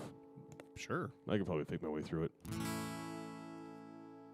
I've never played it before. A? I play an A, yeah. This is like this. Oh shoot, the tab has been removed. Like this. Well, it's okay. Basically just A and E.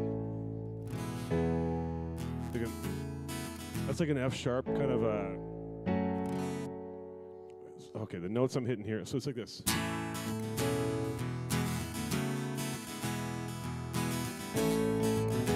Exactly. Bingo, yeah. Chorus was for me. We'll try this one for Tanya.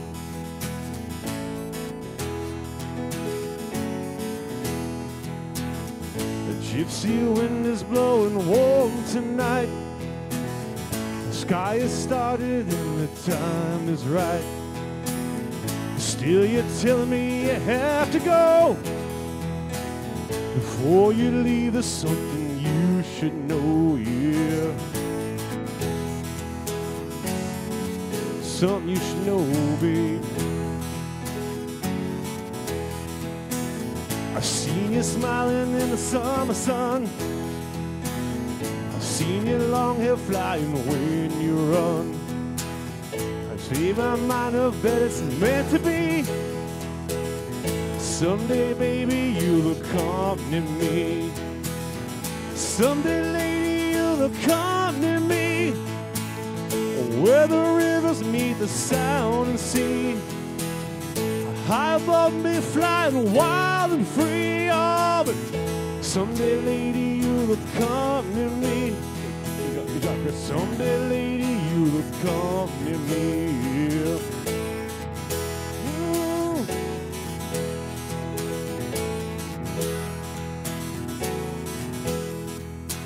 Some people say that love's a losing game.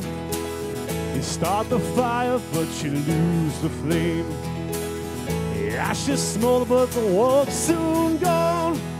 You end up cold and lonely on your own. I take my chances, babe, I'll risk it all. Some verse. I'll really love, or I'll take the fall. I've made my mind up, girl, it's meant to be. Someday, lady, you'll accompany me, of course. Someday, lady, you'll accompany me. It's written out somewhere, it's got to be. High above me, flying wild and free. Oh, someday, lady, you'll accompany me. Someday, lady, you'll accompany me, of course. Someday, lady, you'll accompany me. Where the rivers meet the sound and sea. I feel it in my soul, it's meant to be. Oh, someday, lady, will accompany me. Someday, lady, you'll accompany me. You will accompany me. Ooh, yeah. Ooh.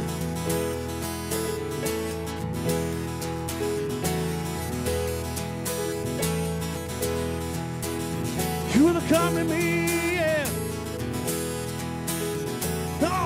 You're gonna walk with me and talk with me. Yeah, yeah. Ooh. You got it, buddy. Nice.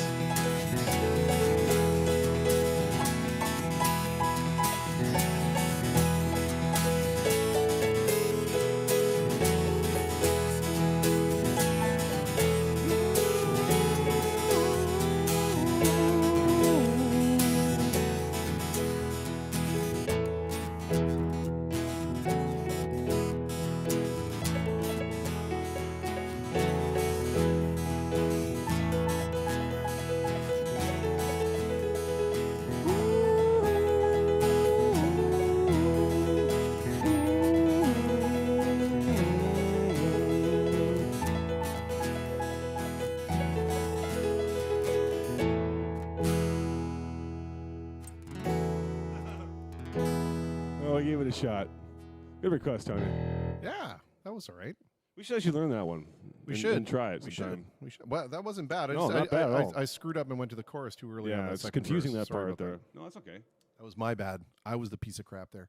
Let's see. We Where had are we? we had Redemption Song. We had 10th Avenue. We had. Do you know Redemption Song?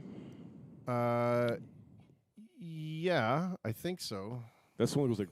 Boom, boom, boom, boom, boom, boom, boom, boom, boom, boom, boom, boom. That's all I know. Pretty much all there is, though. Oh, pirates on the... Do you know what? I mean, I can look it up, but I don't Try- know it 100%. Neither do I. Oh, pirates, they come something I Still. don't know. The only word I know is "oh pirates." Well, let's see. How hard can it be, right? How hard can it be? I'm in. Bob Marley. I think we should do it Scottish. Bob Marley. Redemption song. Yeah, he's a Scottish. Aye, pirates, they come aye. Round and round the rugged rocks, Bob Marley ran with the rascals.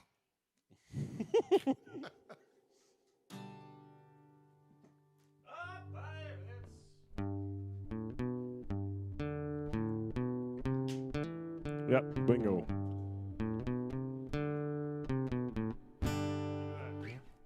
Do it again. Do it again. Do it like Biggie says it. 2, 3, 4. I can't. I'm not a guitar player. Oh, you are. Wait. Okay.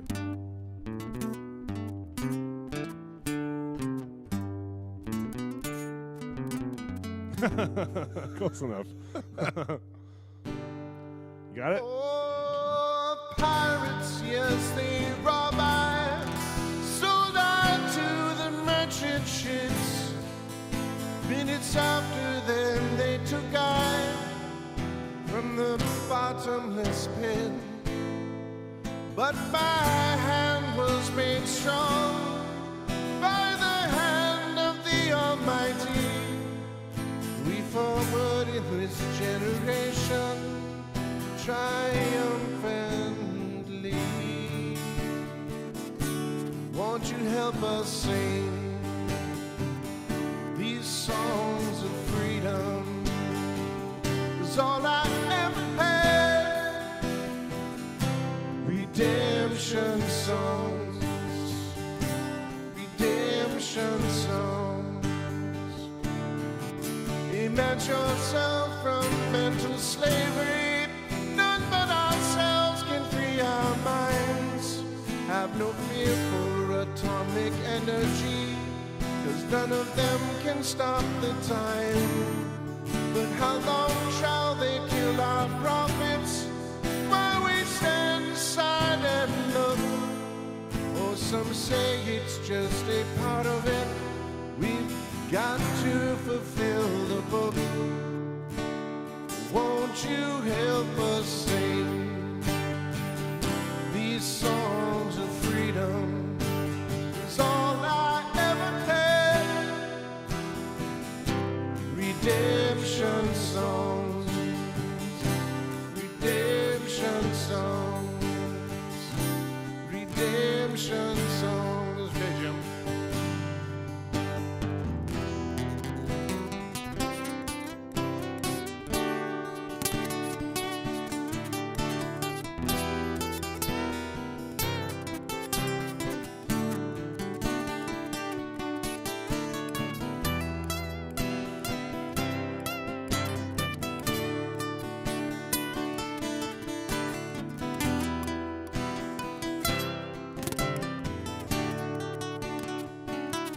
Emancipate yourself from mental slavery. None but ourselves can free our minds. Oh, have no fear from atomic energy, 'cause none of them can stop all the time. How long shall they kill our prophets while we stand aside and look? Yes, some say it's just a part of it. We've got to fulfill the book. Won't you help to sing these songs of freedom? 'Cause all I ever had, redemption songs. And all I ever had, redemption songs. These songs of freedom, these songs of freedom. It's all I ever had.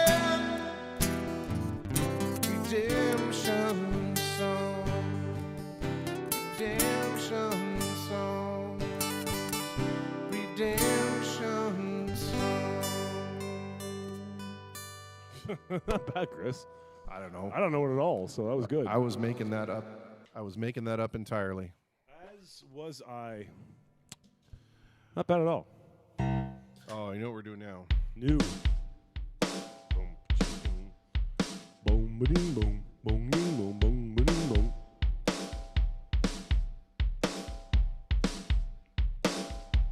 What is das? Well, it's going to be 10th Avenue. Going to be 10th Avenue Freeze Out, okay. but I just need to figure out. Ba-dum, ba-dum, ba-dum. So let me. I just got to time it.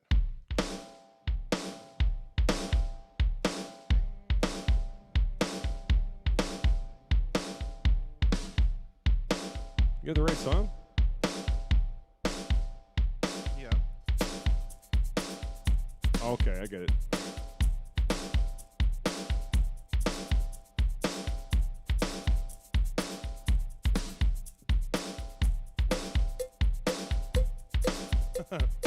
Just for Sean.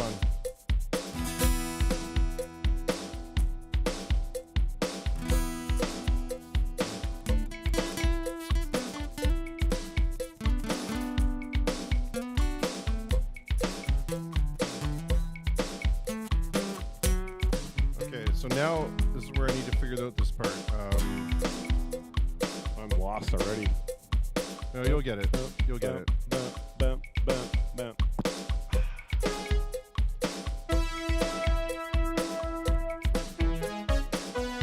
Oh, okay, right. Yeah.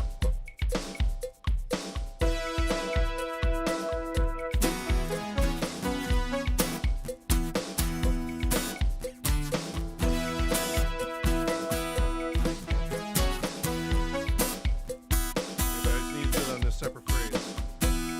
It needs better horns.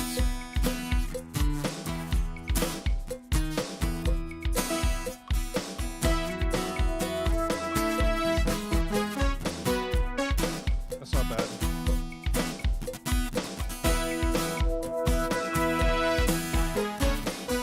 That sounded cool.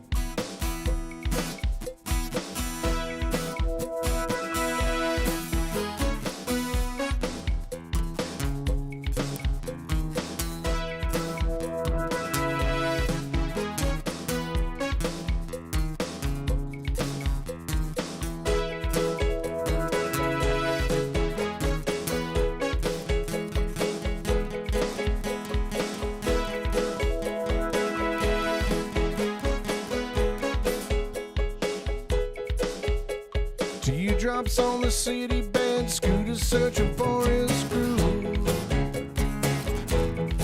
Seem like the whole world wants a pretty and you can't find the room to move. Will everybody better move over the floor? 'Cause I'm from the bedside and I got my back to the wall. 10th Avenue freeze out.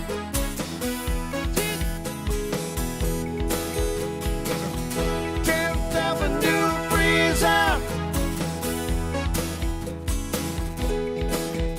I was standing in the jungle trying to take in all the heat they was giving. Till I went right and saw my pride and fire with the thought of the living. From a tenement window, a transistor play. Turn around the corner, think I'd be by the bed. She hit me with a 10th Avenue freeze out.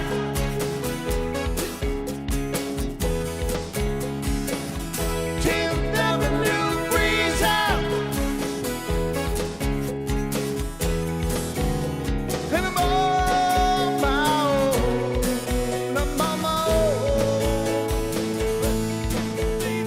I can't go home. I can't go home. And I'm on my own.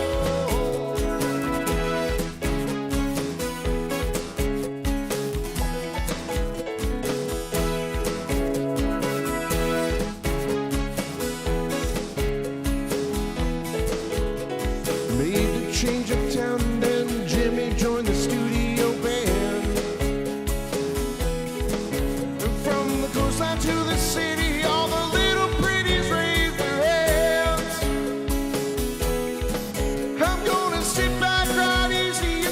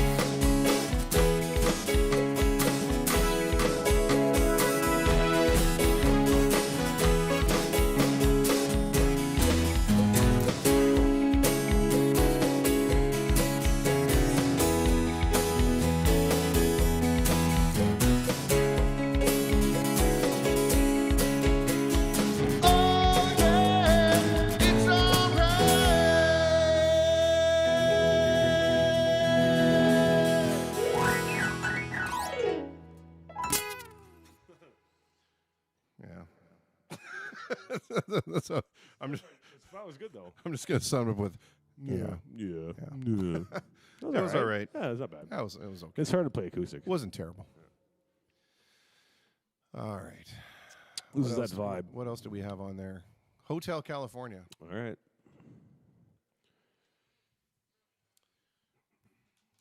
So I've been doing like this The swinging this jazzy. sexy version. Yeah. You say swinging, I say sexy. What's the difference? I don't know. You can be sexy while swinging. That's true. I mean, not us. Oh my God. Rob Shepley wants to hear Van Halen jump. Oh yeah, do it. We're doing it. I don't know the middle part. No, you don't. Neither do I. Yeah. Let's just wait till there.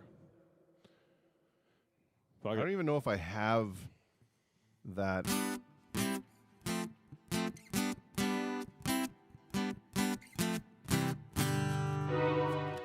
I need to find like the other keyboard has that exact sound.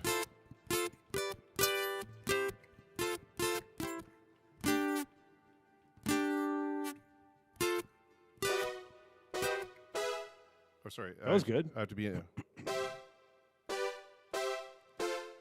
There you go. Beautiful.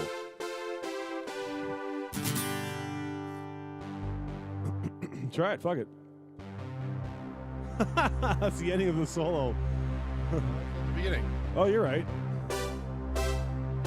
Keep doing that. Ow, baby!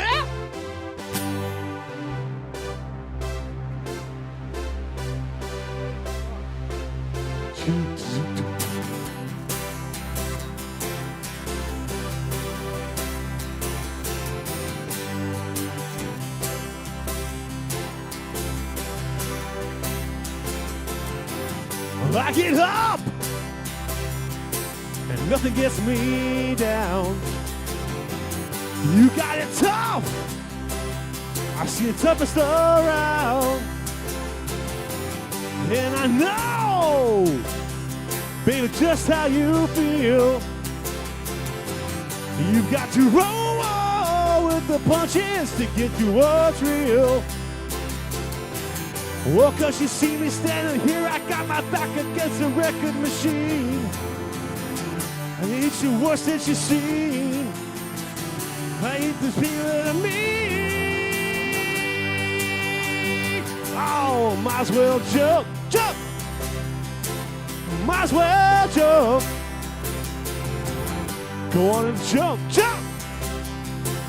Go ahead and jump. Whoa, how you? Who said that? You did. Baby, how you been? You say you don't know, oh, you won't know until you begin. Well, can't you see me standing here? I got my back against a record machine. I ain't the worst that you've seen. Well, don't you see what I mean? Oh, might as well jump, jump. Might as well jump. Go on and jump, jump. Well, go ahead and jump. Come on, Chris, middle section. What is that? No idea. Keep doing that.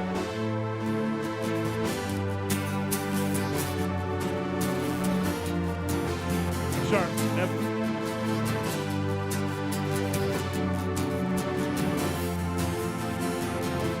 Go to A flat. When? Now.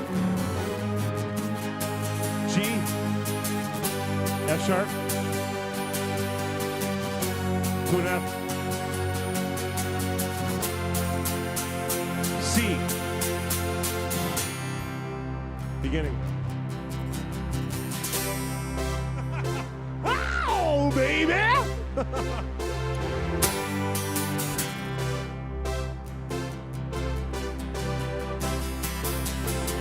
Come on and jump, jump! Go ahead and jump. Get in and jump, jump! Go ahead and jump. Hey!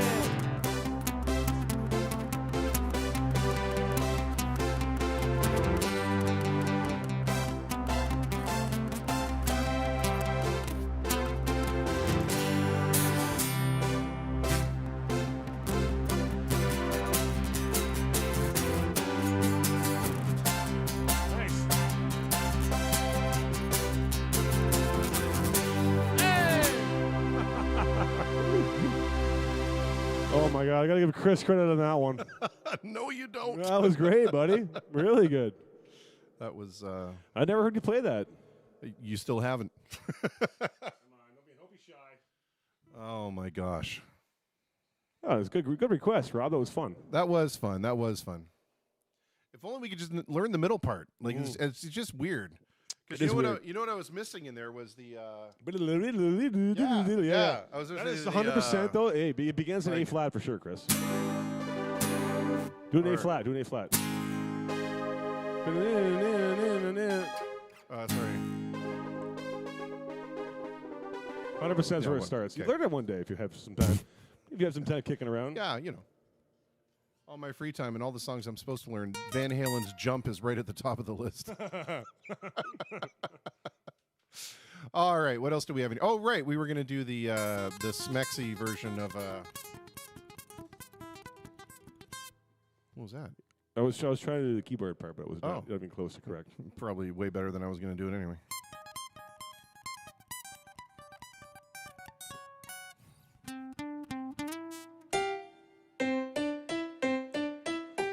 Oh.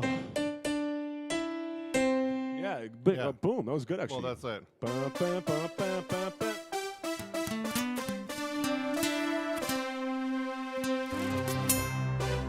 Now we're in this song. Let's play it again. No! All right, Hotel California. All right. That's sexy. Just so you know, it's almost midnight. Oh, I know.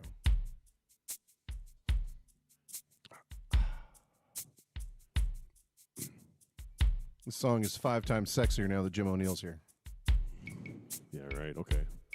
I'm on my 8th beer in the last 3 hours. Doesn't matter. All So we have need your is 2 beers to drink too. All we need is a little bit of this. Or that look in your face. I need That's that look right. in your face every I time. might have peed a little while that was happening. That's how that look, that extreme comfort look happened. We're doing this in B, right? You want to do it in B? It's up to you. You're singing it, so. I mean, I would much rather, if I'm singing it, I'd much rather do an A minor. Yeah? Yeah, if you want. Sure? I just can't No, play this- no. We'll do it in B. We'll do it in B. I can't play the solo. that's Because all. I'll be able to do it in like a different kind of sexy way. Sexy Sultry. way, yeah. Agreed. All right, cool. Like a Murph and the Magic Tones.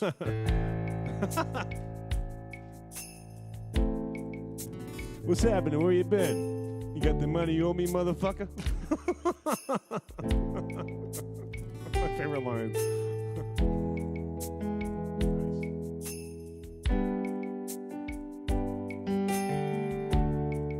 Except, we're doing it in B, right? Yeah. Yeah.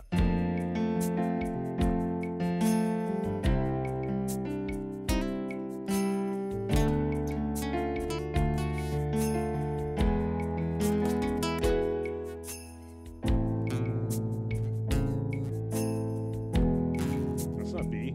It's not? No, you're playing it in a different key. Oh, dang it. Okay, let's try it again. Yeah. Here we go. Dude, what are you doing? No, that's even higher. That's B right there, right? Yeah, good. All right.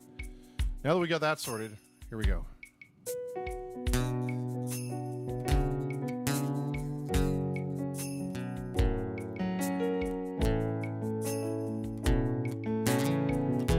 That was my bad entirely.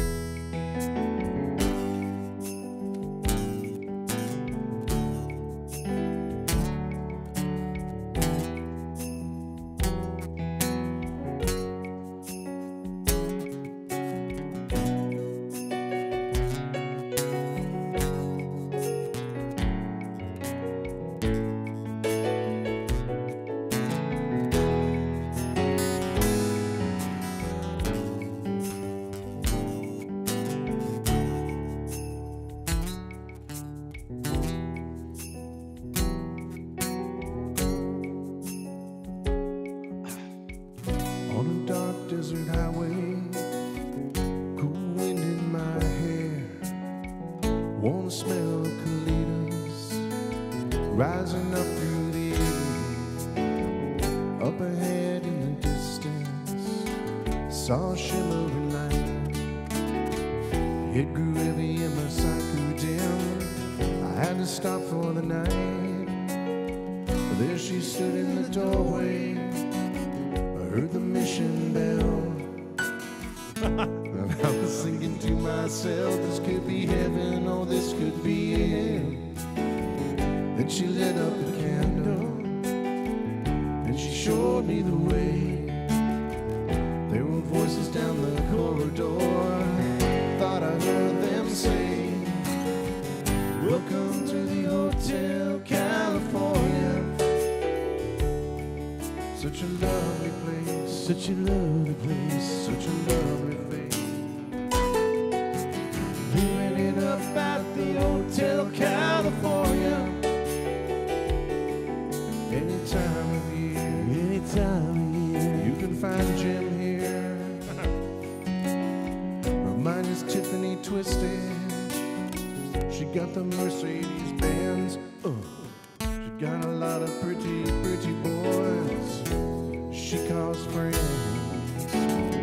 How they danced in the courtyard. Sweet summer sweat.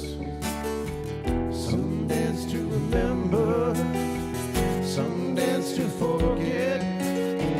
So I called up the captain. Please bring me my wine. He said, we haven't had that spirit here since 1989. And still those voices are calling from far away. Wake you up in the middle of the night just to hear them say, welcome to the Hotel California. What a lovely place, such a lovely place. Living room at the Hotel California. What a nice surprise, what a nice surprise. Bring your alibi.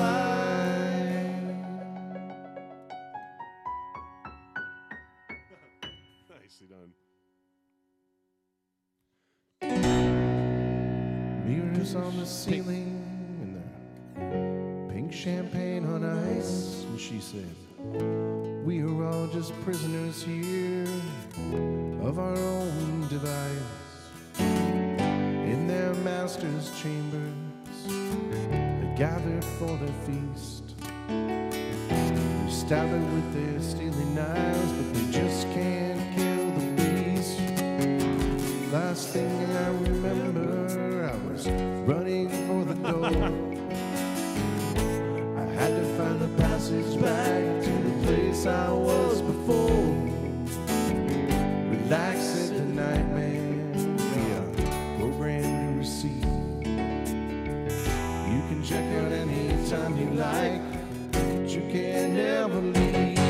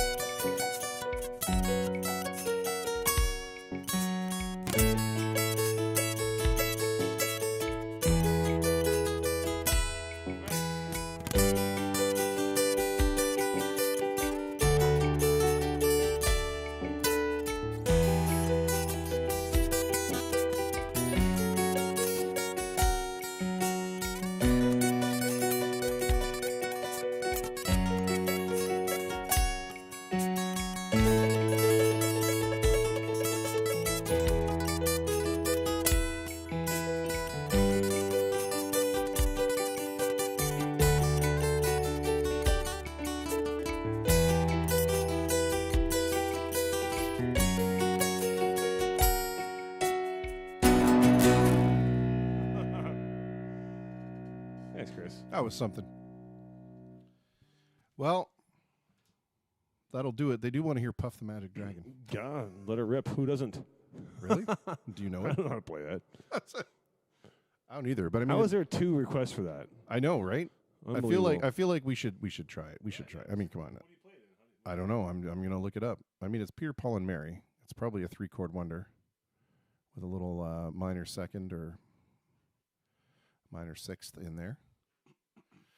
Yeah, Ashley, we could probably have done that better, but I'm glad you enjoyed it.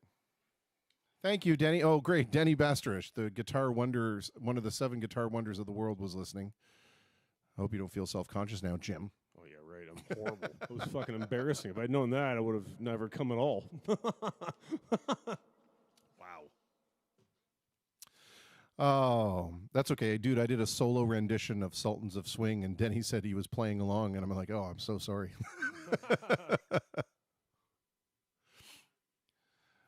Oh, all right. Let's see. I'm trying to pull up the words here. Puff the magic dragon lives by the Those are the words. Done. Yeah. Well, but there's verses. There's verses. I mean, that's the chorus? It's in G. So it's like, oh no. Puff the magic dragon lived by the sea. Wow. Frolicked in the autumn mist in a land called Honolulu. We're doing this. I can't believe it. Okay, hang on. No, it's good. I want to do this. Oh, you go right there. C, E minor, A minor, D, G, it says. Well, we're doing it in G. Okay. Should we do this kind of beat? I don't fucking know. This is all you, brother. That's kind of the magic drag. That's a good beat to it. A beat.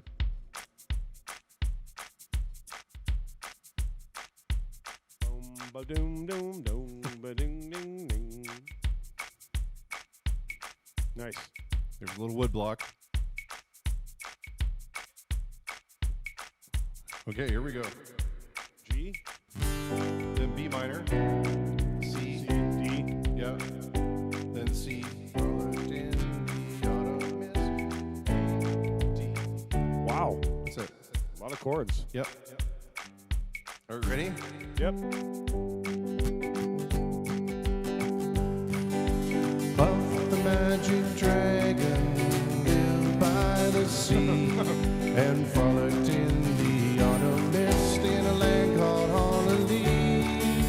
Little Jackie Paper loved that rascal Puff and bought him strings and sealing wax and other fancy stuff. Oh, Puff the magic dragon lived by the sea and frolicked in the autumn mist in a land called Honolulu.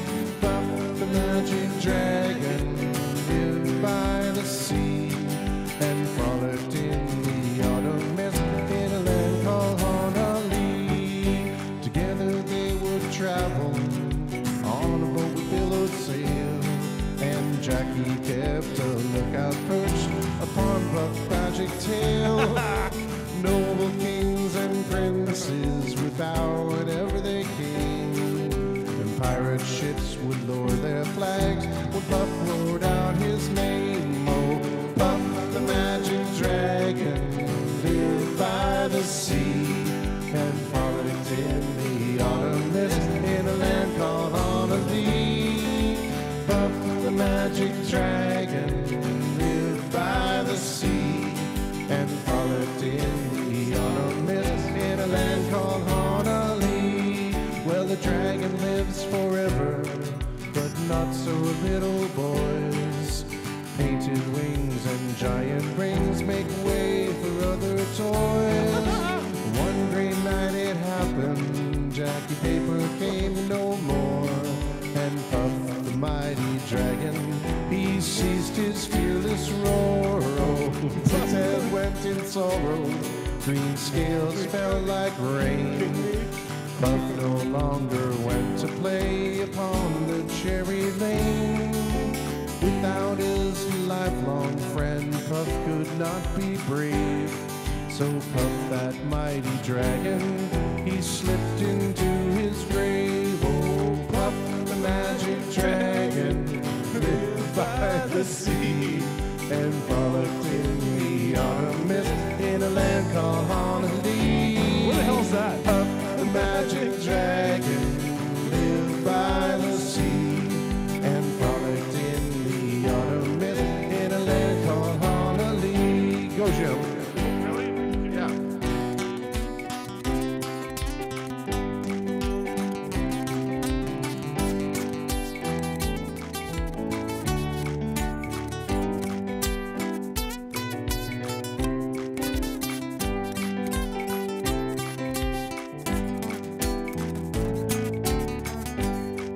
Well, the dragon lives forever, but not so little Jim. Painted wings and giant rings made way for the rest of him. And one gray night it happened, Jimmy came no more. And Puff, that magic dragon, he ceased his fearless roar. Oh, Puff, the magic dragon, lived by the sea and frolicked in the autumn mist in a land called Honolulu. Puff, the magic dragon, lived by the sea and frolicked in the autumn mist in a land called Honolulu. Oh, Puff, the magic dragon, lived by the sea and frolicked in the autumn mist in a land called Honolulu. Puff, the magic dragon, lived by the sea and frolicked in the autumn mist in a land called Honolulu. This is fucking terrible. Well, the good news is we can start playing in daycares. I have to say, though, that is a very gentle song. Oh, are you kidding me? It's incredibly gentle. It's a tearjerker. Oh, God. The little boy grows. It's like Toy Story. The boy grows up and doesn't want his toys anymore, and then that's it. Well, I've seen the movie with Mickey Rooney. That was pretty depressing. Was it? Yeah, okay. Maybe Mickey Rooney's pretty depressing. Anyway, I want to thank all of the guests that stopped by this evening to share their stories with us and take part in this narrative. And, of course, my good friend and compatriot, Senor Mick Jim O'Neill. Thank you for having me. That was fun. It was fun. And she's right. What a great send-off. Yeah, there you go. And yeah, we're 12 minutes overtime, so there you go. People you got your money's worth. And speaking of that, there are the links down there on the bottom if you feel you're up to it, PayPal or Interac, and I'll split it with Jim. I don't. No, I'm good. And give it to Chris. He deserves these. And he just said he had 100 hours logged in this damn thing. That's unreal. Well, it's going to be 105 now. Well, it's probably more like 108 now. Yeah. Wow. I'll show you the stats before you leave. It's pretty cool. At least now you have like a cutoff time. I'm like 5 in the morning, which you've done. That's before. Ashley's fault. Don't point that finger at me. That's her fault. Oh, you can play longer. You can play longer. Keep going. Keep going. I don't know how you have a voice. Oh, me at either. all. I don't have a voice. Period. So it's easy. Oh, anyway, I want to say real quick thanks to the sponsors that make this possible. They help offset some of the streaming costs, and that is of course Rockstar Music Hall, Border City Dance Club, Border City Dance Studio, the Platinum Room, and Windsor Weddings. Ow. Jim's unplugging his guitar. Fuck me. I'm sorry. My apologies. All right. There we go. We'll be back tomorrow. We'll have some more guests. I'll have some more music. Some was sent to me over the break here. I feel like, I should be talking into the camera now because the camera is usually right in front of me, but I'll reorient that in a moment. Thank you guys for everybody for hanging out and being a part of it. And we'll see you again tomorrow. Same bat time, same bat channel. Now it's time for this magic dragon to go puff himself to sleep. We'll see you guys later.